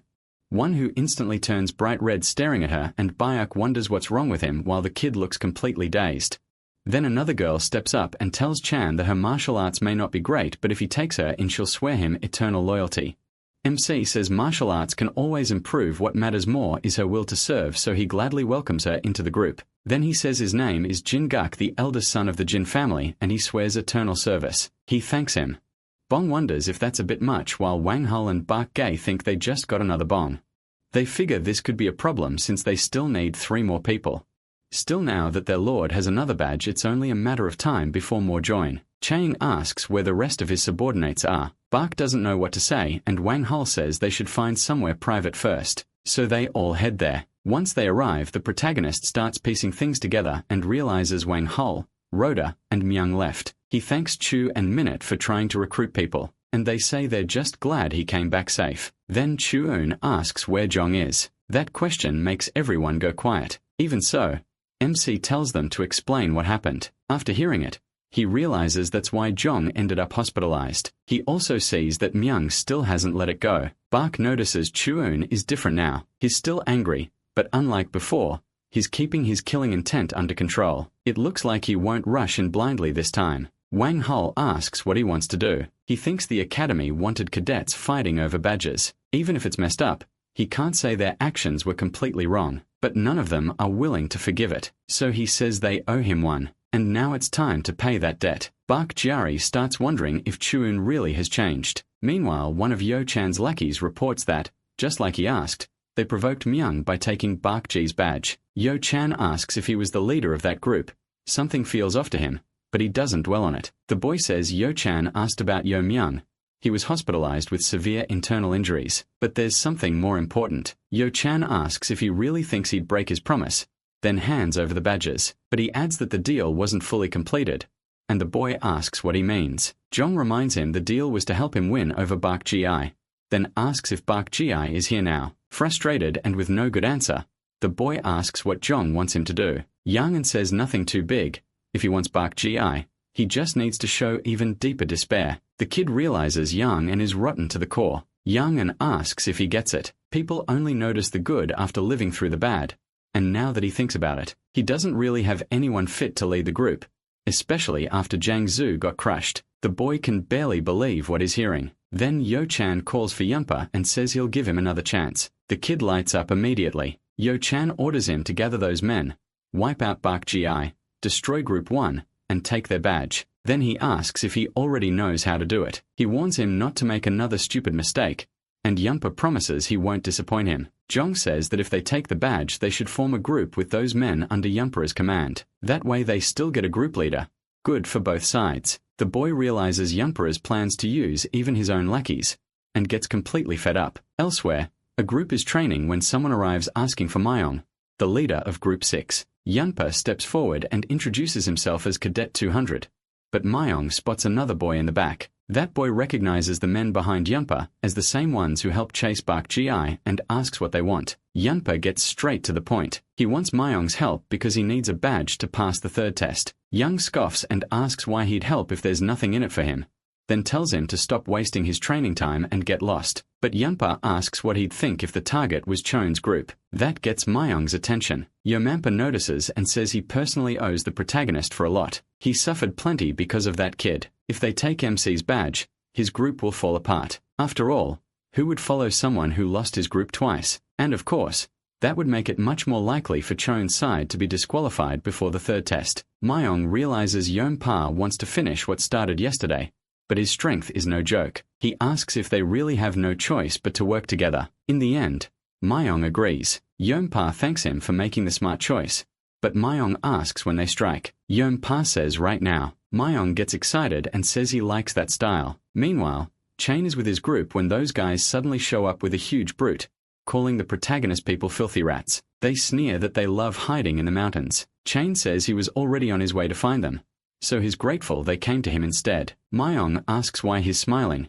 Doesn't he understand the situation? MC fires back that Myong should be asking himself that. Then the boy who's had enough of all this suddenly tells them to lower their swords. Both Yompa and Myong are shocked as everyone closes in around them. They both wonder what's going on. Chain asks again, who's the real fool here? 4 hours earlier, in the empty field behind the Specialist Training Center, that boy walks up to Pyonghak and asks if he'll really be okay going alone. Hyunghak says there's nothing else to do. They were told to go by themselves. Still he has a feeling. The boy says one badge won't be enough for all 20 of them.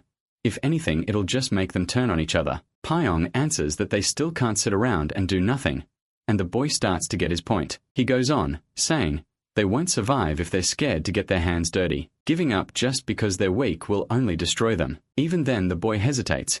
Using their former leader as a bargaining chip feels too far. Pyong tells him there's no use crying over what already happened. He says to stop worrying about the group and promises him a place once he becomes leader. Right then, Chan shows up and tells them to wait. Both of them freeze in surprise. He asks why they look so shaken. The others quickly move in around him. Then Pyong asks if they really made a deal using his name. They're stunned to see him there. Chan asks if they came to get payback for yesterday. Wonho isn't having it. After being used like a dirty rat, he says there's no way he'd let that slide. Nadoki, Baekya, Shinwon, and Wonho are all there, talking about how the protagonist wrecked the others so badly that everyone should avoid him, especially after seeing how many he sent to the infirmary. Myong tries to act tough, saying they still have the numbers. Yoonpa calls him an idiot for saying that right to his face. Then he rushes him so fast, Byungkak can't even react. As MC closes in, he grabs the boy's arm. He tries to hold back, knowing one full power punch could tear the kid apart. But when he hits him,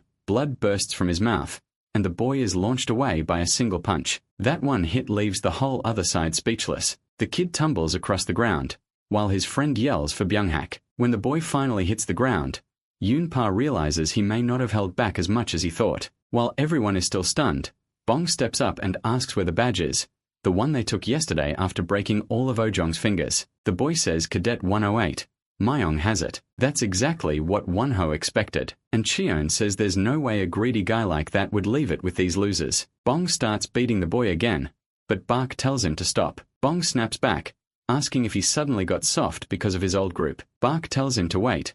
He wants to know about the deal made in his name. The boy admits Chan told him to corner Bark, attack him and steal the badge. That catches Chan off guard. Bark can't believe it either. He thought he had nothing left to do with Chan, but now it looks like this was all part of his plan. Bark asks if they were promised a badge in return, and the boy starts apologizing. Bark cuts him off, calling all of them trash, while Bong keeps hitting him. Bong says he'll do to this guy what they did to Jong, but Wonho stops him. Bong asks what he wants. Wonho says beating him up isn't enough. If they do this right, they can turn everyone against Chan. He looks at Cadet 670 and asks if he really believes the young master's promises. The boy doesn't get what he means. Wonho asks if he truly thinks Chan would hand over a badge. The boy insists the young master promised. Wonho says he gets it now since they're a group of 20. Chan must have promised 2 badges. The boy can't deny it. That sets everyone off. They realize only one badge was really coming, and they shout at 670, saying he told them they were all in this together and would be taken into the group even if the ambush failed. Wonho points out that they were tricked first, and now they're fighting each other. 670 asks what he means. Wonho asks if they really think Chan didn't see this problem coming. If they turn on each other, they're doing exactly what he wants. That's when it finally hits them. They were just pawns. Wonho likes where this is going. He tells them to stop yelling. If they're really angry, they should get revenge. Back in the present, 670 tells everyone to lower their swords. His whole group follows. Yangpa asks what this is supposed to mean. 670 asks if he really thought one badge was enough as a guarantee. Then he says Yangpa must think they're idiots. Yangpa starts to realize someone got to them first. Then Bong speaks up. He says Yangpa couldn't even take the destroyer's badge because he lacks skill. So how dare he talk big when he only knows how to ambush people with a pack that hits a nerve, and the guy grits his teeth in rage. He asks how Bong dares call him weak when they were the ones hiding like scared rats. Polgor just laughs and says he agrees with Bong. Whatever happens, at least they won't run like rats. Then he adds that it works out nicely because they never plan to let him leave anyway. The boy gets even angrier. Chan watches with a cold look. Maya Ong starts wondering how things got this bad. Pride won't help now, and he thinks about trying to escape. But if he abandons his group here, there's no way he passes the 3rd test. Yaro-chan Park is panicking too. If he fails now, he loses every chance to serve Yao-chan, so he knows he has to talk his way out. He turns to Gao Yom and says this is all a misunderstanding. Yao-chan was going to make them captains, so why won't they believe him? Gao asks if that means everyone will get badges too. Yim Pa hesitates. Gao points out that taking in 19 subordinates would need 2 badges. Now Yim Pa understands why they turn on him. He knows if he can't convince them the mission is over,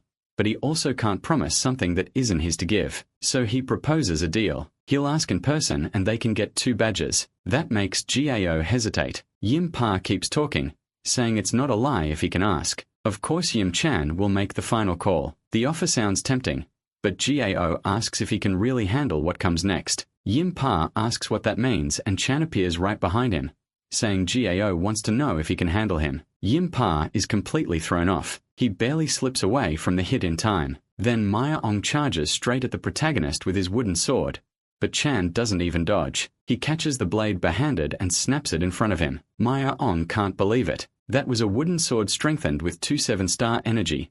Yet it still broke like nothing. Really still stunned, a heavy blow slams into his side, nearly breaking his ribs again and throwing him away. Lying on the ground, he sees Bark still standing over him, saying he'll be his opponent. Maya Ong angrily shouts that it was a cheap shot. As he feels his rib crack again, he realizes they're badly outmatched. Running isn't an option for him, but his own people are already panicking and leaving Yimpa behind. They know there's no way they can face Yimpa's monster group, so all they can think about is getting past Group 12 and escaping. Maya Ong furiously yells, asking what they think they're doing. Bark tells him not to lose focus. He charges in, and Maya Ong can only defend with one arm. One host says it's time for them to start too, alongside Bong and the new girl, burning with anger and ready for her first fight. Once they all jump in, the win comes easy, and Yimpa gets pushed harder and harder. Maya Ong keeps taking hits too, most of them right to his ribs. Yimpa asks how this even happened.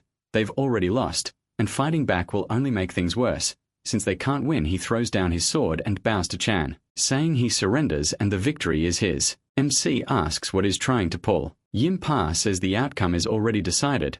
They've been beaten, so what else can they do? Then he asks him to show mercy as a candidate for the throne. Yimpa says no matter how angry the protagonist is, he has to go easy on someone who surrendered. Chen repeats the word mercy, then grabs Yimpa by the hair. He asks why he should accept that. If Yimpa didn't want to fight, he should have stayed a rat from the start. Shaking all over, Yimpa asks what MC is doing to someone who already gave up. He tells him to shut up, and smashes his face into the ground. Everyone nearby starts trembling. Just hearing what Chen is doing terrifies them. As blood starts pooling on the ground, the protagonist says Yimpa has to pay for messing with the wrong people. Then he says he's not even close to finished, while Yimpa is already crying. Chen keeps beating him down, and Yimpa, half crazed from pain, curses him out, asking if he really thinks Chen will let this go. The Prada doesn't react at all, and Yimpa starts wondering if he pushed things too far. Even so, he tells himself Chan leads the biggest faction in the academy right now, so all he can do is wait and hope Chan scares him at least a little. The Prada thanks him for the warning. Then he remembers who he's dealing with. The guy who shattered every bone in GMSOM's body, and he slams Yimpa's face into the ground again. Looks like he's not interested in talking anymore. After that hit, he leaves the kid on the ground out cold. Maybe dead, probably not dead though. The Prada says if that was enough to knock him out, then using his full strength would have crushed his skull. Now every enemy is on their knees. In front of the Prada, they tremble over what he'll do next. Then he asks about Maya Ong. They drag him over and Bark explains that he kept resisting, so they hit his paralysis points and shut him up. Maya Ong shakes with rage, thinking that if his ribs weren't broken, he could still fight back. Bark asks if he should let him speak, but the Prada refuses. He says it's fine. He doesn't want to hear a word from that idiot, so he just takes the girl Turji from Maya Ong's hand. That alone makes Maya Ong panic over what the Prada is about to do. Then the Prada grabs one of his fingers. He bends it backward until it snaps into an L shape. The pain is so bad it feels like the kid dies and comes back. He starts screaming and the Prada tells him to shut up and stop acting dramatic over one little finger. Then he asks if it hurt and breaks another one. Maya Ong bites his lip hard enough to bleed as he endures it, glaring like the Prada is completely insane. Sir Ain glares back and says Yo Yuan suffered just as much. Actually, after getting beaten that badly,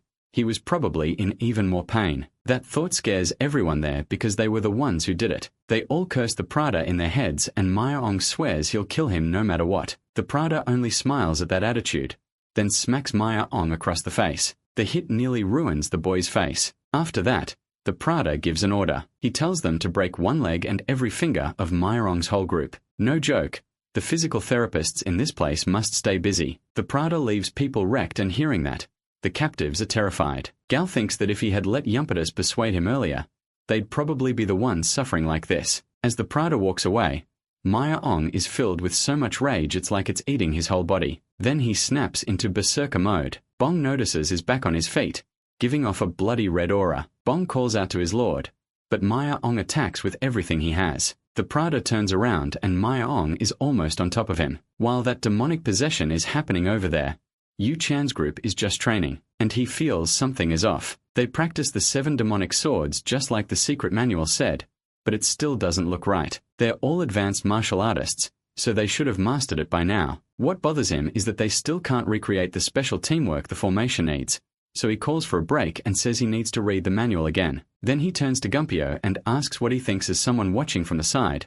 Did they do the formation correctly or not? Gumpio gets nervous about answering, but Yu Chan tells him it's fine and not to be scared to speak his mind. Gumpio admits it just looked like everyone was doing the same move at once. He says he can't be sure since he's never seen the real version, but to him it looked ordinary. Yu Chan realizes he feels the same way, but someone suddenly calls for him. Then a bunch of beaten-up people are brought in, and everyone asks who they are. One student, wrapped in bandages and covered in blood with only one eye showing, calls him Young Master. Yu Chan recognizes the voice of Young Pa. He asks what happened to his face and who's carrying him. Then Myung is thrown to the ground in his demonic form, but this time he's unconscious. Yu Chan is horrified by the sight. Everyone starts checking the fallen people and realizes Wonho is there, along with Bark and all of Yuan's subordinates. They ask who the other one is and they're told it's Yuan. That makes Yu Chan happy. He asks what happened to him and they explain that without Myung, Yuan would have died and that Myung had learned the reverse bloody demonic technique. Yu Chan is shocked and they explain that this technique reverses the flow through the blood points to boost strength. It also damages the user's Kai points and drives them insane,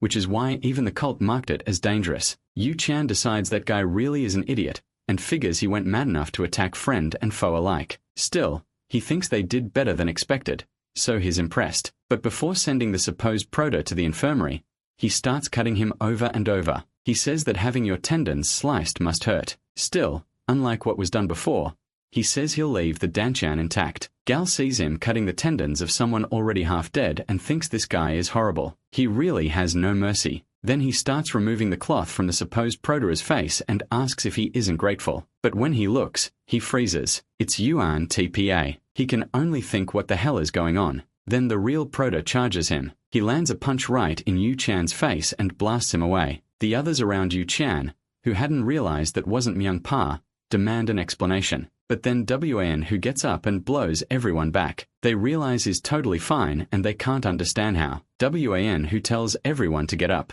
Sun Hua says that was fast. She thought they'd stay down longer. Bai He Kuei points out that everything went just as planned. Jilan realizes they were tricked, but asks about Master Yu Chan. Was he knocked out? Then they remember something else strange. That group was the one that brought those people here in the first place. But Gal was standing with the Proto too, and they accuse him of betraying his master, calling him a snake. The Proto says he can't believe they trusted Myung Pa that much. He pulls off the cloth and says maybe he doesn't even need the disguise. Then everyone sees it was Yi Woon who made the whole plan work. Going back to the moment when Myung jumped at the Proto, Bong panicked but Bark moved fast and kicked the boy to stop him. Still, that kick wasn't enough, and Bark got thrown back. He realizes the recoil was insanely strong and says Myung's KI boost must be something crazy. Then Myung tries to attack again, but before he can, the Proto slips behind him and grabs his arm. Myung is shocked as he turns, but the Proto already has a plan. In an instant, before Myung even understands what happened, he's seeing the world upside down. The Proto hurls him into the air like nothing. Then he drives Myung's back into the ground, making him spit blood. Right after that, he jumps and lands another punch. Myung's face gets smashed into the ground. Honestly, in a normal world that should have killed him. The Proto says he probably survived only because the demonic blood made his body tougher. When they ask if he's okay, the Proto tells them not to worry. Myung recognizes the reverse bloody demonic technique and says it's his first time seeing it. Wonho adds that mastering a forbidden cult art will definitely get Myung expelled from the academy, then asks about the rest. The Proto says he already dealt with them all. Their fingers are broken and they've been thoroughly tortured. Now they just need to be taken to the infirmary. Myung says that now they've avenged Zhong and found the real culprit, they should do something next, but Wonho tells him to calm down. He understands the anger but says they don't have the strength to fight them yet. Myung agrees, saying they not only need matching numbers, but at least 2 more natural-born specialists like Bayek and Guy before even thinking about another fight. But Sun Hua asks if Elle and Wonho together couldn't handle one natural-born specialist. The boy turns red when she leans in, and Omen starts noticing the vibe. Guy says that if they need more people his group can help. All three of them turn to look at him. They thank Gal but say that even with his group it would still be dangerous. For now they figure the best move is taking everyone to the infirmary and planning revenge later. If only they had more natural-born specialists. That's when the Prota tells everyone to get ready. They're attacking Ration now. Wonho asks if he already came up with a plan, and the Prota says of course he did. Then they're surprised because his voice sounds exactly like Yumpa's. Nanu turns off the voice change and for a second he can barely speak right before his normal voice returns. That's when everyone realizes his voice had been altered. Everyone is amazed and asks how he did that. Meanwhile, the others get mad when they see their reaction. They demand to know how anyone could pull off a switch like that. Jin charges at them, burning with rage, actually thinking he can kill the Prota, but the Prota blocks him with just 2 fingers. Right away Jin realizes he can't win. His fist techniques were stopped way too easily. The Prota steps in and grabs his badge, pulling it off without any trouble. Jin tries to react but the Prota drives a punch straight into his chest, launching him back with full force and making him cough up blood. The Prota figures an innate specialist like him only survived because 1 hit wasn't enough. He moves in again, but Nanu warns him that a powerful energy is building behind him. He spins around at once and tells everyone to get down. They duck just in time and avoid the attack. Then the Prota uses his KI to stop the blade. That shocks everyone nearby. The Prota mocks him, saying Chan is making a fool of himself. Chan says he was only paying him back for that sneak attack. Jin asks if he's finally awake, saying he took long enough. Chan asks if he waited on purpose, and Jin says he just didn't want Chan blaming a surprise attack for his loss. Chan remembers when the Prota was just a brat outside the training center and thinks he grew way too fast. He regrets not ripping off his arm back then and says he'll do it now before the Prota gets stronger than him. Seeing Chan get this serious, everyone realizes he now sees WAN as a real opponent. Hanso thinks that if his lord loses here, their whole group is finished. Then face to face, Chan suddenly vanishes, rushing the Prota with the second move of the demonic Phantom Blade technique, Phantom Blade Attack. The Prota recognizes it as a Blade Clan art that can rival Butterfly Dance. He can feel Chan's huge fighting spirit and knows it'd be stupid to hold back against someone this strong. So he goes all out, blocks the attack, and decides to answer with a sword technique. Chan is stunned that he can form a KI sword and starts wondering what the Prota is planning. When the Prota knocks Chan's arm aside, Chan strikes with the other one, thinking that like Xian, the Phantom Blade can't be stopped by some normal sword move. As he attacks, Chan's hand bends in a curve, snaking toward the Prota and forcing him to block with real effort. He gets pushed back and the others cheer, because Chan is finally pressuring the Prota. Wonho and the rest though look worried. Wonho says he thought the move had been shut down, but Chan attacked from a different angle. He adds that a move like that would tear up a normal arm, so Chan's body must be heavily trained, and he has a bit more internal energy too. The Prota honestly thinks Chan could fight a senior officer. Chan starts smiling and says the Prota got lucky, because that last strike was meant to tear off his arm. He asks why the Prota keeps messing around with an incomplete technique he clearly hasn't mastered, instead of using Butterfly Dance. The Prota asks what incomplete sword art is talking about. Then he realizes Chan recognized the Sapphire Monolith's destructive sword technique. Chan says the Prota looks like he's just copying the 7 demon sword shown by the instructors, and warns that it won't work on him. But the Prota notices Chan still hasn't figured it out, so he says he'll use only 5 moves. If Chan keeps stubbornly relying on his so-called incomplete 7 demon swords, he'll lose his right arm within those 5 techniques. The Prota asks if he wants to bet. Since Chan claims he can beat this incomplete style in 5 moves, that sounds like a pretty good wager. Chan tells him to name the terms, and the Prota says they'll bet their badges. Chan laughs and says is interesting, but since the Prota has 4 badges, Chan says they'll make it fair. If he wins he'll take Bak Goi too. Bak Goi thinks this bastard is still being a pain. Chan asks him if that's fine. Bak Goi starts getting nervous that the Prota might really bet him away. Then he looks at the Prota's face and sees how serious he is. For the first time, he feels like maybe he can trust Eon. Now everyone sees the bet is on.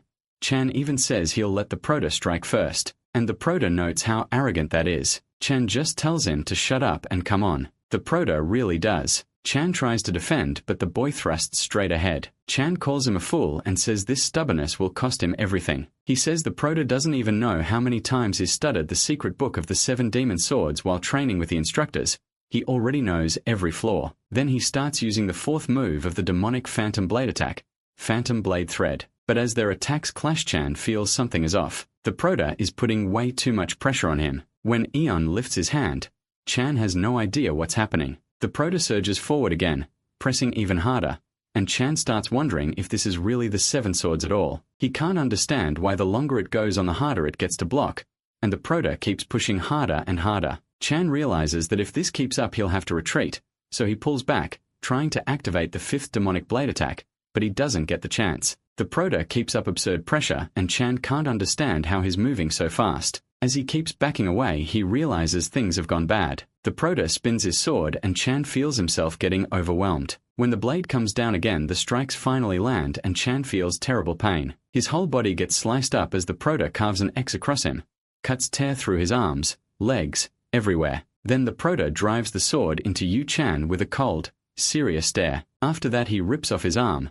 Another one headed for rehab. As Yu Chan watches his arm fly away it becomes clear that despite his cocky attitude, he was a genius. He trained hard, became an innate specialist before entering the academy, and kept climbing until he reached the level of a true expert, shocking the other cadets. The followers around him had always believed he was the best candidate, but when he sees his arm flying off Yu Chan freezes, then starts screaming and crying from the pain. The Prota says he won the bet, and nobody can believe what just happened. The young master lost, and to a technique like that, they keep asking how it happened. Yu Chan quickly uses Kia to stop the bleeding. His people try to rush to him but the Prota puts his Kia sword to Yu Chan's neck and warns that if anyone takes one more step he'll cut off the other arm too. He's dead serious. One of them quickly tells the others to back off. Then the Prota demands what he was promised. Yu Chan asks how he did it. He wants to know how such an amazing technique came out of just the 7 demon swords. The Prota thinks about that and says that's all he used, or at least that's what it looked like to someone too weak to argue about sword techniques. Yu Chan immediately remembers those were his own words before. He once told Yu Woon he wasn't strong enough to threaten him,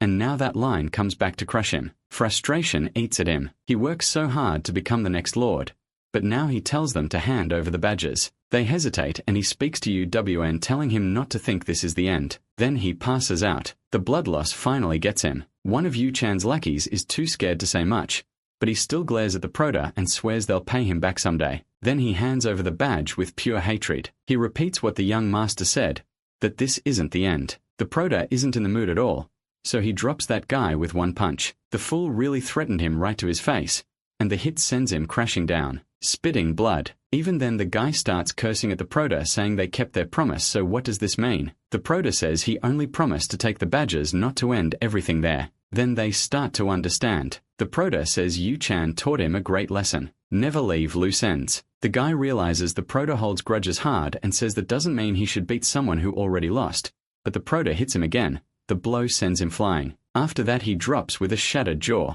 Yu Woon calls them hypocrites. When they do this, it's fine, but when someone else does it, suddenly it's cruelty. Then he orders everyone else captured and their arms and legs broken. The Prota's group rushes the others who are already shaking with fear. By the end, all of them are completely broken. After that the Prota hands out the badges to his side. Gao asks why he's giving them away, and he says there's no reason for him to keep them. Hearing that, Gao realizes something. In this place, only the strong survive. He didn't owe them anything, and Gal starts thinking the man in front of him might really be meant for greatness. Gal realizes this clash will put them in the Blade Clan sights. If that's happening anyway, maybe they should help him become the next lord. So they all kneel before the protagonist. He asks what they're doing. They lower their heads to the floor and swear loyalty to young Master Yu Woon. Then they ask him to accept them. Bark tells the big guy everything went just like planned again, then laughs to himself while the others realize he's not as simple as he looks. No one expected that brute to be good at strategy. Sometime later, on the Academy Infirmary's 2nd floor, Dr. Bark is grinning and thanking Yu Woon. Right after his punishment ended, he sent over a pile of patients. One instructor sees him smiling at the wounded and calls him weird, while Bark wonders who to treat first. Another instructor says, "It feels like just yesterday he brought that boy in with internal injuries. Now look at him. He's become a monster." Bark cuts them off and tells them to hold on to Yu Chang, who's in terrible shape. Meanwhile, Zhong says his lord has earned his full respect, and he'll follow him to the end. At the director's office, Myong stares at him, sure he used the reverse bloody demon technique. Then he starts using his Kai to force the boy's meridians back to normal. A moment later, Myong wakes up with a start and begins coughing. Myong sees he's finally conscious. He asks how he ended up there. The boy insists he was fighting Zion and Chen Yu Woon, but Myong cuts him off, he's the one asking questions. He demands to know how the boy learned the reverse bloody demon technique.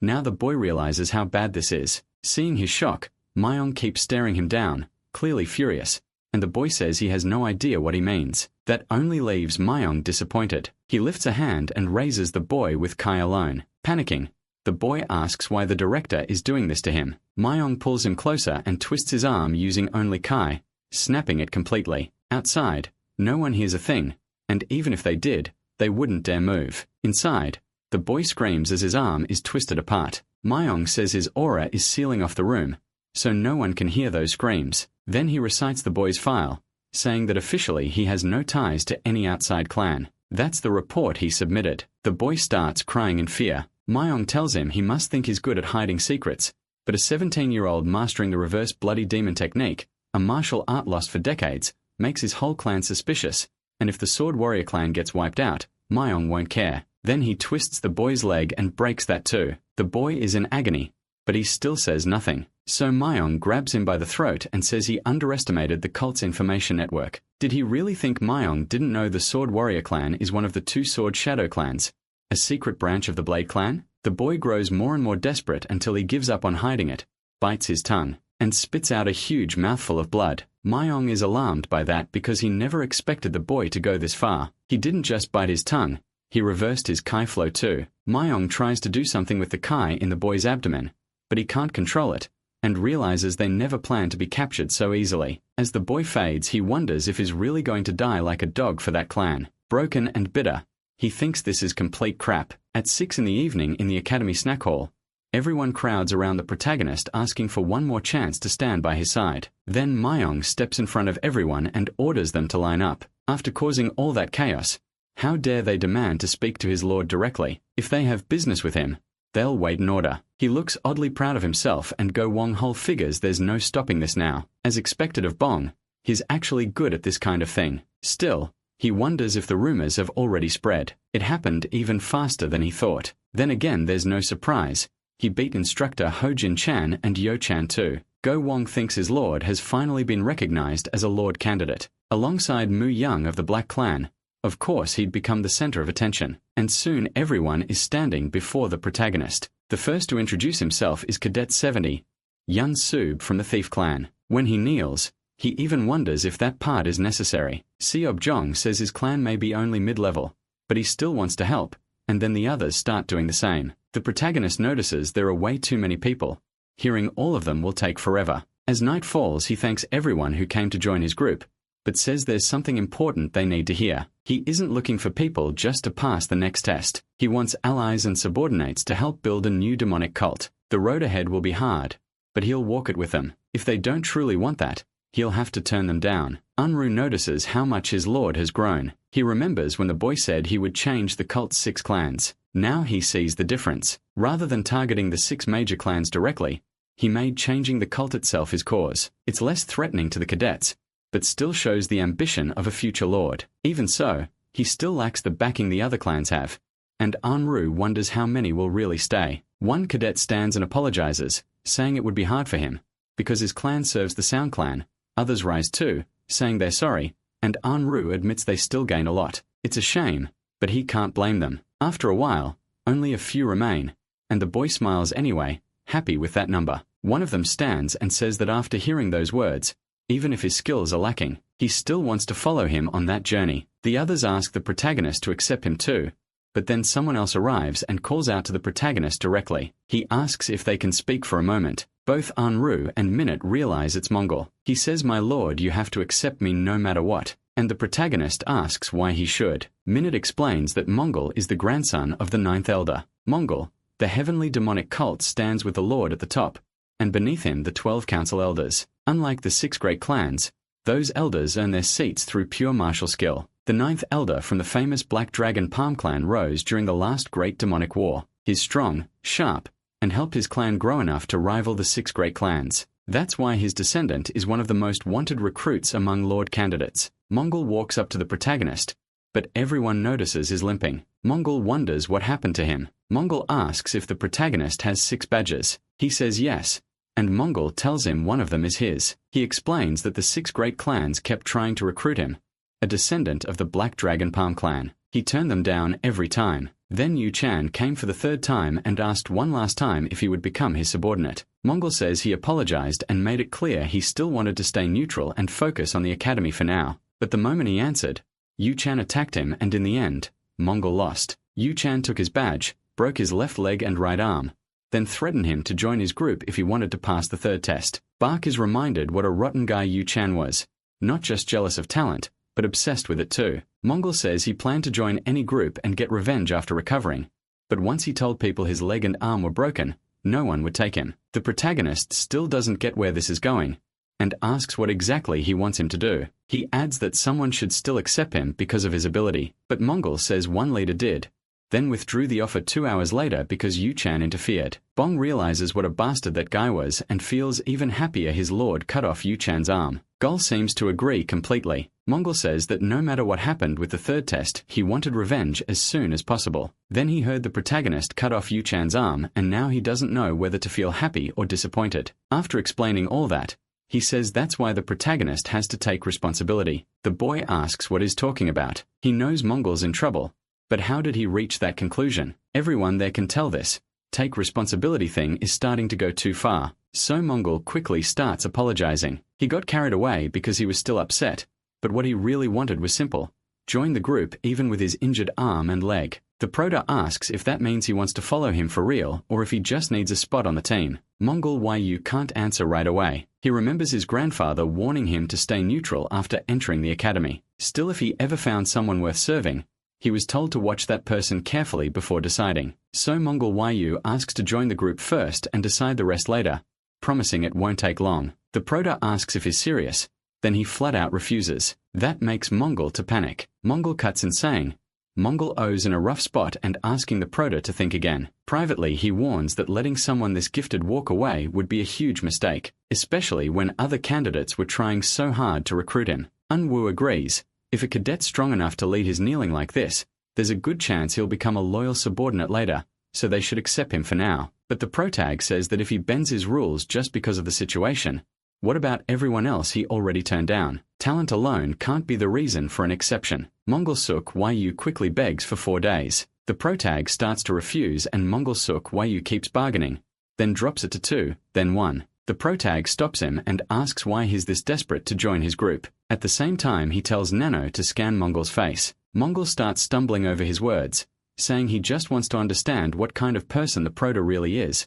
while Nano begins the check. Then Nano suddenly reports an error. She says the target's face can't be analyzed, and he asks what that means. Nano explains that the face is covered with artificial skin. He notices the skin near the ears and behind the neck looks different, and wonders if it's a human skin mask. Why would Mongols hide his face? After scanning the rest of the body, Nano estimates the target is between 15 and 17 years old. Then she adds one more thing: the target is female. The protag realizes Mongol Yu may be hiding her identity. That shocks him. Meanwhile, Mongol Yu notices him staring toward her ear and neck and wonders if he figured it out, but tells herself that should be impossible. Then he says it out loud. She's a girl. Mongol Yu instantly panics and blurts out that she really does want to be his subordinate. She says she hadn't fully thought it through before, but now her life is his if he'll just accept her. Everyone around them is stunned by how suddenly she gave in. She quietly tells the Prota she needs to speak with him alone before he says anything else. He agrees. A little later he speaks with Mongol Ju again, and she answers him calmly. Hyenwoo Bark and Bong introduce themselves to her. The Prota watches from a distance. Now that the faction has grown, he reorganizes everyone. 26 new members join, bringing the total to 53.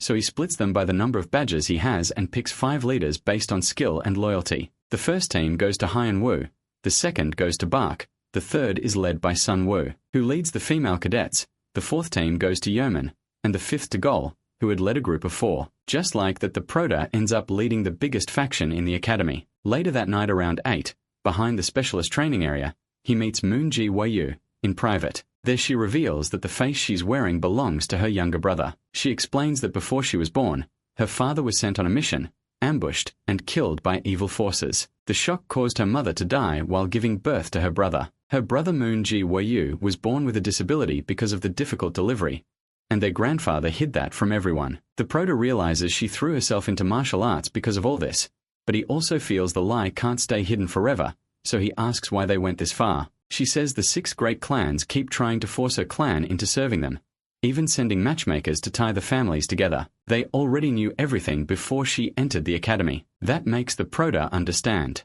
Traditionally, the clan head is always a man, so if the truth got out they could marry her off, force her brother into the academy, and have him die in a staged accident, letting someone else take control of the clan and upset the balance among the 6 great clans. That's why she suggested entering the academy disguised as a man. If she earns strong results, the 6 great clans won't dare touch her brother. The Prota points out that nobody knows her gender anyway, so we use her own name instead of her brother's. She says it has to look like something she chose herself. That way if she's exposed, neither her brother nor the clan will be punished. Hearing all that, the Prota is moved, especially knowing she grew up without her parents. She tells him that now he knows why she wears the skin mask, and asks him not to tell anyone. He promises, then asks if she's been changing her voice too. She switches back to her normal voice. Of course she was.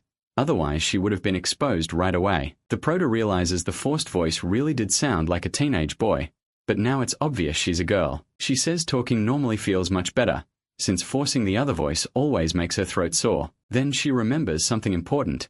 It's time to glue the mask back on. If she doesn't reattach it every night, it could slip off at any time. So she starts taking the mask off in front of him. She struggles with it for a moment, then finally pulls it free, revealing her real face and letting her hair fall loose. She says it's been really hard to do this one-handed. As she starts putting herself back together, the Prota can't stop staring. She says it's good he's here. At that moment, the Prota learns life isn't just about nanomachines and ripping off arms. He's weirdly happy to hear that, and then she asks for his hands. She passes him the mask. With one arm hurt, she says, he should understand why this is such a pain. He barely keeps himself together. Looking at her, he realizes just how beautiful she is. ManhwaCapped thanks him too, saying sharing her secret with him wasn't so bad after all. Then she says that as he can see, she still hasn't fully recovered, so training is hard right now. Manji asks if he's heading to the specialist training center, and he says yes. Next she asks where his dorm is. He tells her,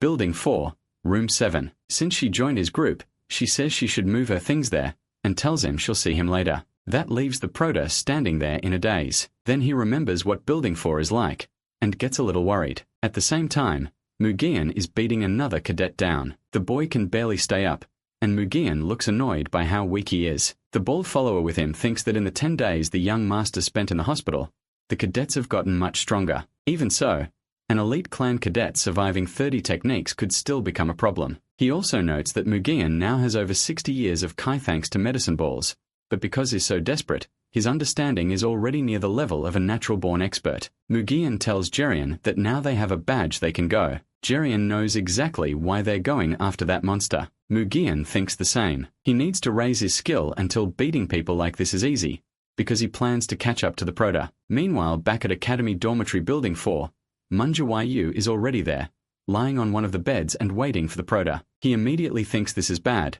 Still, he tells himself her mask should keep her safe. But then Bong starts stripping the second he walks into the room and strolls across it completely naked. The Prota wants to disappear. He knew this would happen, and in his head he apologizes to ManhwaCapped for failing to protect her dignity. Then the others do the same and start undressing right there. The Prota quietly asks if she's okay. She says yes. It happened before, so she doesn't even care anymore. She even tells him he should go bathe too. But in truth her face is bright red, her temperature is rising, and he can tell she's acting calm while she can't even look him in the eyes. He starts thinking there should at least be a rule against being naked in the room. The next morning, on the 7th day of the 3rd test, the Prota and his subordinates go to the main building to report their badges. They are officially recognized as group leaders. There are 17 badges total, but the Samoosh clan has 2 badges and still only 1 leader, so only 16 groups are registered. That means, out of the 106 cadets, 15 still don't belong to any group and must join one within the next 21 days. Right after breakfast,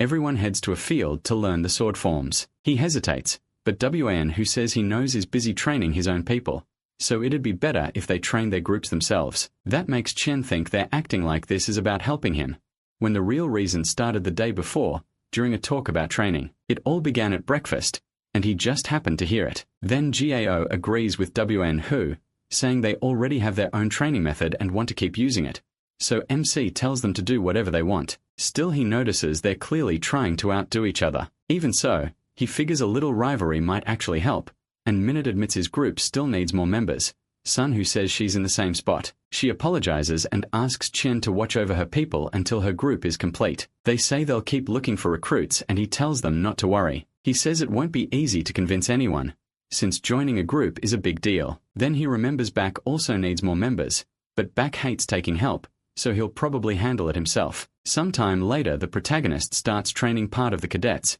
Mungol watches him closely. She doubts he can keep track of everyone with so many people there, but Mungol is still excited. She's finally going to learn martial arts from her lord. Shay Jun feels nervous since it's his first time teaching, but he knows he has to start. He says he'll demonstrate first, slowly, so everyone needs to pay close attention. Then he begins the demonstration. What he shows is unbelievable. The others think it looks exactly like the drawings in the secret manual, and they can't understand how he made it so perfect. Mungol can barely believe it, because she heard Chen spent 5 of the last 7 days in detention. Even so, he performs every move perfectly. She knows she's good at copying techniques, but even she doesn't think she could master a brand new martial art this cleanly. When he finishes, MC asks if they understood it. Then he says he'll help all of them and tells them to repeat the 7 swords. Everyone gets excited. Their leader is going to coach each of them himself, and chances like this don't come often. Mungol asks who should go first, but Chen cuts him off. He says they all need to do it at once to save time. Going one by one would take forever. Of course, everyone wonders what kind of crazy idea that is. They're left speechless. Mungol thinks this might work if they were just practicing formation together, but teaching everyone at once feels impossible. She wonders if she should step in and help. Mungol suggests they try on their own first, but Chen just shouts for them to start the first technique. Then he asks Nina to activate augmented reality, use tutorial mode to analyze them and tell him who's doing it wrong. As she starts, Nina understands what he wants and applies the mode. After a moment, he gives the order to begin the first technique, the first sword. Everyone moves at once, and Mungol quickly sees the problem. From a distance, it looks fine, but several of them are making mistakes. Chen starts checking each person one by one with Nina. Mungol thinks about using sound telepathy to tell the young master who is messing up, but then he says that since they're training together, he'll call them by number. He starts with number 31 in the front row. Chen points out that he isn't putting enough force into the first arm motion, and if that continues, the rest of the technique will weaken too. He tells him to remember that. Then he turns to number 95 and says his balance is off during the technique. On the third motion, he should have stepped forward with his right foot, but he used the left. If his steps are wrong, the whole technique will fail, so he needs to be careful. He also calls out Bong and says his sword is losing power. In the third motion, he's only using wrist strength with the right step, when the force should come from the hips. Bong thanks him right away. Mungol is stunned. She had been watching Bong herself, and Chen caught every mistake perfectly. Now she wonders if he really can track everyone. The protagonist gives advice to number 508 too, and Mungol realizes this is way beyond simple sharp observation. He keeps correcting all of them while they practice together, still relying on Nano. Chen thinks there's still a lot to fix, but some things they need to figure out on their own, so he'll correct the rest later. Mungol notices the forms already look better than before and realizes MC really is amazing. He figures they're not dumb enough to keep repeating the same mistakes, and with this method 7 days should be enough. Still, it takes longer than he expected for everyone to master the techniques. The cadets from martial clans manage it in 7 days, but the ones from martial families need more time. Zhong also started late because he was in the hospital for 5 days, but the protagonist says he was lucky. Zhong is talented, so he caught up in just 5 days. Then, 10 days later, Bak Dri returns. He admits he lost to Anhua. Anhua looks delighted and says any man who can admit defeat that openly is the real deal. Bak Jia then says Gal needed 9 days too, and asks how Anhua did it in 7. Anhua shrugs and says it wasn't that hard. According to him, you just beat them enough until they learn, and everyone in his group is trembling in fear. Bak Jia can only stare at him in disbelief, but mastering the technique wasn't the only change in those 10 days. Bak Jia, Sanhua, and Yo Minute all completed their groups by recruiting skilled cadets who could have been leaders themselves. One even came on his own, Cadet 708, take GMI. He tells MC that Stillwater always rots and he doesn't want the cult wasting its strength fighting within the 6 clans. He believes someone like MC, a descendant outside that system, can change things. A friend of Sanhua's also showed up. She said that in a world ruled by strength, talking means nothing. If he proves his power, she'll swear eternal loyalty to him. The protagonist defeats her ridiculously easily, even with his eyes closed. He thinks she fell to the butterfly dance in just 3 moves. And with that, 2 innate level experts become his subordinates. During those same 10 days, Wang Hu and Sanhua, who were already serious about training, also reached the innate expert level. Chan says he wants to congratulate them on that achievement. Sanhua and Wang Hu thank him, and Wang Hu adds that as the first sword he has to keep improving so he won't become a burden. That comment makes Bark stop and think, but then one of the other cadets speaks up. He says he doesn't want to interfere, but if anyone should get that title, shouldn't it be Bark J or Moon Gao? Wang Hu's people instantly push back, asking how he can claim he's not interfering when he's obviously promoting his own leader. Bark's side, even though Bark himself stays quiet, starts arguing with the other group. Meanwhile, Chan and Take decide not to jump into the fight. Take then speaks to MC in his mind. He says that with so many followers, this kind of problem was bound to happen, just sooner than expected. In his view, this is the perfect time to create a hierarchy. Take reminds him that loyalty matters, but in their cult, strength defines rank and he should never forget that. Chan knows he's right. A hierarchy is necessary if he wants to lead people, but the third test is close and getting hurt before it would be bad, so he wonders what to do. Then he suddenly shouts for everyone to be quiet. Since they've already brought it up, he says he'll use this chance to set a hierarchy. He announces that he'll choose the 6 most skilled members and give them the title of 6 swords, with all 6 standing as equals. Seo Jun then asks why he chose the number 6. The protagonist says that after they graduate,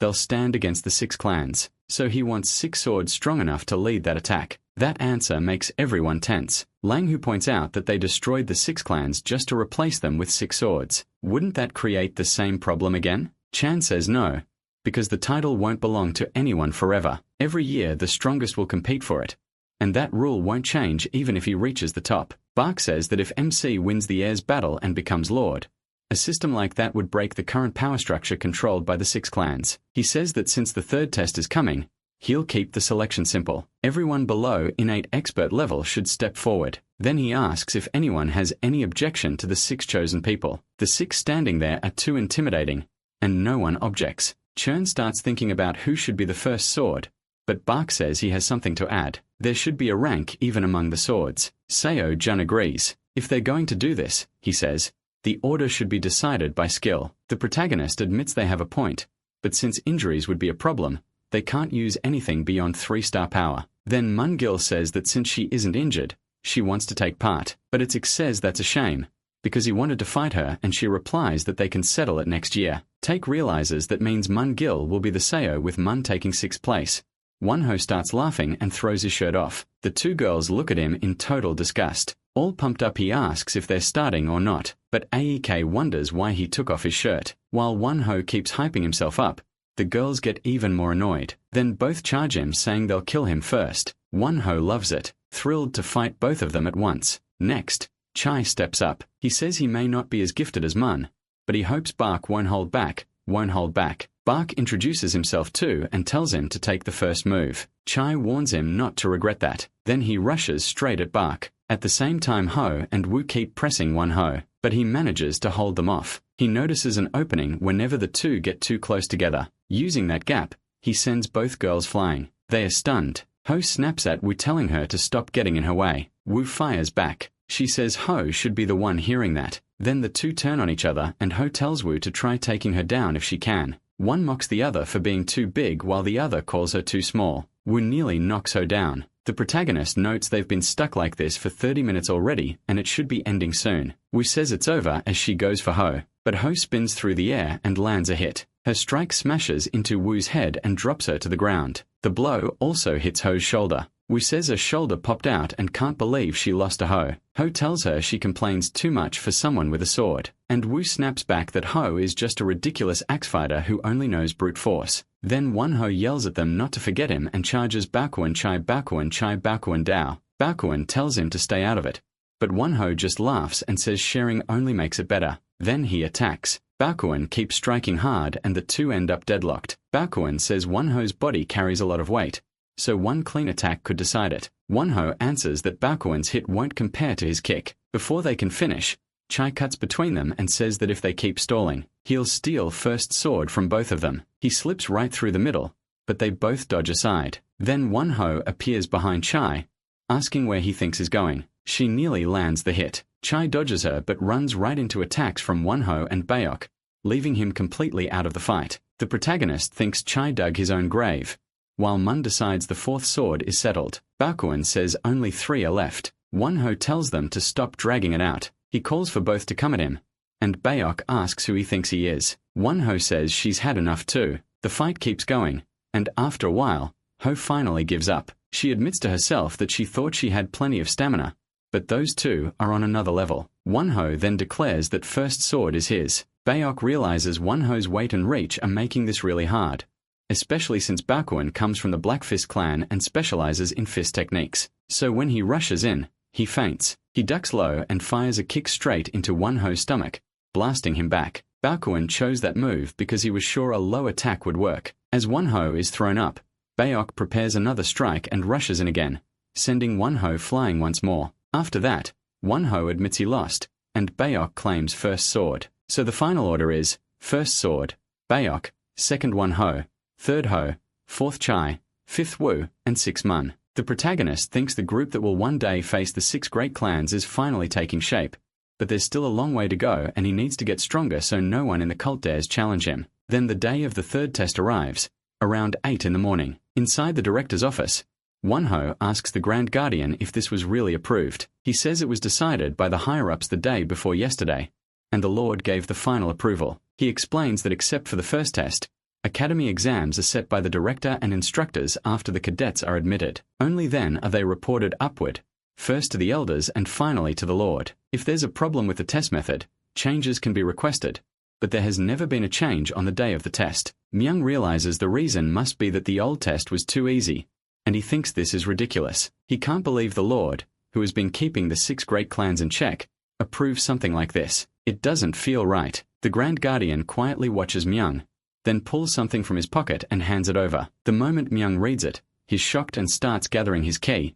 Who sends a letter at a time like this? Still, he says he accepts the order. He figures the 6 great clans are trying to gain something from this third test, but whatever it is, they're only walking into a trap. Around 10 in the morning, at the Academy's main training hall, everyone lines up face to face. The protagonist thinks this is perfect. It wasn't easy, but they mastered the 7 swords formation, and now they're full of confidence. Still, something feels off. They've been waiting 15 minutes, and even the instructors who always arrive early still haven't shown up. Then they finally see people coming, but the instructors are dragging badly beaten men with covered faces, hitting them and shouting that they're going the wrong way. The protagonist stares, wondering what the hell this is. Are those prisoners? Then Myung arrives and asks if they prepared well for the test over the last 20 days. Everyone says yes. Myung says there's a last-minute notice before the test begins. The cadets immediately get nervous, asking what's going on and saying this looks bad. Then real swords are thrown onto the ground. Everyone is shocked and Myung explains that the original test was to defeat the instructors using the demonic sword formation. The new test isn't that different.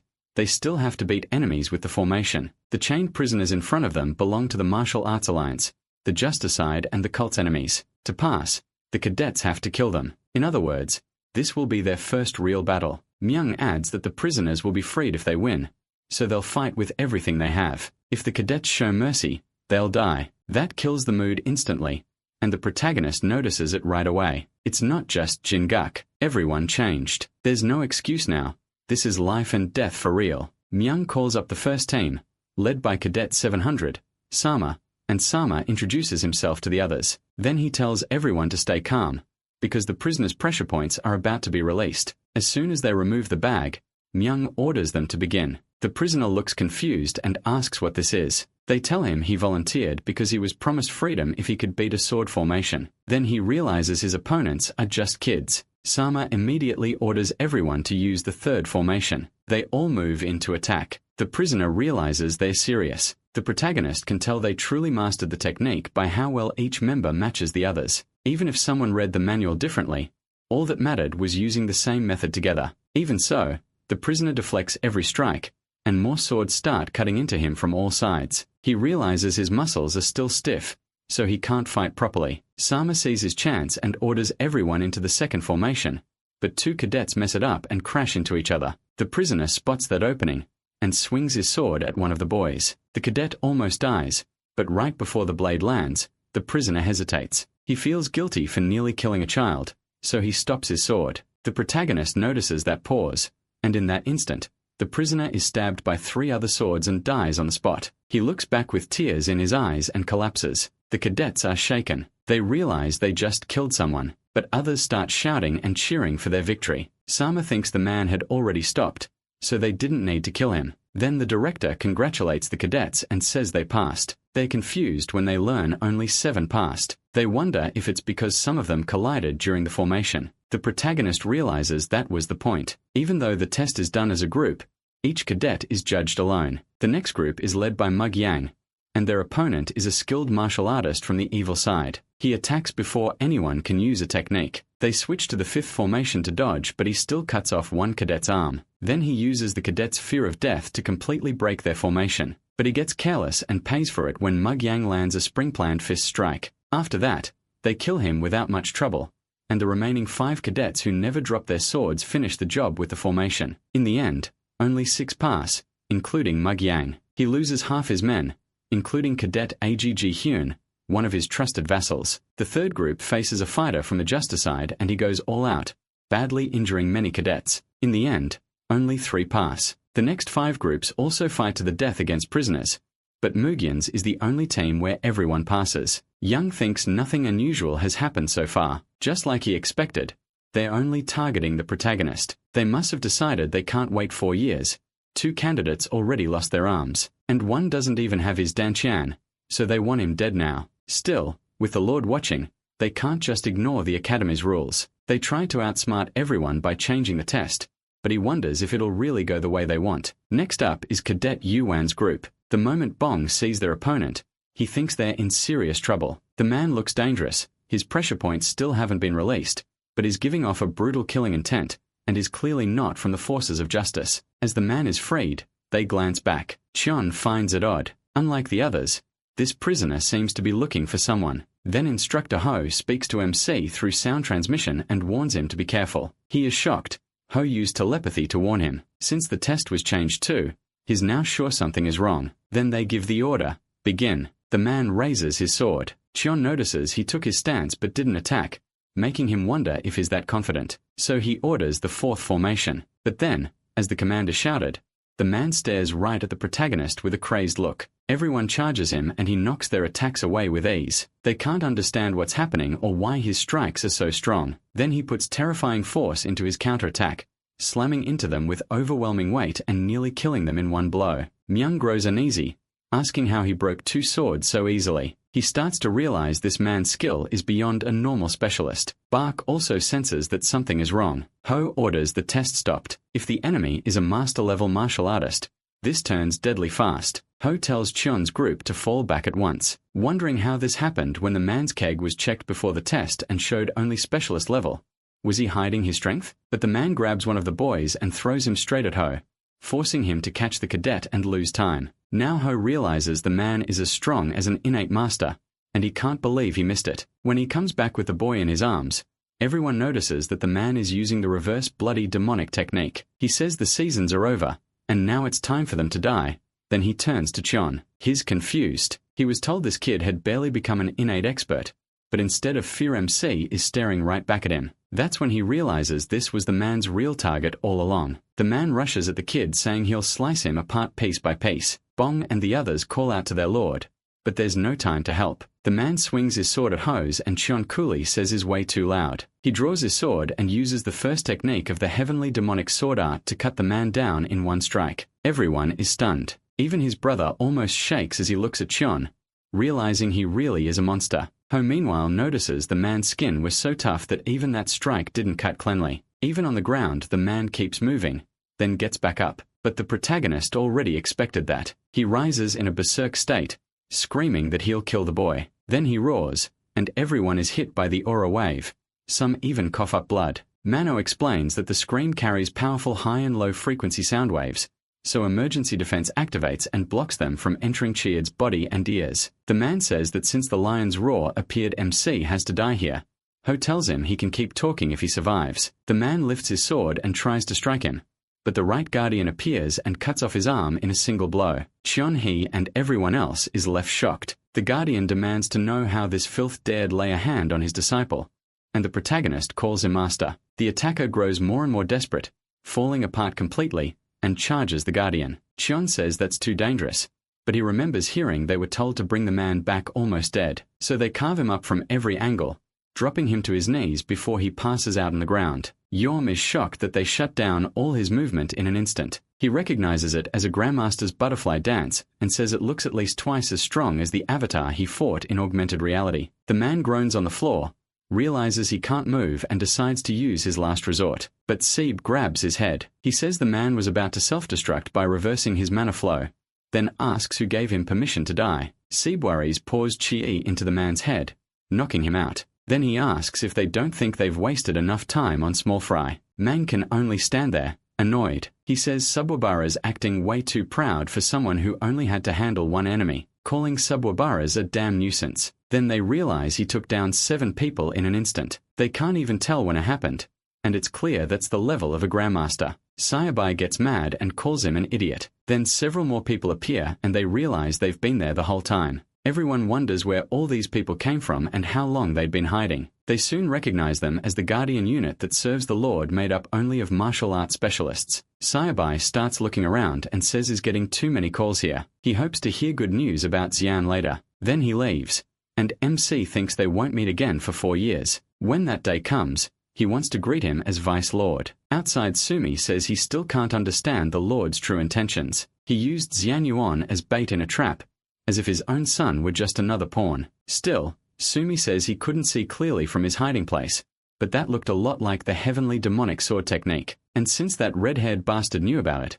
this has to be the Lord's doing. He thinks that if he keeps watching, he may learn more, and if the Lord has some hidden plan for Yoan, a new revolution will surely shake the demonic cult. Then he decides it's time to finish his remaining business. He says they're heading to the Sword Clan mansion, and everyone follows Sumi Sivai. Sometime later, Borge asks Mashi, if he's okay. Mashi says he is, thanks to instructor who catching him. He wasn't hurt too badly. Xian says they're getting bold, attacking him in a public place. They even dared pull this in front of the Left Guardian, one of the Lord's most trusted men. Mashi was already hiding nearby.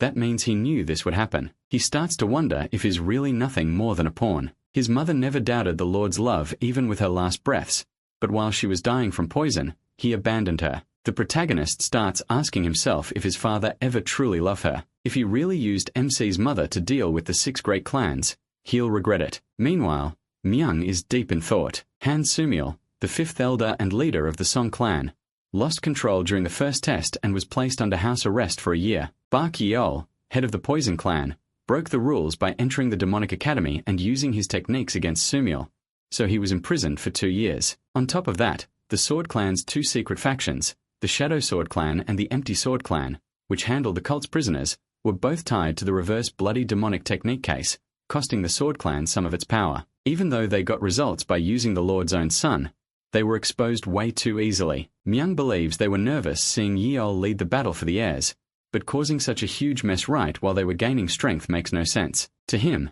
something is off, just like the poison used on Madame Hua. Bong announces that since Yeol One's group performed the demonic sword formation perfectly, they all pass. Even with the unexpected incident, the test will continue, and from now on, instead of prisoners, they'll face martial arts instructors. Everyone agrees. Bong thinks they were the last unlucky group. He even says they should be proud since 4 of the 7 remaining groups belong to their lord. But things don't go how Bong expected. The next 7 groups are judged much more harshly, and because the instructors already know the 7 demonic swords and the demonic sword formation, the fights are tougher. Out of 206 cadets, only 120 passed the 3rd test, and since most of Yeol One's 72 subordinates were chosen for loyalty, the 38 weakest fail. Then they congratulate everyone who passed the 3rd test, saying they are now officially recognized as high-rank cult warriors. From this point on, they're allowed to use the weapons they specialize in. Bong is thrilled to receive the bronze medal of a high-rank warrior.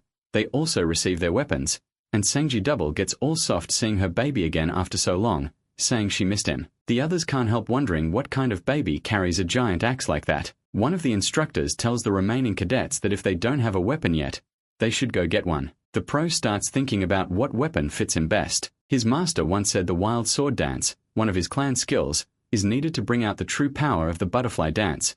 So now he wonders which weapon works best with the heavenly demonic sword technique. Mei says they came in as snot-nosed kids, but they've grown into real warriors. When he moves on to the next announcement, the fourth test begins now, and it has no time limit. They can take as long as they need during their next 4 years at the Demonic Academy. Everyone is stunned. 4 years is a long time, so the test must be brutal. Mei calls the fourth test the Academy's simplest one. They can use any weapon and any martial art they want. All they have to do is beat the instructor in front of them. The cadets think that sounds insane. Even the group leaders couldn't beat the instructors when they were only using the 7 demonic swords. One cadet complains his leader earned that badge just by stopping a single move, but another tells them to quit whining.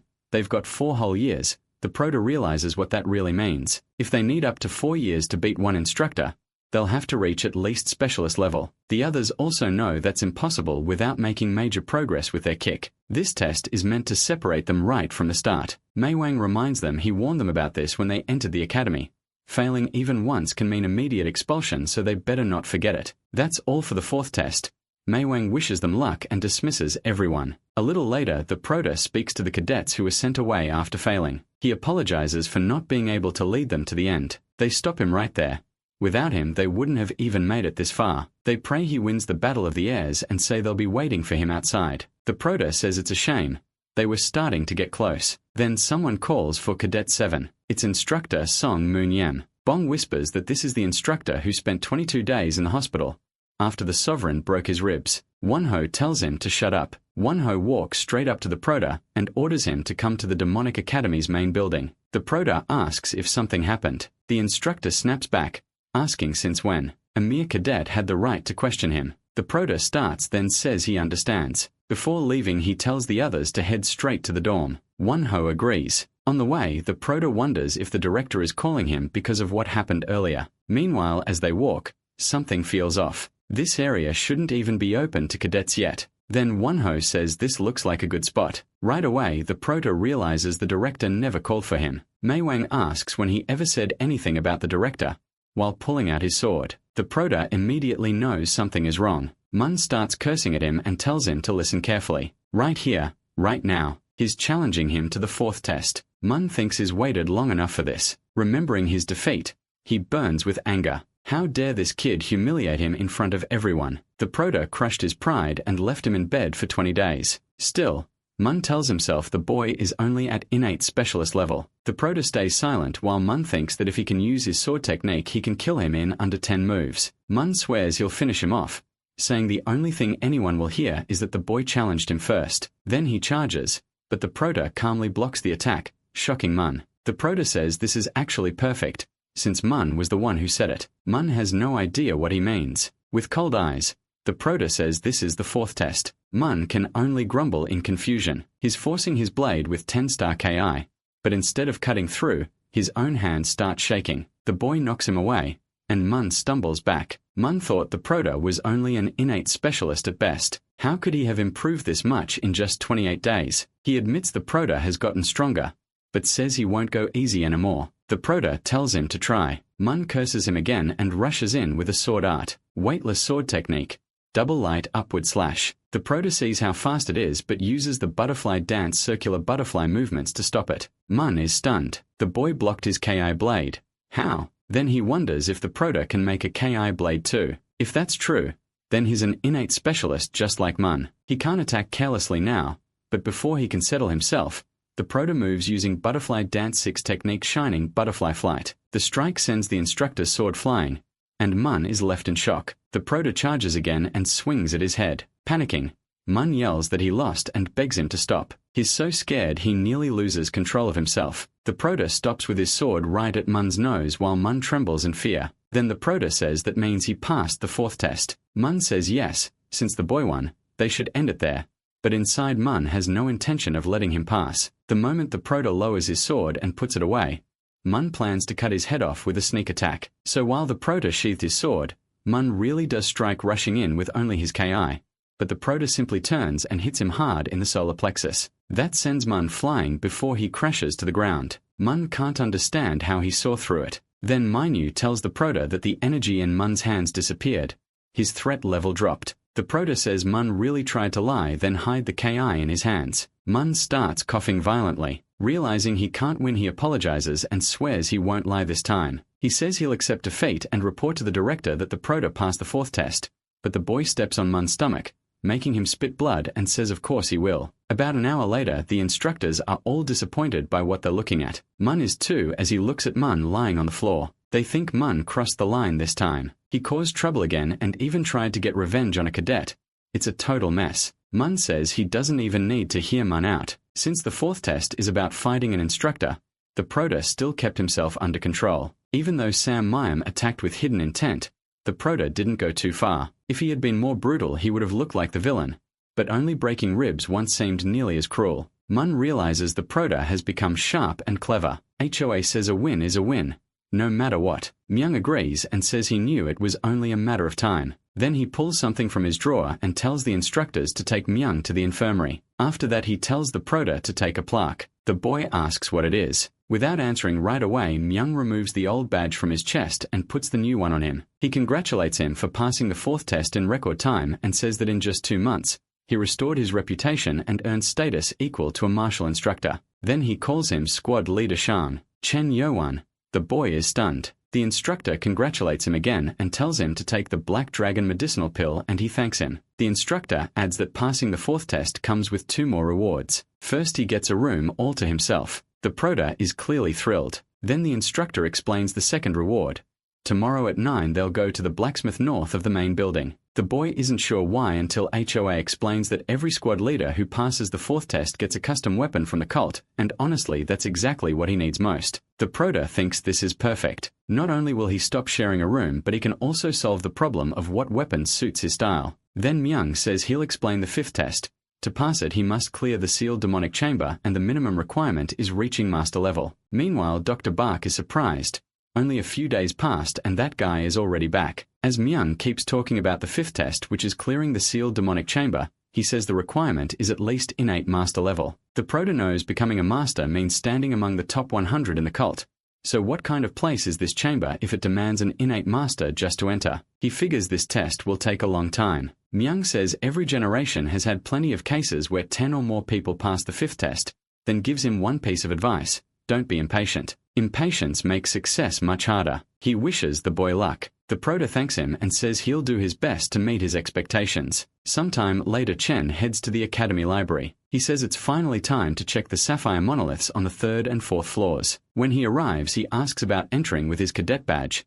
Then he shows them his new plate. It's silver, proof that he just cleared the 4th test. The guard freezes and everyone nearby starts whispering. The test ended only an hour ago, so they first think he's lying. But that medallion matches what the instructors carry, so he clearly passed. The guard can't believe it. In the last generation, reaching the 4th test took 5 months after entering the academy. Chen did it in just 2. He quickly apologizes for doubting a squad leader. He brushes it off and asks if he can look around the 3rd floor, and the guard lets him through. On the 3rd floor, the protagonist notes he gets 4 hours here, twice as much time as on the 2nd floor. Looking around, he figures everyone else is busy trying to memorize the books, so he goes straight for the monolith. Once he sees it, he realizes this one is far more complex than the monoliths below. He decides to study it later and tells NATO to record and save the sword marks first. After that, he moves on to scanning the books. People around him get annoyed, wondering what is wrong with this guy, since he's doing the same strange thing again. In the end, he fully scans all 179 books there.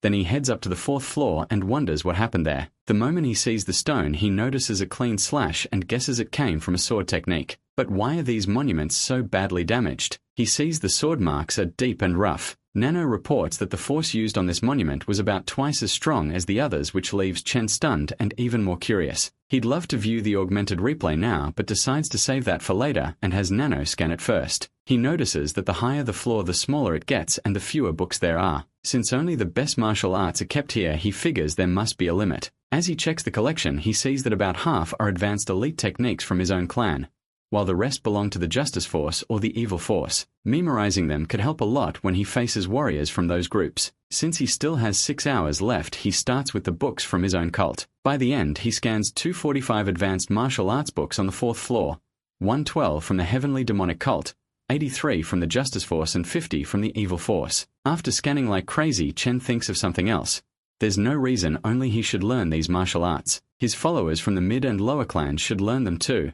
Then the guard reminds him it's late. It's already past midnight and MC apologizes, saying he didn't even notice the time. As he leaves, he says he'll start training in his private room. Bong is shocked to hear that he made it all the way to the 4th floor. They all congratulate him for passing the 4th test, while Manko thinks to himself that this is amazing. If young Master Choan passed in a single day, then he may be the strongest candidate to become vice leader. The protagonist tells them this will be their last night sharing the same room, and Bong asks what he means. MC explains that passing the 4th test earned him a private room, and he plans to move there tomorrow. Manko takes note of that, realizing the test also gives cadets their own room. The next day at 9 in the morning, Chen arrives at the blacksmith north of the academy's main building. On the way, he thinks about what kind of weapon he needs. The blacksmith greets him as squad leader Zhong, the young man who passed the 4th test in record time. He introduces himself and he notices something odd. Nothing on his face, no eyebrows, and no hair on his arms either. Zhong wonders if the forge burned it all off. The blacksmith says that comes with the job, and the protagonist realizes he may have stared a little too much. The man introduces himself as Sugo Wonghol, a descendant of Yezi, and says it's a pleasure to meet him. That name catches MC's attention. He remembers reading about Yezi in the Great Historian's records. Yezi was a master smith from the spring and autumn period. Many of his swords were praised as top-grade weapons every martial artist wanted. Black Purity, Fish Belly, Great Destroyer, and many others were said to be his work. Sugo Wonghol tells him not to look so impressed. Yezi had many descendants and he doesn't think he matches his ancestors' talent, but he says he's sure the man still inherited great skills. Pleased by that, Sugo Wonghol says he judges people well and promises to make his finest weapon for him. He notes that the protagonist seems to use both long swords and short blades. MC confirms it and asks if both can be made, but Sugo Wonghol apologizes. He can forge only one weapon, so MC has to choose. That leaves him hesitating. It feels like a real puzzle. Then he remembers how bad it felt when he used the demonic sword art against that prisoner, and how his sword cracked all over right after. If he had used the second technique too, the blade would have turned to dust, so he chooses the long sword. Sugo Wonghol calls it a good choice and admits he's better at forging long swords than daggers and similar weapons. Before starting, the blacksmith asks to see Q in sword technique. He explains that to forge a sword that truly fits him, he needs to watch how the protagonist fights and judge the proper length, power, and hardness of the blade. MC understands at once and draws his sword, getting into position. As he performs the technique, Sugo Wonghol watches in shock. When Cheon finishes, he asks if that was enough, and the blacksmith says yes, more than enough. But then his expression changes. He struggles to put it into words, then tells Cheon that forging a sword for him may be impossible. He is left wondering why. The blacksmith asks to borrow his sword, and once the protagonist hands it over, Sugo Wonghol taps it with his hammer and the entire blade shatters. MC is stunned. It didn't just crack where it was struck, the whole sword broke apart. He had thought it would be fine since he hadn't used that technique on a real opponent. But the blacksmith explains that this is the result of an owl sword technique so fierce that an ordinary blade can't handle it. Cheon asks if a stronger sword can't be made. Sugo Wonghol says he would if skill alone were enough, but to survive that technique the blade would need to be forged from at least cold iron. He explains that cold iron is metal filled with icy energy from the Northern Ocean. It's far harder than normal iron, but very rare. The cult only gives it to brigade leaders or people of even higher rank. He knew the heavenly demonic technique was strong, but not this overwhelming. Sugo Wonghol apologizes. After seeing such a monstrous technique, every part of him wants to forge the perfect sword for Cheon, but there's only so much he can do. The protagonist says it's fine, he just has to pass the 5th test and become a brigade leader. Since that leaves only the short sword for now, he says he'll show the blacksmith that technique instead. Luckily, after watching Butterfly Dance,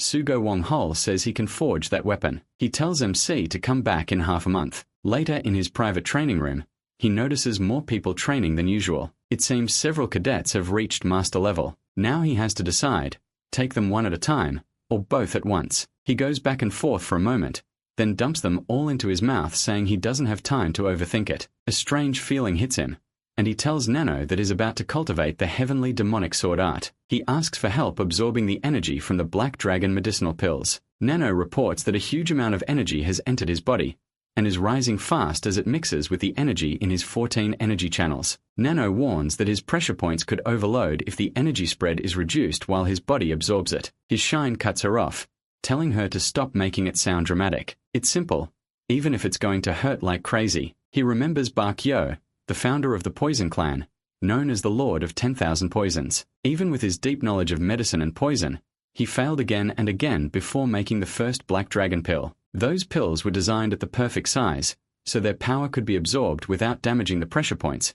Then the protagonist keeps using the technique. Blood starts bursting from his body as his meridians begin to tear apart. Nano rapidly replicates cells to repair the damaged areas. Kyan realizes that without Nano, all his blood vessels and pressure points would have ruptured and he would have bled to death. She tells him it may be better to use the breathing and cultivation methods from his many other martial arts instead of the heavenly demonic art. Nano says many of his blood vessels burst, then quickly starts healing the damage. He feels like one slip in focus could kill him, but he forces himself to endure. Since he swallowed 2 pills at once, the energy raging through him is like a tsunami. 4 hours later, he collapses to the floor, coughing up blood. After getting back up, he thinks he almost died and swears never to overdo it with those pills again. Then he wonders how much his KI grew. With Nano's help, he expected to gain about 40 years worth, but he notices something else. He actually gained 60 years, and that's not all. The flow of KI in his body improved a lot too. He starts thinking that breaking and restoring his pressure points may have made him stronger and tougher. Compared to before,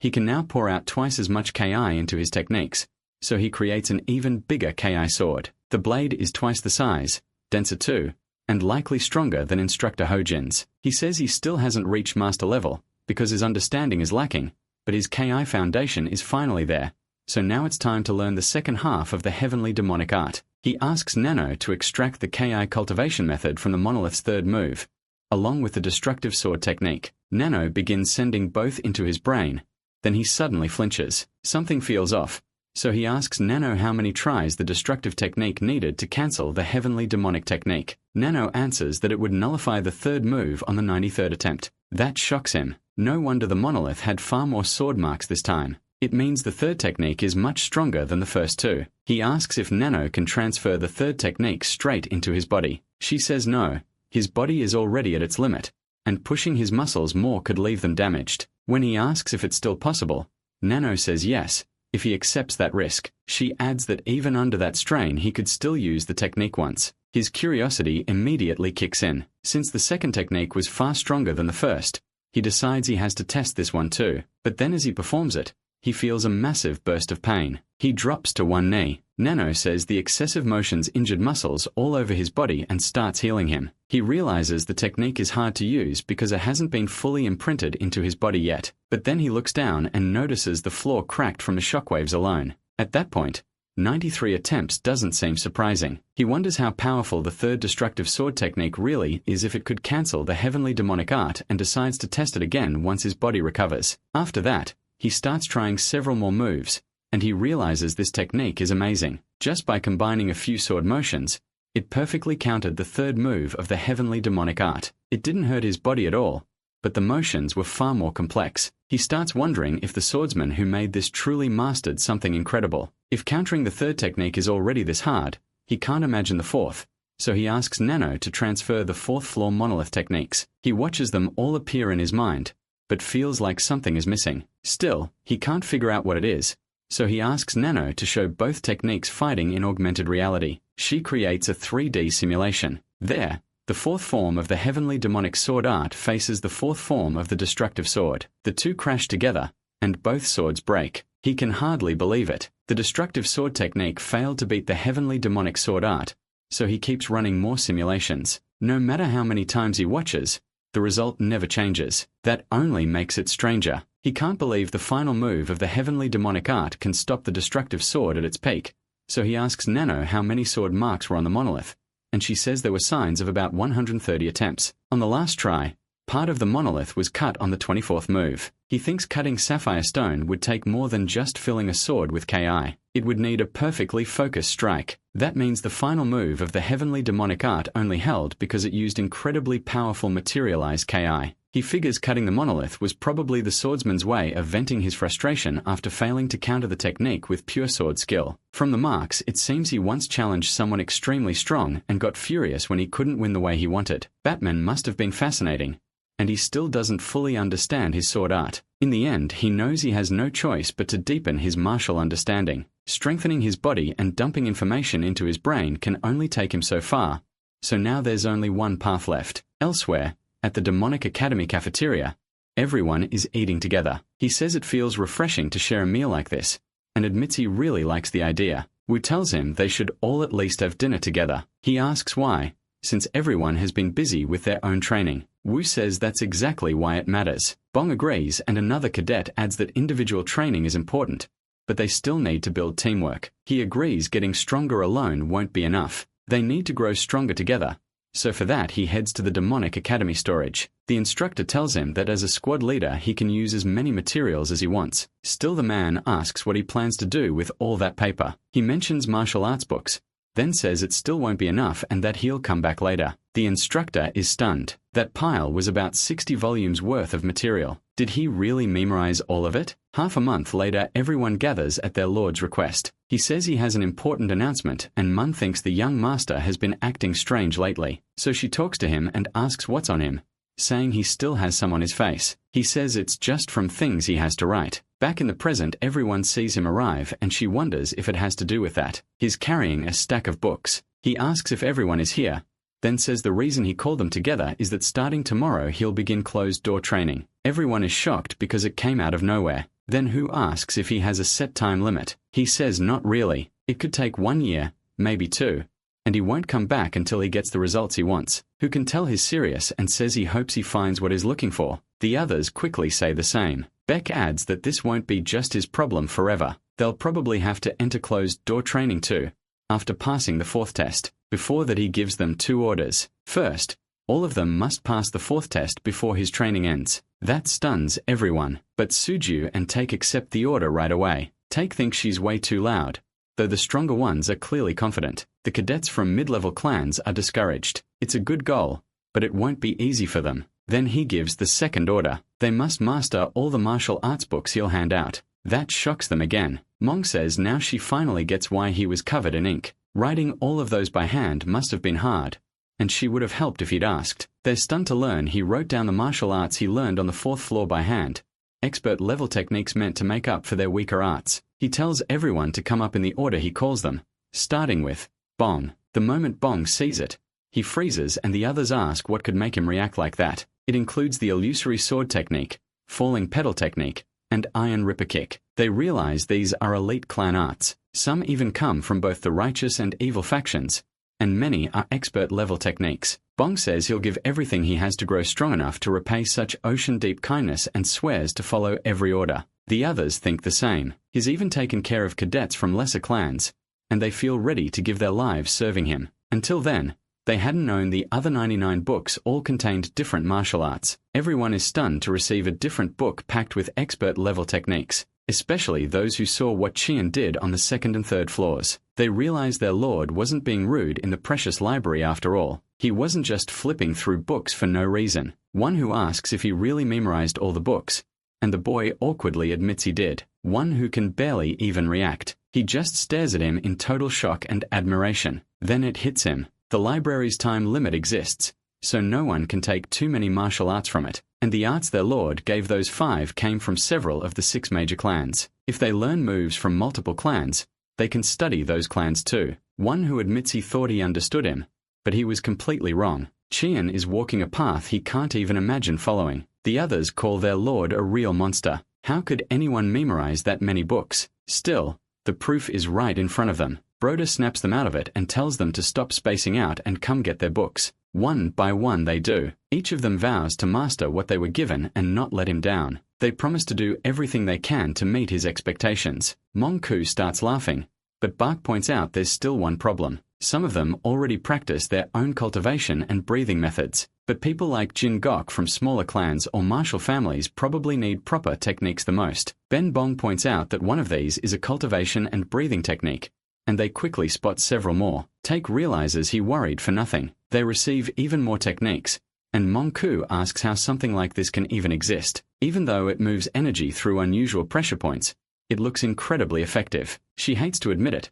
but it's far better than the Black Dragon Palm Clan's breathing and cultivation art. Take turns to Froda and asks where he found a cultivation method like that, but then they realize they shouldn't be asking because they got carried away. Still, the protagonist starts lying with a completely straight face. He says the universal origin art is a secret cultivation technique hidden on the 4th floor of the library, while wondering if that lie will actually work. 2 days earlier, when he was almost done copying every martial arts book, he had been thinking about which breathing and cultivation technique to give them. He asks Nando if she made any progress with the analysis. She says the energy created through breathing is still being studied. Since that energy hasn't fully taken shape, future take needs more time, but she can already sort out which breathing and cultivation methods best boost the energy in a person's dantian. So he asks if she can pick one. She says the Heavenly Demonic Sword ART's breathing and cultivation method gives the best results, and he immediately tells her to leave that one out. Nando then suggests the 1,000 martial breaths technique, but he rejects that too. His master would definitely get mad. So she brings up sample 37 and he asks what that is, since he doesn't remember seeing anything like it. Nando explains it's a breathing and cultivation method created by analyzing a book called Origin of Ki from the 1st floor of the Precious Library. Using techniques from the 1st through 4th floors as references, he asks if she's saying she created a cultivation technique. She says it's a leftover result from building model samples during her analysis of breathing energy. When he asks when she did that, she answers that it was made 40 hours ago, after she finished analyzing the 4th floor's breathing and cultivation methods. He's shocked it took only 2 days, and asks if she also analyzed the Heavenly Demonic Sword ART's cultivation method. Nando says not yet because it mixes body movement with breathing energy. The analysis isn't finished, so he asks to see sample 37. The moment he looks at it, he's stunned. He can't believe it. After cultivating with it for only a short time, it's already close to the 1,000 martial breaths technique. The Ki flow is also far more stable, and he quickly realizes it should work well with any martial art. Then he starts thinking about a name. Nando 37 sounds amazing, but in the end he calls it the Universal Origin Art and claims it was a secret technique hidden on the library's 4th floor. The others decide it really must be a treasure, and Hao guesses it belonged to an elite clan that vanished long ago. Cha-Young cuts the talk short and asks if he forgot anyone, and he orders them to memorize every book he gave them by tomorrow and destroy each one afterward. The next day, northwest of the Demonic Academy's closed training area, he thanks everyone for seeing him off. While he trains in seclusion, he wants the 6 swords to help the slower members master their martial arts. Bayek agrees and tells him to focus on training without worry. Tak says he heard they were taught away to train others, so he'll gladly handle it. The protagonist wishes them all well, and they pray for his safety and health, hoping his training succeeds. Once he goes inside the place, he sees this is the 4th seclusion chamber. It's a little bigger than the expert-level private training room. Inside he finds some rations and says he asked them to bring plenty. The Godsend pills alone should keep him fed for years. Thinking about reaching master level, he admits he's honestly surprised. Then he tells Nando to transfer all the expert-level martial arts from the 4th floor into his brain, and she says she'll load 245 books. Those were elite clan and sect martial arts, but compared to butterfly dance, the Heavenly Demonic Sword art, and the destructive sword technique, they were far weaker. Even so, learning all these different arts made his view much broader. He decides to split his daily training into 3 parts. In the morning, he'll practice the techniques. In the afternoon, he'll fight augmented reality avatars. At night, he'll cultivate, and since it's afternoon right now, he decides to start with an avatar battle. He tells Nando to activate augmented reality and set Yu-chan as the opponent. She starts the simulation, and he thinks that for now, 1 Yu-chan is enough. Later, he should raise both the number and the difficulty. His final goal is his master's avatar. He wants to surpass the moves his master used when defeating the prisoner from the evil faction. He decides it's time to begin. At that point, no one could have guessed how long Yigo Wongho's seclusion training would last. Not even Yigo Wongho himself. 1 week after his seclusion ended, the Dark Mu clan candidate Yigo Wongho passed the 4th test by defeating an instructor, setting the fastest record in academy history if Chan is encountered. On the 10th day, Meng Guo of the Dark Dragon Palm Clan became the 3rd to beat instructor Li Piong. That day the cadet saw her jumping with joy for the first time.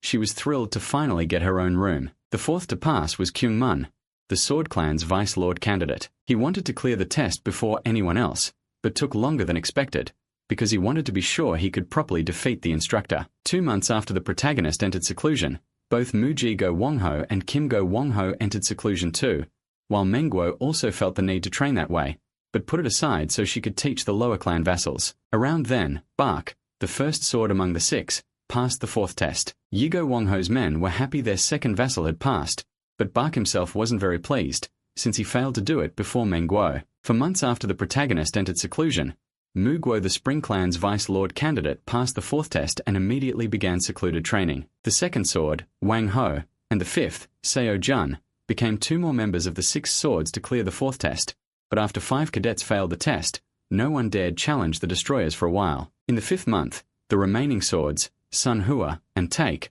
also passed the fourth test. By the 6th month, Wuming, O Jung, Yu Hua, and Jin Ho, all from mid-sized clans, had reached the natural expert level. In the 10th month, both Wuming and Yu Hua passed the fourth test, though by then a total of 15 people had already failed it. Exactly 1 year later, the protagonist vassals duelled again to decide the new 6 swords. The results were Muguo, Yu first, Ba Kek second, Wang Ho third, Seo Jun fourth, Sun Hua fifth, and Take sixth. Once the new swords were chosen, and over 30 of their allies had reached the natural expert level, Muguo, Yu, Ba Kek, and Wang Ho could finally enter secluded training with peace of mind. 2 years after Yo Go, Wang Ho entered seclusion.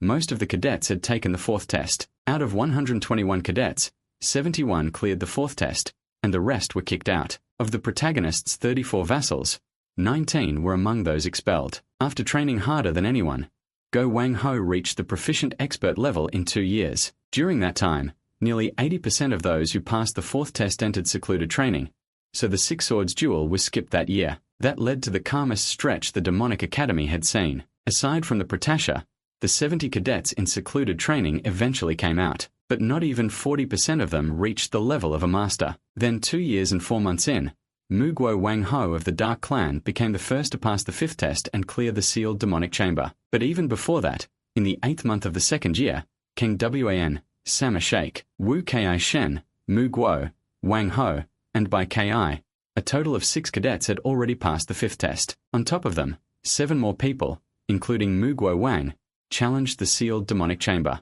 None of them passed, and 3 cadets died. After that, everyone became far more afraid to take the 5th test. In the 3rd year, the 6 swords duelled again. Since everyone had grown stronger through secluded training, this time all the vassals fought for those spots, throwing the rankings into chaos. The results were, Wang Ho took first sword, Muguo Wang got second, by Ki 3rd, Sun Hua 4th, Seo Jun 5th, and Ominate 6th. Then 2 more months went by. When Wang Ho arrives to meet the others, he notices not everyone is there. He says Muguo An and Bong went there again, and by Ki realizes they must be back at the secluded training facility. Sun Hua says she's just glad they went together. Wang Ho still feels uneasy about leaving them alone, but by Ki brushes it off, saying Muguo is strong enough. Wang Ho says he wishes that were true, but the heir's conflict has been getting worse. King Wan even approached him again recently in the cafeteria. By Ki Rui asks if he really thinks they'd join a bastard like that.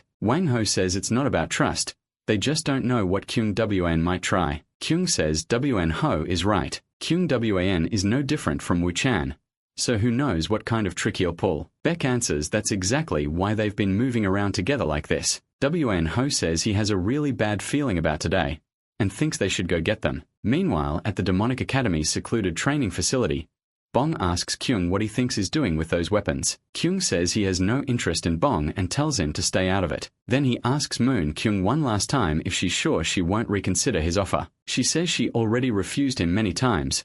She already has a lord to serve. He questions that answer and says a useful pawn sometimes needs to be taught properly. Then he offers a bet. If she beats him, he'll let her go. If he wins, she becomes his vassal. Bong snaps that this has gone too far. Kyung should be a future lord, but he just sounds like a rotten thug. Kyung cuts him off and tells him again to stay out of it. Then his men rush in, but suddenly they're caught by a force that freezes them in midair. They panic, wondering what the hell is happening. Their bodies won't move. Both of them are left stunned. Then they're slammed straight into the ground. Kyung curses and demands to know who did that. Then the Prada steps out from inside, his clothes torn apart, his hair grown long from training. He looks even colder now, with murder in his eyes. Seeing that, the ones outside can't believe it. Moving objects with Ki alone means high-level Ki telekinesis. Kyung realizes the Prada has reached Grand Master. He can't accept it. Kyung needed 2 years just to become a master. He tells himself it must be luck, but if he backs down now, everyone will look at him with contempt, so he orders his men to attack. Moon Kyung blocks them and asks if they really think she'll let that happen. She calls them cowards for ganging up on one person. One of them calls her insolent, saying trash from a lesser clan dares stand in their way, and Bong says he at least has to stop these guys to make things easier for his lord. Then he charges straight at them. They wonder where Moon Kyung is going, but she handles them with ease. Still, she notices one technique is the Sword Clan's Imperial Sword, so she can't relax. She has to coat her hands in Kyo to fight someone at master level. At the same time, the others keep rushing the Prada, trying to kill him, but he just raises his hand and catches all three with Kyo, lifting them before striking their backs and throwing them away. They collapse completely, leaving the rest terrified, and Kyung realizes they have no chance. The approach is already a monster, and no one there can stop him. So they decide this has to end now, and tell the Prada they'll stop here. They admit defeat, but the Prada only stares at them with a look that freezes everyone in place. Kyung's brother asks if he really plans to leave them. No choice, saying that if everyone there fought to the death, even he couldn't handle it easily. The Prada steps forward without a word, lifts his hand, blasts everything apart, and terrifies them all. Then he turns and says they're next. While Kyung is still fighting Mongyo, he says it makes no sense for someone that small to use such a powerful palm technique. To him, it's absurd, so she realizes his Kayam scattered while he attacked. Then he forms a Kayam sword and tries to force the girl down in one strike. She thinks it's over, but then the Prata appears between them and catches the Kayam sword with his bare hands. Kyung can only wonder if he truly became a Grandmaster. But before he can react, the Prata passes him in a single strike. Kyung's arm goes flying. At that sight, Mongyo can't even process what happened. He only feels the pain of losing his arm. Screaming for the arm he lost, he begs the Prada to stop, but the Prada drives a foot into his chest and slams him onto his back in the snow. Mungo begs for mercy, but the Prada says it's too late and unleashes a terrifying wave of Kayam. Then Wonhu asks Bong and Mongyo if they're okay, but stops when he notices the pile of bodies in front of Bong and demands to know what happened. Then he looks at Mongyo and asks who he's talking to, but when they see that face they all realize it's their lord. Wonhu drops to his knees before him. Now the first sword, Wonhu welcomes back his sovereign. Only then does everyone fully understand what's happening, and Mongyo remembers what she should do. Bongyo too, greeting the Prada as the second sword. BQ also feels crushed by the pressure. It's like standing before the academy director himself. Then the third sword bows as well. Sunhwa wonders if this is the first time BQ has shown respect with the title. It's funny since he used to say honorifics made him embarrassed around them. Then they all kneel before the Prada. He thanks them for waiting for him. That sends everyone into cheers, until they notice behind him the Sword Clan's Vice Lord candidate. They realize it's Kyungwon and ask if he reached Grandmaster. With a calm, confident look the Prada confirms it. Half an hour later in the Demonic Academy infirmary, even the doctor treating Beaky notes that he finally came out. By then word of the Prada's return and what he did to Kyungwon and his men had spread through the whole academy. With the Prada taking out 5 of the 6 Vice Lord candidates from the main clans, the cadets started seriously thinking they might see a Vice Lord from outside those 6 clans. That put huge pressure on Mu Youngwon's subordinate from the Dark Clan. He didn't care much though and kept focusing on improving his skills and techniques. As for Myung, he asks one of the instructors if he's close to Grandmaster.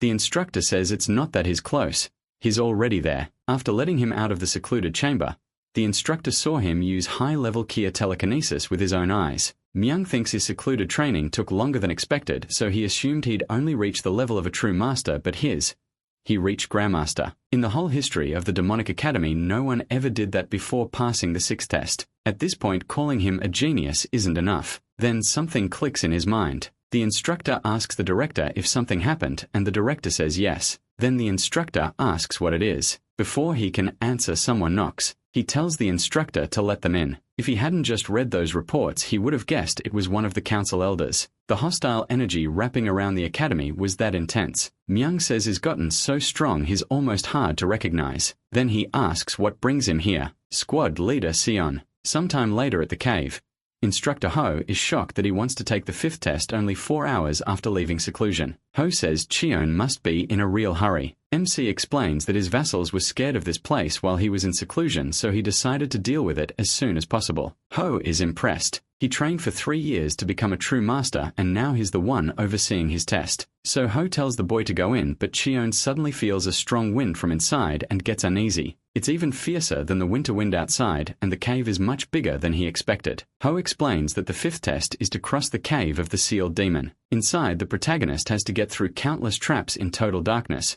relying only on his senses. Once he enters, they'll wait for 2 hours. MC figures the nearby lever must control the traps. Ho adds that if MC can't finish in time, they'll assume something went wrong and shut the traps off just like everyone said. With that, Ho announces the start of the fifth test. Cheon remembers this is the cave with the sealed demon inside. He studies the cave ahead and another gust blows out from deep inside. In the darkness, he catches sight of something with scales and one terrifying eye. Right away, he starts cheating a little. He asks Nano to turn on night vision. As it activates, his eyes change color. The path ahead is long and the air smells like oil, blood, and a bunch of other things mixed together. Then he spots something ahead and wonders if it's a tunnel. He guesses that's where the traps begin, and since he can see clearly, he should be able to get through fast with movement techniques. He steps on a few trap spots but still sees every trap trigger and comes straight at him. When the arrows fly toward Cheon, he just flicks his hand and shatters them all. He realizes anyone without great skill would get caught easily in this darkness, so he gives up on moving fast and starts walking carefully instead. Even so, he triggers more traps. The ceiling starts dropping onto his head, so he breaks into a run and barely escapes being crushed. Now he understands the traps go off when you step on the wrong bricks. He tells himself to watch his footing, and with Nano's night vision, these traps are basically useless. 30 minutes later, he realizes the cave has more than one tunnel. He glances back and notices that without the airflow, it'd be easy to get lost. Then he notices something familiar. He was here over 3.5 years ago. This is the secret chamber inside the detention center. He's found the heavenly demonic sword art again. There he bows before the founder of the heavenly demonic art and calls himself lucky for finding this place. If the Poison Clan leader knew about it, he'd be furious. Cheon decides the only thing left is to erase every trace of this place. He doesn't want anyone else learning the heavenly demonic art or its techniques. But then the whole chamber starts shaking. He blurts out, asking what the hell is going on, and the pillar itself starts moving.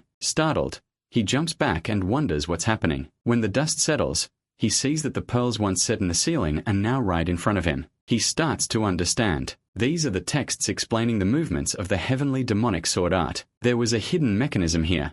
Still something feels off. He notices strange lines behind them and realizes that when the lines from all the lamps connect, they form a map. He's sure it's a treasure map leading somewhere. Even so, he has no way to know where it points, so he tells Nano to scan and save everything there. Nano reports that the lamp map matches the cave and Cheon is glad he had her save it. This is a treasure map for the cave of the sealed demon. Nano also marks their current location, and is impressed she can do that too. He decides to head back toward the start, but there's still plenty of time. The founder wouldn't leave something like this for no reason, so he goes to check it out. As he walks, he starts to remember hearing about something like this before. He recalls Mungul saying the cave felt creepy inside. He asked why, thinking it was just the darkness, but she said no, she heard a weird crying sound in there, and Mungul was shocked that someone else heard it too. Chi realizes that sound is far too real to be his imagination, but no matter how much he sharpens his senses, he still can't detect what it is. The path also feels strange. Even if it isn't the way out,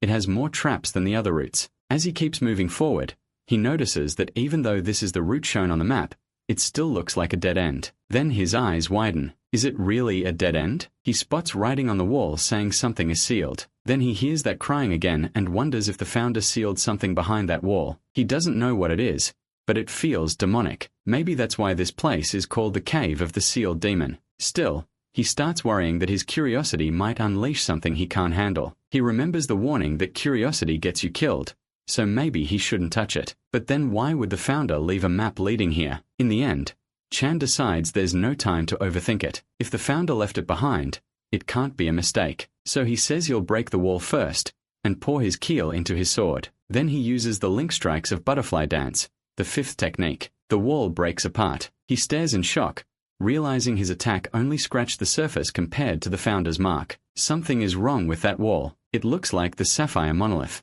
Then he realizes it's not just similar, it is the sapphire monolith, only covered by a different outer layer. So he prepares another strike. This is the technique he couldn't use before, when he only had the knowledge in his body. He could perform it only after reaching Grandmaster. As he gathers Ki, he says he thought he would save this move for a truly dangerous enemy, but he's using it here instead. He steadies himself and unleashes the fourth technique of the heavenly demonic sword art. The attack twists like a drill and slams straight into the wall. This time Kai Fine blasts a huge hole through it and thinks it finally worked, but then he smells that same stench from the cave entrance. A bad feeling hits him. Maybe he's seriously messed up. Then his sword starts cracking apart. Kai Fine realizes the blade Sogwog made for him could only handle one hit. Normal metal really can't endure the heavenly demonic art. At that moment, Nano warns him about an abnormal plasma burst ahead. The protagonist is stunned, as Nano says an atmospheric shockwave is coming. That terrifies him instantly. He gets blasted away in a single hit and slammed into the wall farther back. He wonders what the hell that was,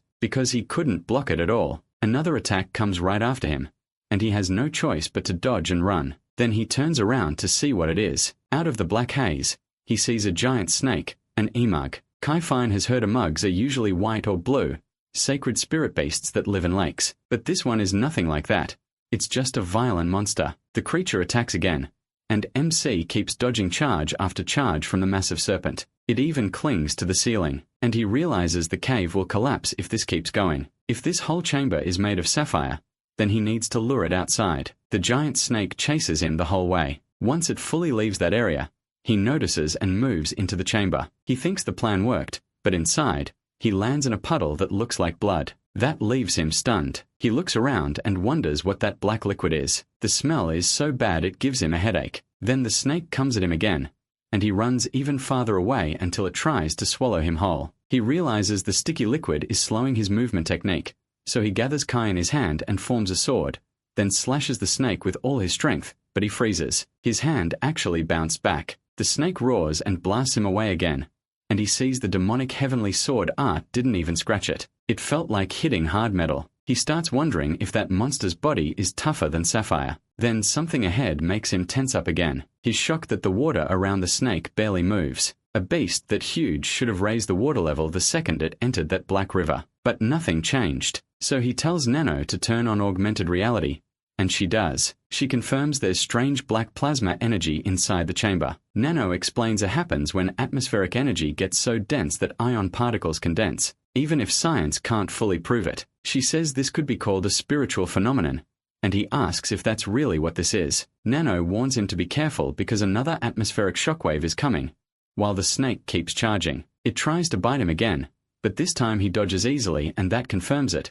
Even when that giant head hits the water, no big wave forms. Still he hears something strike the bottom. After analyzing it, Nano says there are 24 metal pieces floating in the air, all giving off strong plasma energy. That catches him off guard, and he asks what she means. He tells Nano to mark every metal fragment she found, and she does, while he keeps dodging the snake's bites. The markers appear scattered across the snake's head. He can barely believe it. Those points line up exactly with the path of the basic demonic heavenly art technique. As the snake gets ready to strike again, he reminds himself that he practiced that basic sword form with his breathing and cultivation for 3 whole years. Now he has to do it all at once, so he rushes straight toward the tip of the snake's head. When they meet head-on, he lands precise hits on every single point across its scales. He thinks he did it, and then everything vanishes. He's alone now, and when he turns back, his face goes stiff with shock. That's when he sees the Amiga's true form. Those things start coming together and form a black sword wrapped in a dark, eerie aura. He realizes that is the demonic heavenly sword, and he can't understand why something so valuable, the symbol of the lord of the demonic heavenly cult, is here. The moment he grabs it, the sword starts sinking into his arm, and is swallowed by a black mist that turns everything dark. He can't see, hear, or even speak. It feels like every sense in his body is gone, but instead of being terrifying, it almost feels comforting. That only scares him more. He knows he shouldn't feel that way. Then the light returns and he finds himself in a completely soaked place. He says his mind was almost eaten by the darkness and starts calling for Nano, but she doesn't answer. Then the true Amiji with white scales appears in front of him. He realizes there was another one all along and it opens its mouth with a roar right in front of him. But then he notices its horns are growing and its body is getting bigger. The creature is turning into a dragon and he reaches for his sword to attack, but before he can do anything, something slices off one of the dragon's horns. The horn drops near him and the dragon panics after losing it. He also sees the Amija's white scales turning black. Then he looks at the person who cut the horn and wonders who this swordsman is. The swordsman swings his blade and points it at the serpent. Zion notices the key-made sword and that black blade is one he knows very well. The black scale, the Amija growls at the swordsman and the two charge at each other. The swordsman carves through its body again and Zion recognizes the third technique of the demonic heavenly sword. His own version doesn't even come close. Once the snake is dead, the swordsman drives his blade into it and the sword starts absorbing the aura coming from the corpse. That man thinks it will take time to absorb all that energy and that it isn't meant for him. Then he turns and sees the boy standing there staring right at him. The sight leaves Zion shaken. The man only smiles at him and the protagonist snaps back to reality,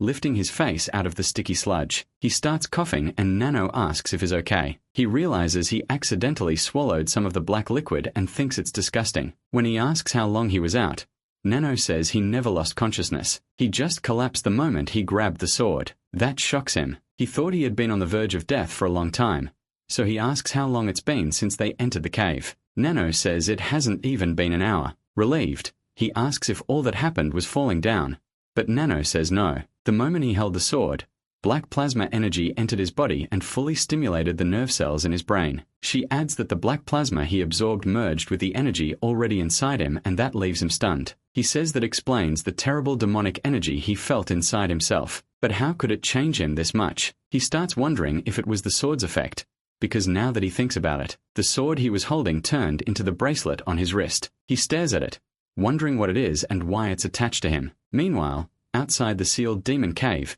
everyone finds the delay strange. Everyone at Master Grade shouldn't need this long, and nearly 2 hours have already passed. They start wondering if something went wrong. One of them reminds the others that this cave may hold a demon. Ever since the Sword Lord founded the academy, it's been used for the 5th test. They've heard that only qualified people could enter this place in the past, so the instructor starts wondering if Kyan failed and got swallowed up inside. But while they stand there guarding the coffin, the exit door opens, and everyone sees the boy come out. They're immediately hit by the awful smell coming off him. Still, they congratulate him for passing the 5th test. He thanks them, even though he can tell he reeks. The instructor keeps staring at him, and notices something that looks like a deer horn. Later Kyan goes to wash off that horrible stench. He leaves the horn nearby and says the smell is finally gone, which makes sense, since he's been bathing for nearly an hour. Then he glances to the side at his clothes and the horn on the floor. It brings back what happened inside. While trying to draw out that sword's full power, he used the demonic heavenly art to the limit. The more he tests it,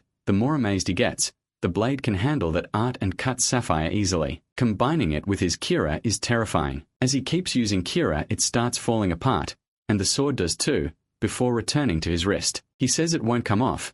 No matter how much force he uses, it only reacts to the demonic energy mixed into his Kira. His body has also been hot and sweaty for a while now. Then Nano tells him that the strange liquid didn't just enter his body, it seeped into his veins, and the remaining toxins are slowly being pushed out. That surprises him all over again. He says that when he reached Master Grade, his body already went through a cleansing, and expelled many toxins, so it shocks him that this liquid can remove even the tiniest traces left in someone's body. Then it finally clicks. The black liquid is the Emug's blood, and he thinks it could help his subordinates a lot. He decides to take some with him, but while scooping up a little of that strange liquid, he notices the ground shaking and is caught off guard. Everything is collapsing. He nearly gets swept away with the liquid, but he manages to save a little using the sheath. Even so, he feels awful. There was enough of that blood river to boost the entire cult strength. Then he looks down, spots something still covered in blood, and realizes it's the Emug's horn. It's the same horn the man and his vision cut off. He decides to keep it, though he has no idea what he'll use it for. Maybe it can raise his Keely like a medicine pill, so he asks Nano to analyze it. She says it's made of an unknown material, but its hardness is only a little lower than diamond. You can hardly believe it. That means it's even harder than sapphire. So he decides to test his Keely sword on it and brings down a full power strike. He's completely shocked. It isn't just tough. Some weird force pushes his curse sword back, and he wonders if that's because it's the horn of a spirit beast. Then an idea hits him. This could be made into a sword or a short blade, perfect for the heavenly demonic art and butterfly dance. It's so hard that maybe the legendary blacksmith's descendant or Yezi could craft it. At 4 p.m. on Sunday in the head building inside the director's office, Myung thinks only 4 hours have passed, yet his energy has grown like crazy. He still controls it well, but Myung can also sense a trace of demonic energy in him, making him wonder if Instructor Hull was right. He had always thought it was just a legend, that only someone truly qualified could meet the demons sealed in that cave. Myung starts laughing. First that sword technique, and now this demonic energy. This kid must be somewhat important. HOA snaps him back to reality. Myung quickly apologizes to Sion, calls him leader, then figures brigade leader fits better, and congratulates him for clearing the 5th test. He says Sion is now a true martial master and a pride of the cult, so there are rewards he deserves. Sion asks what the item is, and HOA explains it's a black metal badge given to brigade leaders of their cult. The boy notices the name Heavenly Demonic Cult engraved on it, and feels power from the carving, guessing it was made by a swordsman, not a smith. HOA says the Lord carved it himself, and only brigade leaders received such an honor. Sion would love to toss it away, but with everyone watching he decides to keep it. Then he turns to Myung and asks if he can take the 6th test right now. Everyone there is stunned. No one expected those words from him. Myung stares straight at the boy, then says yes, he's more than qualified. The 6th test normally requires at least Grandmaster level, so everyone is shocked. Watching someone reach that point is unbelievable. He's the first in 70 years to qualify. Myung explains that the 6th test is to challenge one of the 12 elders of the council, the strongest hidden martial artists. That catches the boy off guard, and Myung asks if he already has someone in mind. Later at the Demonic Academy library, the boy heads there, thinking he never expected the 6th test to be a free pass to challenge one of the 12 elders. Once he graduates, the fight with the 6 great clans will begin. Now he has a chance to remove one major enemy before that. To improve his odds against the 6 great clans, he needs to master the final technique of the heavenly demonic art. Back in the room, Myung stays behind and thinks the boy has matured. He expected him to pick the Poison Clan leader right away, because of Madame Hua, but the boy stayed calm and asked for time to think before answering. Even after getting the chance to strike the target of his revenge, he stayed careful. To Myung, that makes him far more dangerous than someone driven only by hate. He says the Academy's 4 years of protection are almost over, and soon the 6 great clans will show their claws. When that happens, the whole cult could turn into a massacre. He wonders how Sion and One will deal with it. Meanwhile, on the 5th floor of the library, the boy walks alone and notices there are only 20 books there. Something feels strange, and he remembers his master telling him to be grateful for learning butterfly dance and the 1,000 breaths technique since they were kept on the 4th and 5th floors. So, since his master said it was here, he goes to the technique he had already inherited. But when he turns, he realizes the moment has finally come. This is the last technique of the heavenly demonic art. He asks Nano to scan the monolith and analyze the key control behind it. But as the scan begins, the boy starts pacing in confusion.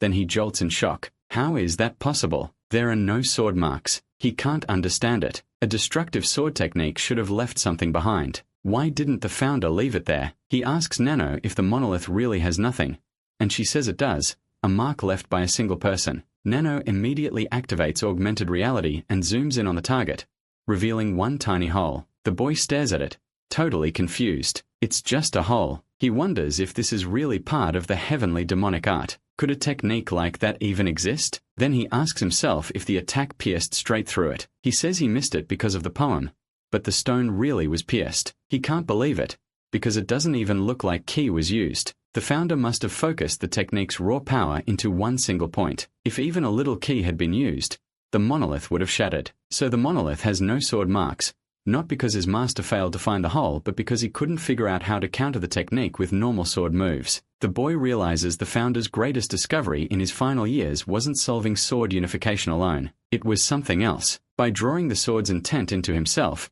the user reveals his own desire and intent. And when those two desires become one, it means something he is only now starting to understand. Then it clicks. The boy starts glowing like he's going through a full evolution. And just like that, he enters a state of enlightenment so strong that even the guard notices. The inspector rushes over, asking what's happening to the brigade leader.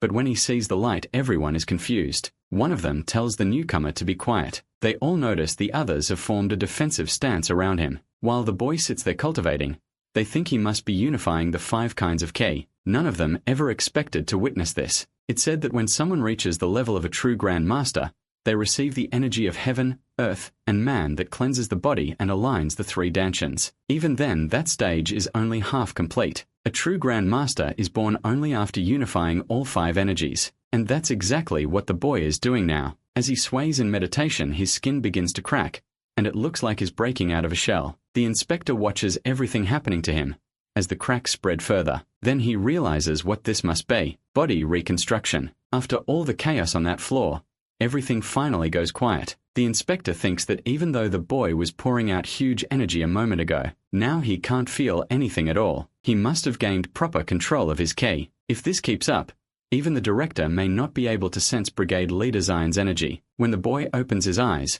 everyone congratulates him on the breakthrough. He wonders if this new feeling is what he thinks it is. He truly reached Grandmaster level, and for the first time, he understood a technique without it being fed straight into his brain. Then he notices the three of them had formed up to protect him during his enlightenment, so he thanks them. But then he finally sees the mess left behind and apologizes for what happened to the library. They tell him it's fine, especially after such a huge achievement, and remind everyone to handle the martial arts books carefully while putting them back. They ask if he knows how valuable those books are. The boy decides this is the perfect chance, while everyone is busy with the books, to simply erase the hole in the stone. He doesn't want even the slightest chance of someone else learning the heavenly demonic art. After that, the inspector tells Zion the books are no longer an issue, and he can keep studying. The boy just thanks him. The first books Zion scanned were martial arts from the 6 great clans: the insane spiritual sword of the Sword Clan, Spring Cave Fist of the Spring Clan, Black Cloud Palm of the Darkness Clan, Destroying Sound Wave of the Sound Clan,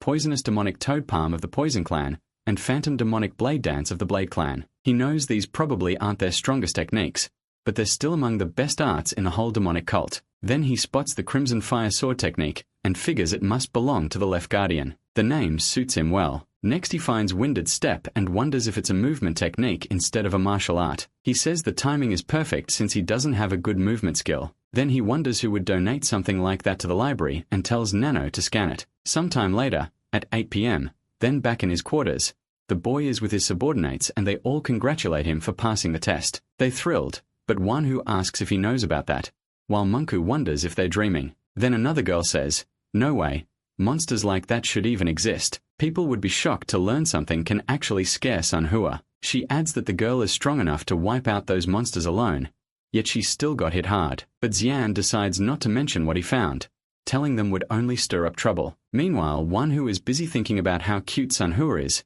that's why he called everyone there, then pulled out the snake blood he took from the cave. A horrible rotten smell hits the room, and one who blurts out asking what that nasty stuff is. MC knows it'll be hard to explain that it's a Mujai blood, so he just says he found it after taking a wrong turn in the sealed demon cave. They're all shocked he brought that back from the cave and ask why. He tells them he wants each of them to drink a little. Nobody can believe he's serious. Xian explains that he drank it by accident and it pushed every toxin out of his body while improving his catch flow. Since it worked so well, he brought some back for them too. Even so, everyone thinks there's no way they can actually drink it. Then one who steps in and says they shouldn't hesitate when their lord is offering them something good. To prove it, he declares he'll drink first. He tells everyone to move aside, grabs a huge cup and says the smell is nothing. After thanking his lord, he gulps it down. The second it goes in, he acts tough and thinks it wasn't even that bad. Then the sickness hits. He drops backward, looking half dead. One who stammers,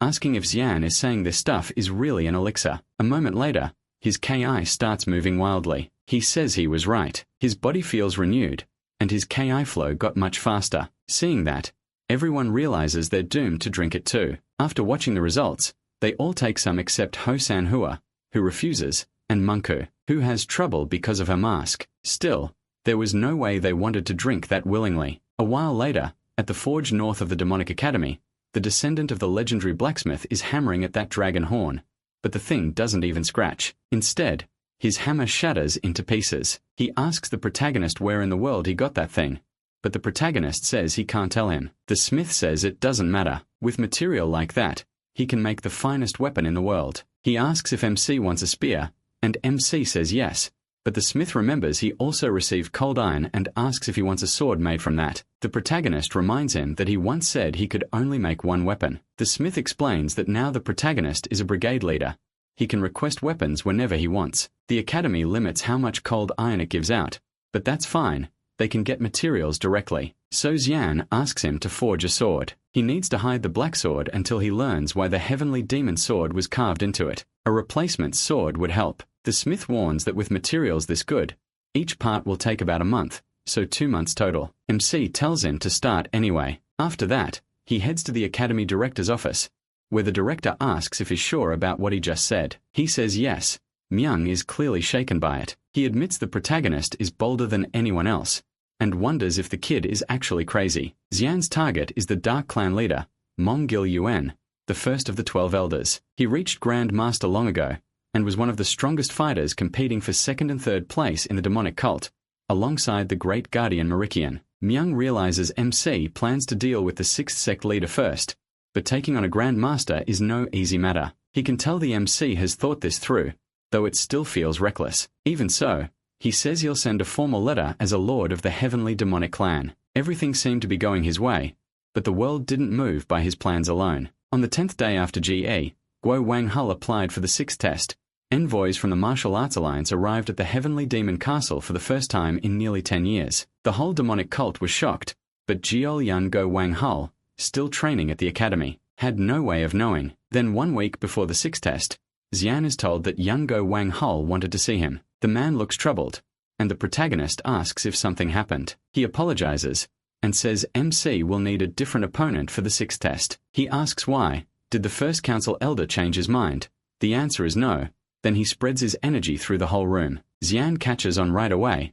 It must be a secret. The man says he can't share every detail because the information is confidential, but right now only 4 elders remain, from 9th to 12th place. The protagonist realizes none of the higher-ranked elders are present, which means he can't face any of them in the 6th test. Yungo Wang Hul thinks he never wanted to recommend this, but says the clan rankings recently changed. He explains that the Poison clan leader was pushed down to 12th place, and Xian is surprised. Then he smiles. The next second, his eyes turn cold and deadly as he looks at Yungo Wang Hul, thinking this is better than nothing. The next day, in the office of the Poison clan chief, he hears the news and thinks the timing is strange, since he expected that Bastard would have already been dealt with by now. He knows Yungo Wang Hul has long been a Poison Cup, and over the last 3 years, the Dark Clan Elder has grown stronger than both the Poison Clan Elder and the Sword Clan Elder. Using battle as an excuse, he kept trying to get rid of Yungo Wang Hul, so the Lord really had been using these matches to weaken the Dark Clan Elder. Still,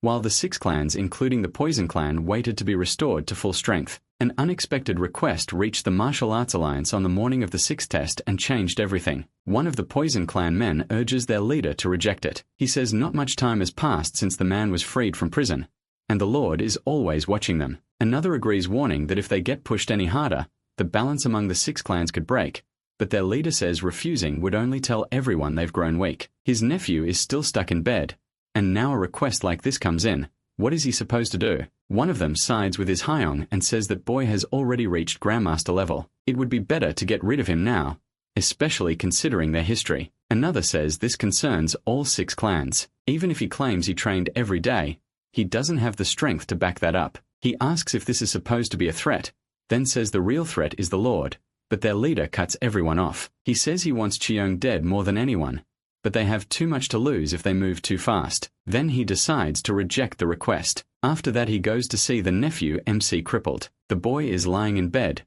barely alive. The man apologizes, saying there's nothing he can do to help him. The toothless boy weakly calls for his grandpa. Then someone appears at the door and addresses the elder, saying he has a visitor. He asks who would come so late and tells them to let the guest in, but then a telepathic message reaches him. It's Lady Amor, wife of the Dark Clan Elder. They ask if she should be turned away, adding that she's already waiting outside. He's genuinely shocked, leaves the boy behind, and says he's coming at once, but when he opens the door, Chion's brother sees that woman waiting there. She was the root of all his clan's misery. He remembers the past, how she approached his mother and smiled at him before everything fell apart. His rage keeps rising like his eye might burst. He realizes this was the woman who asked his mother for poison. The next day, at the Demonic Academy director's office, a message arrives from the Poison Clan Elder saying he accepted the request for the 6th test. Yonggol says it happened exactly as he expected. On the morning of the 6th test, Chingen goes to the blacksmith. When he gets there, he sees the man is still working on a sheath. Half an hour later, he finally finishes it. The smith says he nearly scared him to death.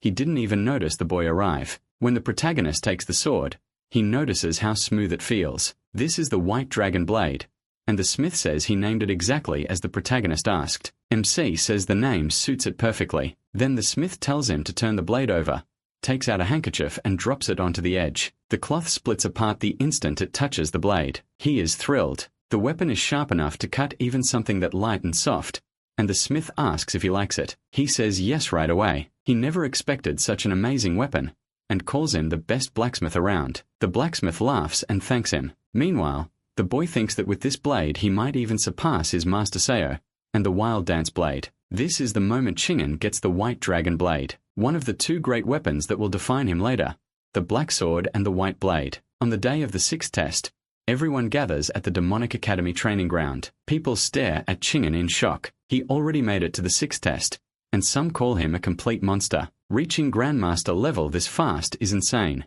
But can he really beat an elder? They also wonder who he picked. Maybe someone from one of the 6 clans? Then they guess it must be the 12th elder, and Seem hears all of it. As the director walks in, everyone notices someone beside him. It's the 9th elder, the elder of the Transformation clan, Sama. His descendant Sama Chai lights up when he sees his father. But then another person arrives. It's the elder of the Poison clan. That choice stuns everyone. They can't believe Chingen really picked the Poison clan leader, the man whose Poison clan leaves nothing behind. Chingen though stays calm as the old man walks toward him. The director opens by thanking the 12th elder for accepting brigade leader Chingen's test. Then he announces the start of the 6th test, with the 9th elder of the Transformation clan serving as witness. The Poison clan elder watches in silence, his eyes on Yoon. He says that after spending 2 years locked up because of that incident, the boy has finally shown himself. Soon the two stand face to face, with Chingen staring straight into the old man's eyes. Yoon gives the order to begin the test, and the old man moves before Chigong can even think. He charges straight at the boy. He seems to land a palm strike right on Chigong's chest. Everyone is horrified by the sudden cheap shot and shouts Chigong's name, but it was only an afterimage. Surprised, the elder realizes he missed, and Chigong appears behind him. The 9th elder can hardly believe it. Chigong really is at Grand Elder level. Myung is even more shocked, wondering if there was a book about the Great Guardian skill on the 5th floor. The Poison elder tries to attack again, but misses again. Chigong slips away with ease, thinking the old man is pretty fast. The elder comes again, and Chigong realizes he's very good at copying techniques. Then the old man says he'll cripple the boy's legs first. Chigong is surprised to see him using a Ki projectile. The ground bursts up in dust, but Chigong leaps clear. The elder keeps pressing forward, swinging that staff at the boy again. Shizhong figures he's trying to lock down his movement by targeting his legs, but then he catches the old man off guard with the 2nd form of butterfly dance, light butterfly circular steps. The elder answers with the 5th form of the destruction technique, destructive poison art. The shockwave of Ki hits everyone nearby and it feels like their ears might burst. Then both fighters are thrown apart and Shizhong still looks completely calm. The old man though is starting to wonder how this kid got so strong. He also questions that blade how did something so thin survive his technique. And that's not all. Even if Shizhong reached this level, the elder expected him to lack battle experience, but he fights like someone who survived hundreds of wars. The old man wonders if Shizhong is really only at lower Grandmaster rank. He's gone all out from the start, yet he still hasn't made the boy waver even once. Worse, he can tell Shizhong still isn't fighting at full power. For the first time he's seeing a monster grow this fast, and now he understands why Lady Moose said what she did. The day before the 6th test she visited the Poison Elder. He asked if she wasn't going too far, trying to force him to accept the demonic cult's request. Even as the leader's wife, she had no right to order another clan leader. So whose idea was this? She calmly replied that she knew where the divine doctor was, and that shocked him. Then she asked if he had heard of him, the greatest healer in China, said to cure anyone who isn't already dead. Maybe he could save his grandson. The elder says that's impossible. No one knows where the divine doctor is, but she explains that her grandfather received the divine doctor's plaque and was told that with it he could find him at a certain place, so she tells the elder to kill the boy. If things get worse because of that past incident, the dark cult leader will step in, because the next academy director has already been chosen. Remembering that talk, the elder thinks there must be a reason Shizhan was chosen. At this level, no one below the 3rd elder could face him. If they make one mistake, the 6th sex may end up facing the worst enemy in history. So he decides Shizhan has to die here and starts gathering even more Ki. The boy begins to grow uneasy. The director notices his releasing poison, and the 9th elder demands to know what Senbai is doing. Does he plan to kill the challenger? Bayan starts to fear for Shizhan. Then the elder uses the fifth form of the destruction technique and spreads purple poison across the arena. Shizhan panics, asking how anyone could beat that monster and realizing the boy might die. Shizhan's subordinates start praying for him, begging him to surrender. But while the old man walks through his poison, Shizhan stays completely calm.